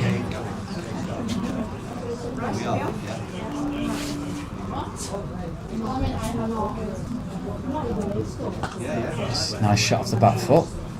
Just for one though. Back themselves to find the boundary. So that is the 40 over mark, so 10 overs to go. 226, and we were saying before, you'd say 100 off the last 10 if you had wickets in hand. You need more than 100 off the last 10, so is it 104 to win, which again is quite illustrative of the challenge they face. To win, Yes, we need more now without losing any more wickets. It's finding that right ball, isn't it? It's flipped away. Going to be a couple. Alex Money with the field, doing the fielding there. Running round from fine leg.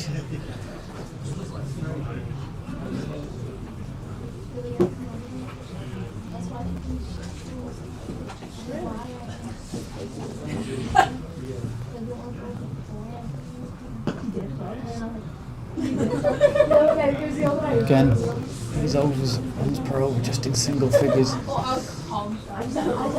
Stanley on strike, as I say, he's the one you feel that will give it a real bash if he can.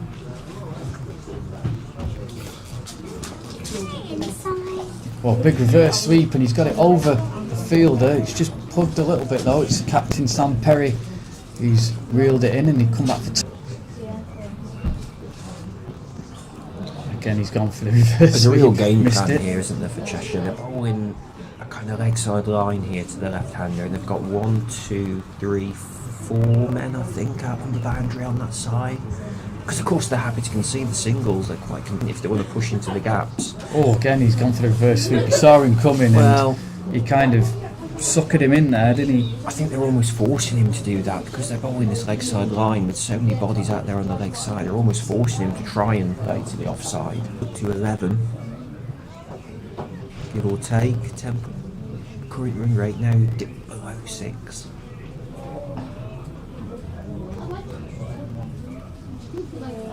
Yeah, you do so much, do some bad things.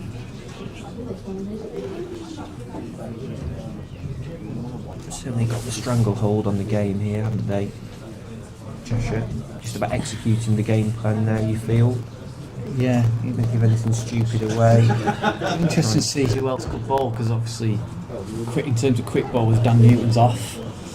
So there's only really Will Valentine to come back. Alex Money can bowl a bit of spin, if need be.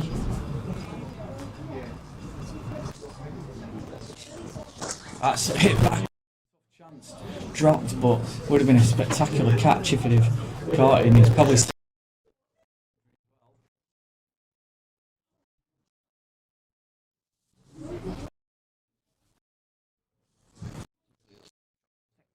Fielders out there. They have for that as well. They've got a wicket right in between the two of those fielders out there and pace and power on it. Always go.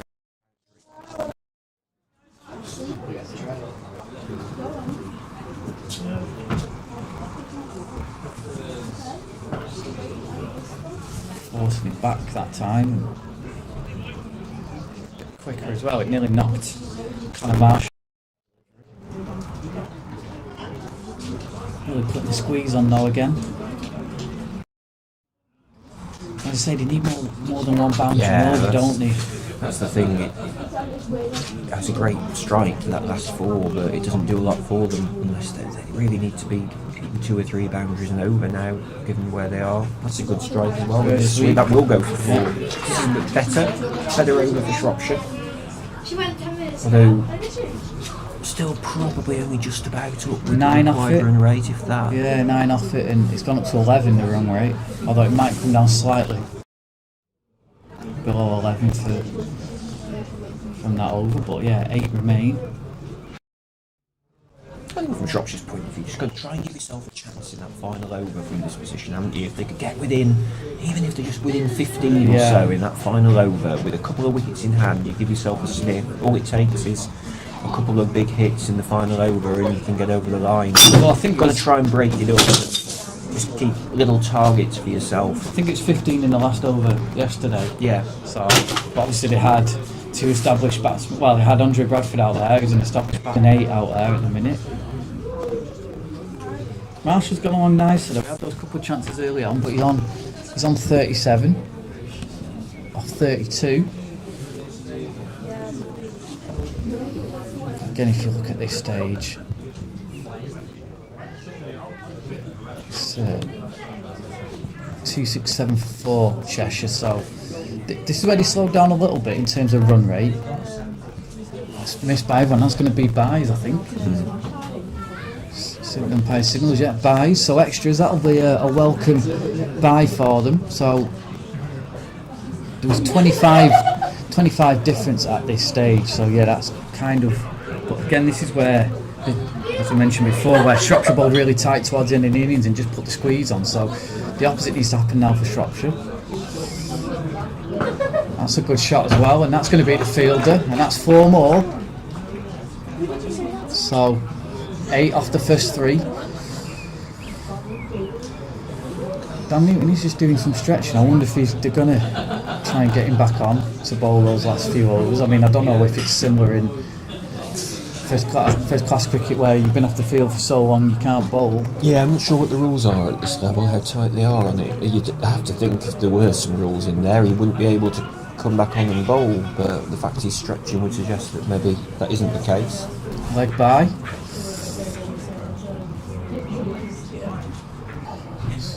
Oh, but there's 2 fielders out there that time, yeah. Oh, and they've almost messed it up. But they've managed to prevent the boundary. So a tighter over at the end there, and 7 off it after what looked like a promising over for Shropshire. 2 boundaries in the first 3 deliveries. Yeah, I thought just for a minute that he'd managed to bisect the two fielders out. He goes on to run.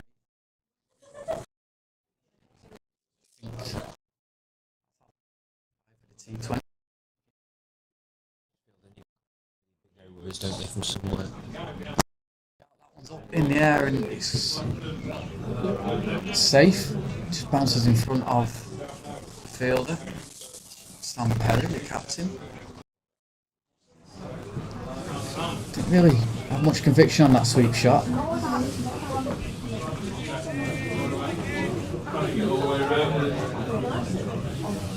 Nearing his half century, Conor Marshall under quiet.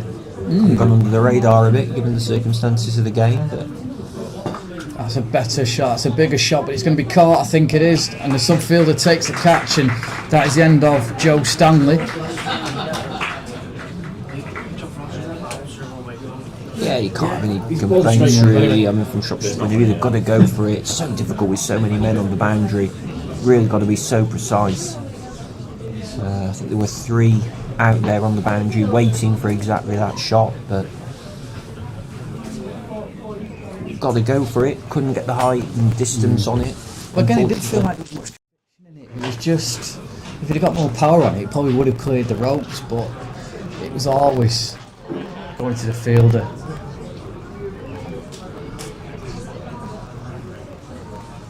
And he departs for 13.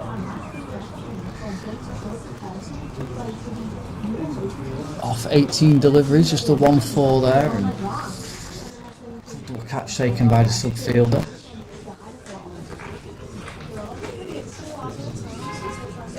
Lewis Evans is coming out to bat now.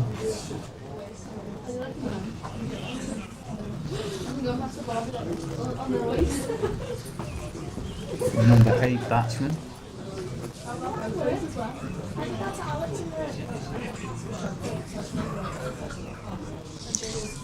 Oh, it's the nicest part of the day.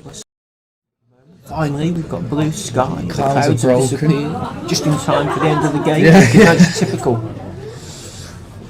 Might have another British lap weather. after when it's the sun's out. Yeah.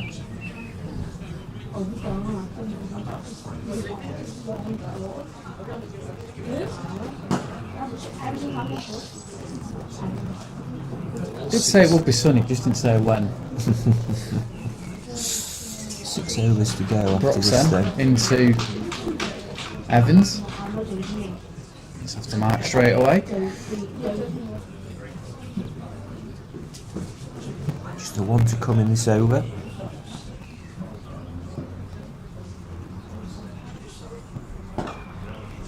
Nicely swept there, but there's a fielder out there. And yeah, you have to say they've executed the game plan very well, Cheshire, really, in the last 10 with a big shot over the boundary, given that there's so few gaps to aim for over on that side now. And you have to say it's worked for. Just strangled the life out of Shropshire a bit, haven't they, in the last 10 overs or so, Cheshire?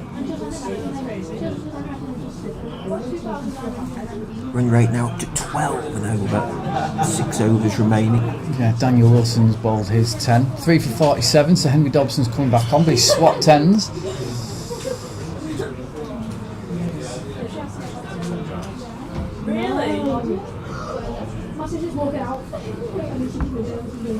To Conor Marshall. Flicked away and fielder out there. Chucking a couple of overs from somewhere else. Assuming Dan Newton's not going to bowl again. I've not seen him come back on. Can't see him in his bib either.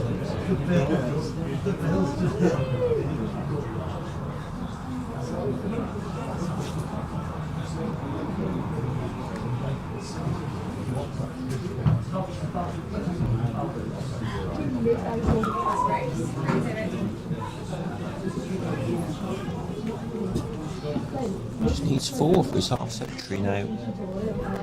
Conor Marshall. That could be that. That's it. There we go, yeah. Well, Yeah, there it is. I think that is his 50. yeah, it's been a good knock. He's got it off 41 deliveries.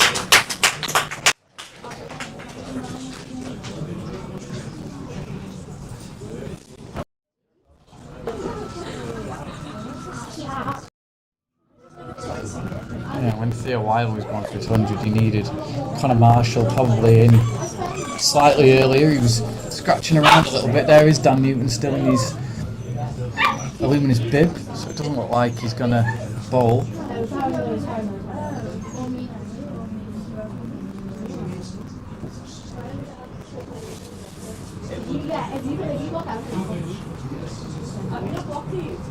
It's Dobson now, none for 28.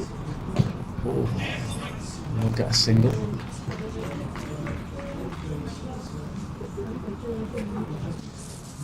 So still 66 required, 32. That run rate's creeped up. Just not been able to maintain that run rate throughout, and obviously losing wickets doesn't help, of course. But credit to Cheshire as well. They've bowled to a plan, haven't they? They've really stuck to the plan. Field placings, the line and length has been good. You can see they've strangled Shropshire a little bit. I think last 15 overs or so.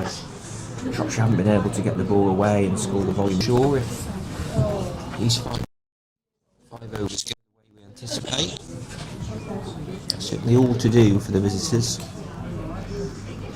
If they are to pull off, what you'd have to say now would be an extremely unlikely victory. 2-6, a single, just misjudged it. Looked straightforward enough, but seemed to lose it in the flight. Run, even there at 2-6-8. The 7 now, the Shropshire score. Evans remains on strike, 5 for him from 5 balls. And that goes all the way over for 4. Got a top edge on that, I think, because he threw his bat at that one. Over the keeper's head it went for 4. Behind the keeper. All happening here, Luke. Drop catch off the first ball. 4 off the second ball over the keeper's head, so you sense that Lewis Evans is throwing the bat at this now, as he has to. Run rate 12.5 and over nearly. Oh, that's a good shot as well. Once he's picked the fielder out, he just a couple of inches to the left, and that would have been another boundary. Got through for a single though. Yeah, he's saying time's running out, they've just got to throw the bat at it. I'm saying, if nothing else, just to improve the run rate. Go down with at least a decent run rate. We'll see where it leaves them in the table after the match is finished. That's brilliantly played in the end. I think the miscommunication between the two fielders. Marshall. From Marshall, who moves on to 55. It was one of those sounded really good off the bat, didn't it? Yeah, called it really nicely. Just a bit of a confab now between vice captain, captain and bowler.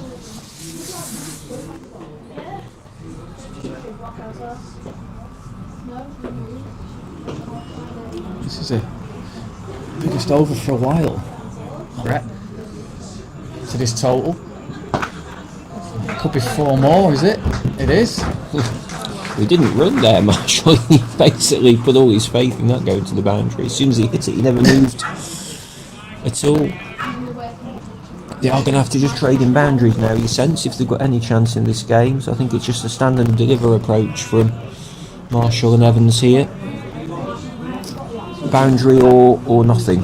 49 off 4.1. So yeah. And he goes again. This time there's a fielder out there. So good over that. 16. To give them any hope, really. They'd love to get back within, I'd say, if they could get somehow within 15 or so, 15, 18 going into the final over, just to give them a sniff, and then he's suddenly at 6 off the first ball and suddenly the game's live again. But feels a long way off for them at the moment, but that's got to be the target now, I think, for Shropshire, hasn't it? Give yourself a chance in the final over. Get to the end of that 49th over and look at the board and think you may be 4 hits away from winning the game, and it's probably still unlikely, but you just give yourself a chance. Henry Dobson to continue.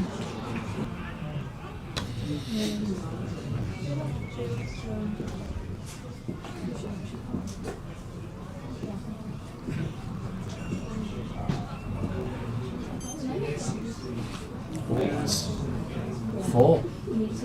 It is. He didn't quite get hold of it, but he's hooked it over the wicket keeper's head and he's got the boundary. Yeah, not pretty, but it doesn't matter how it looks now, does it, for Shropshire? Just got to find the boundary at every opportunity. It's through keeper over the keeper's head. Doesn't really matter. 44 another game in this group after this over. Cumbria looked like they were pretty comfortable.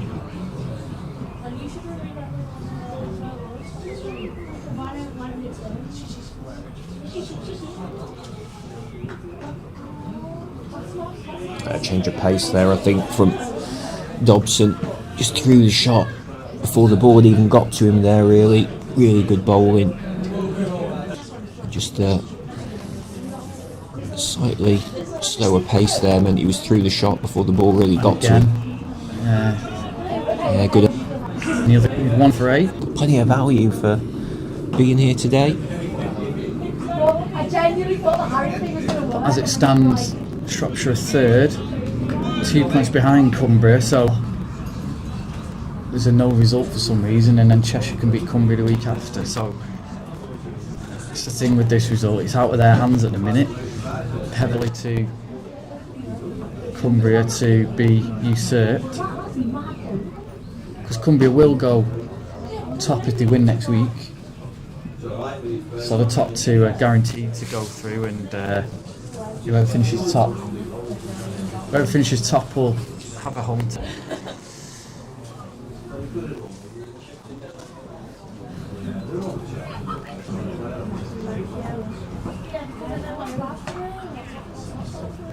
It's going to be 4. Is it? No, good stop. Well stopped down there.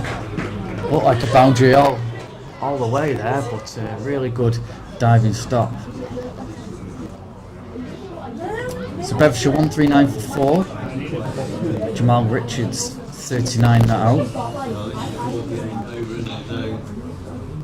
So plenty wants to get. 93 to get. Another Joe Stewart.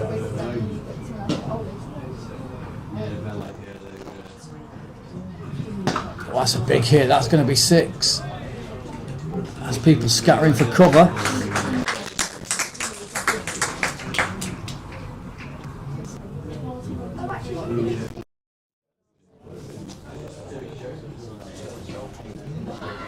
Big lusty blow that. He's on to 71 of just 49 deliveries. First 6 of the innings. Cornell made 77 at the top of the order. They've just been losing wickets on a regular basis. And that's another big hit. It's just over Alex Money's head, and that's going to be 4 more.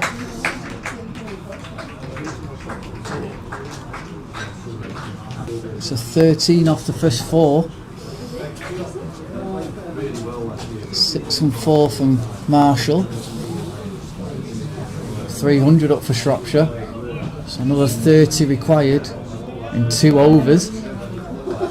I feel 2 more lusty blows could make it interesting. Really hard to do much without other than to get out for a single, which is what he did. Devon 218 for 7 and look like they're going to fall short against Wiltshire, last year's winners.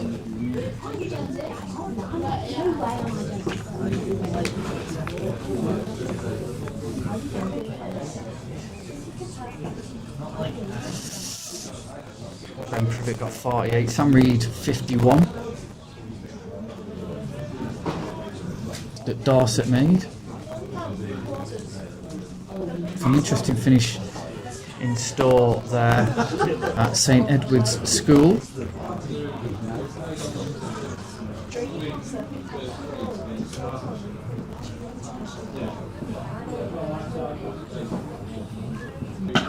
Smacked away. Good start to the over for. Was a snip in the final over.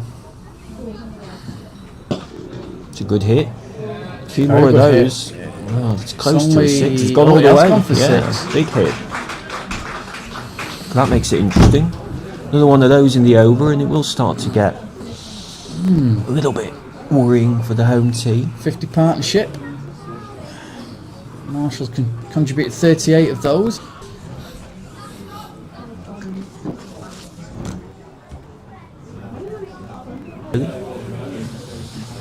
Suddenly becomes a bit more doable. Yeah. If they could get into that final over with 3:15 on the board, 15 to win.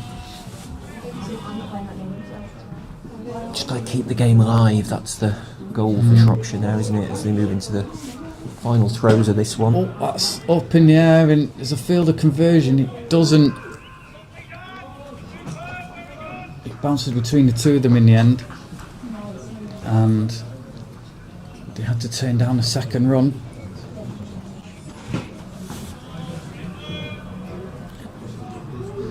Crucially, it's got Marshall off strike.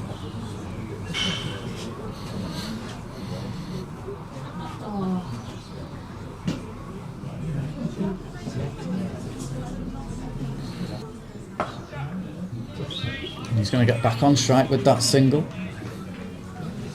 Yeah, on the quiet, he's moved on to 81. Colin Marshall from 54 deliveries, so fantastic strike rate. 11 fours, 1 6 in there. It's almost snuck up on us, really, given the nature of the game.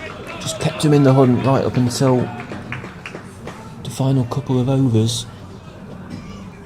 But what are we? 1 ball to come, I think, in this over. You feel this has got to go for 6, don't you? Yeah. I mean, the key period is between 25 overs after drinks and 35 overs. Yeah, That very much so. 10 over Yeah. period, because if you look at how not tight it's getting now, but if they had it, Marshall's missed it, and yeah, you can see what that meant as he swung and missed that one. You just felt it could have got an extra 20 runs. Well, it would have been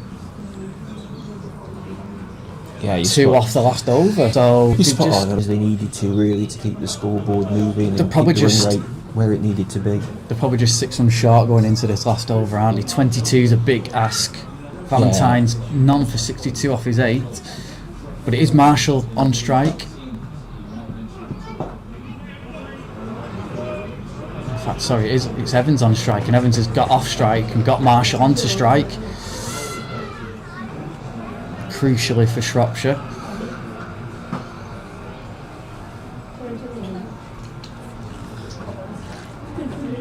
A couple of 6s now would make it interesting, that's for sure.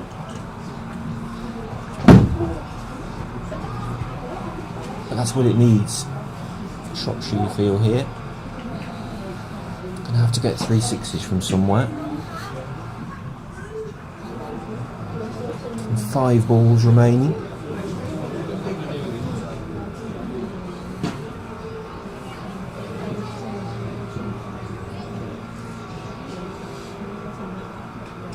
That's well struck.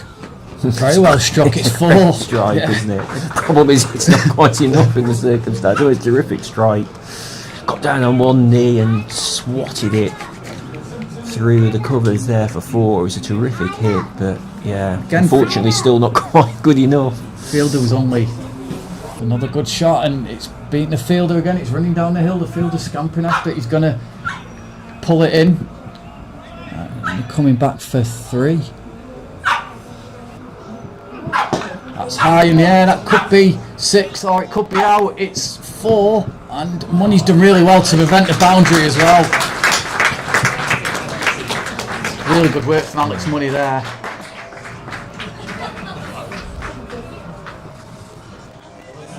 And they only took 2 That could have there, been the didn't they? that could have been the moment there. Well, that was the critical one, of course, Luke, because they needed 3 there just to keep it live. 13 off 2, of course, barring extras. What did he just hit then, mate?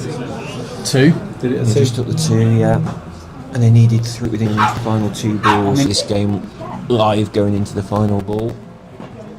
Yeah, what does Valentine bowl? Does he risk going wider so that he can't reach it? But most likely, unless there is a no ball bowled, in which case 2 big lusty blows will do it. It had been a terrific game. I suppose with a close last, there's obviously In the end, for 11 runs for Cheshire, and it's 3 wins out of 3, which means it just fell apart a little bit. yeah, they just couldn't get the ball away during that period. From, as you say, from sort of 25 overs through to 35 overs, the rate just kept going up and up and up, and the wickets were starting to fall, which obviously contributes again.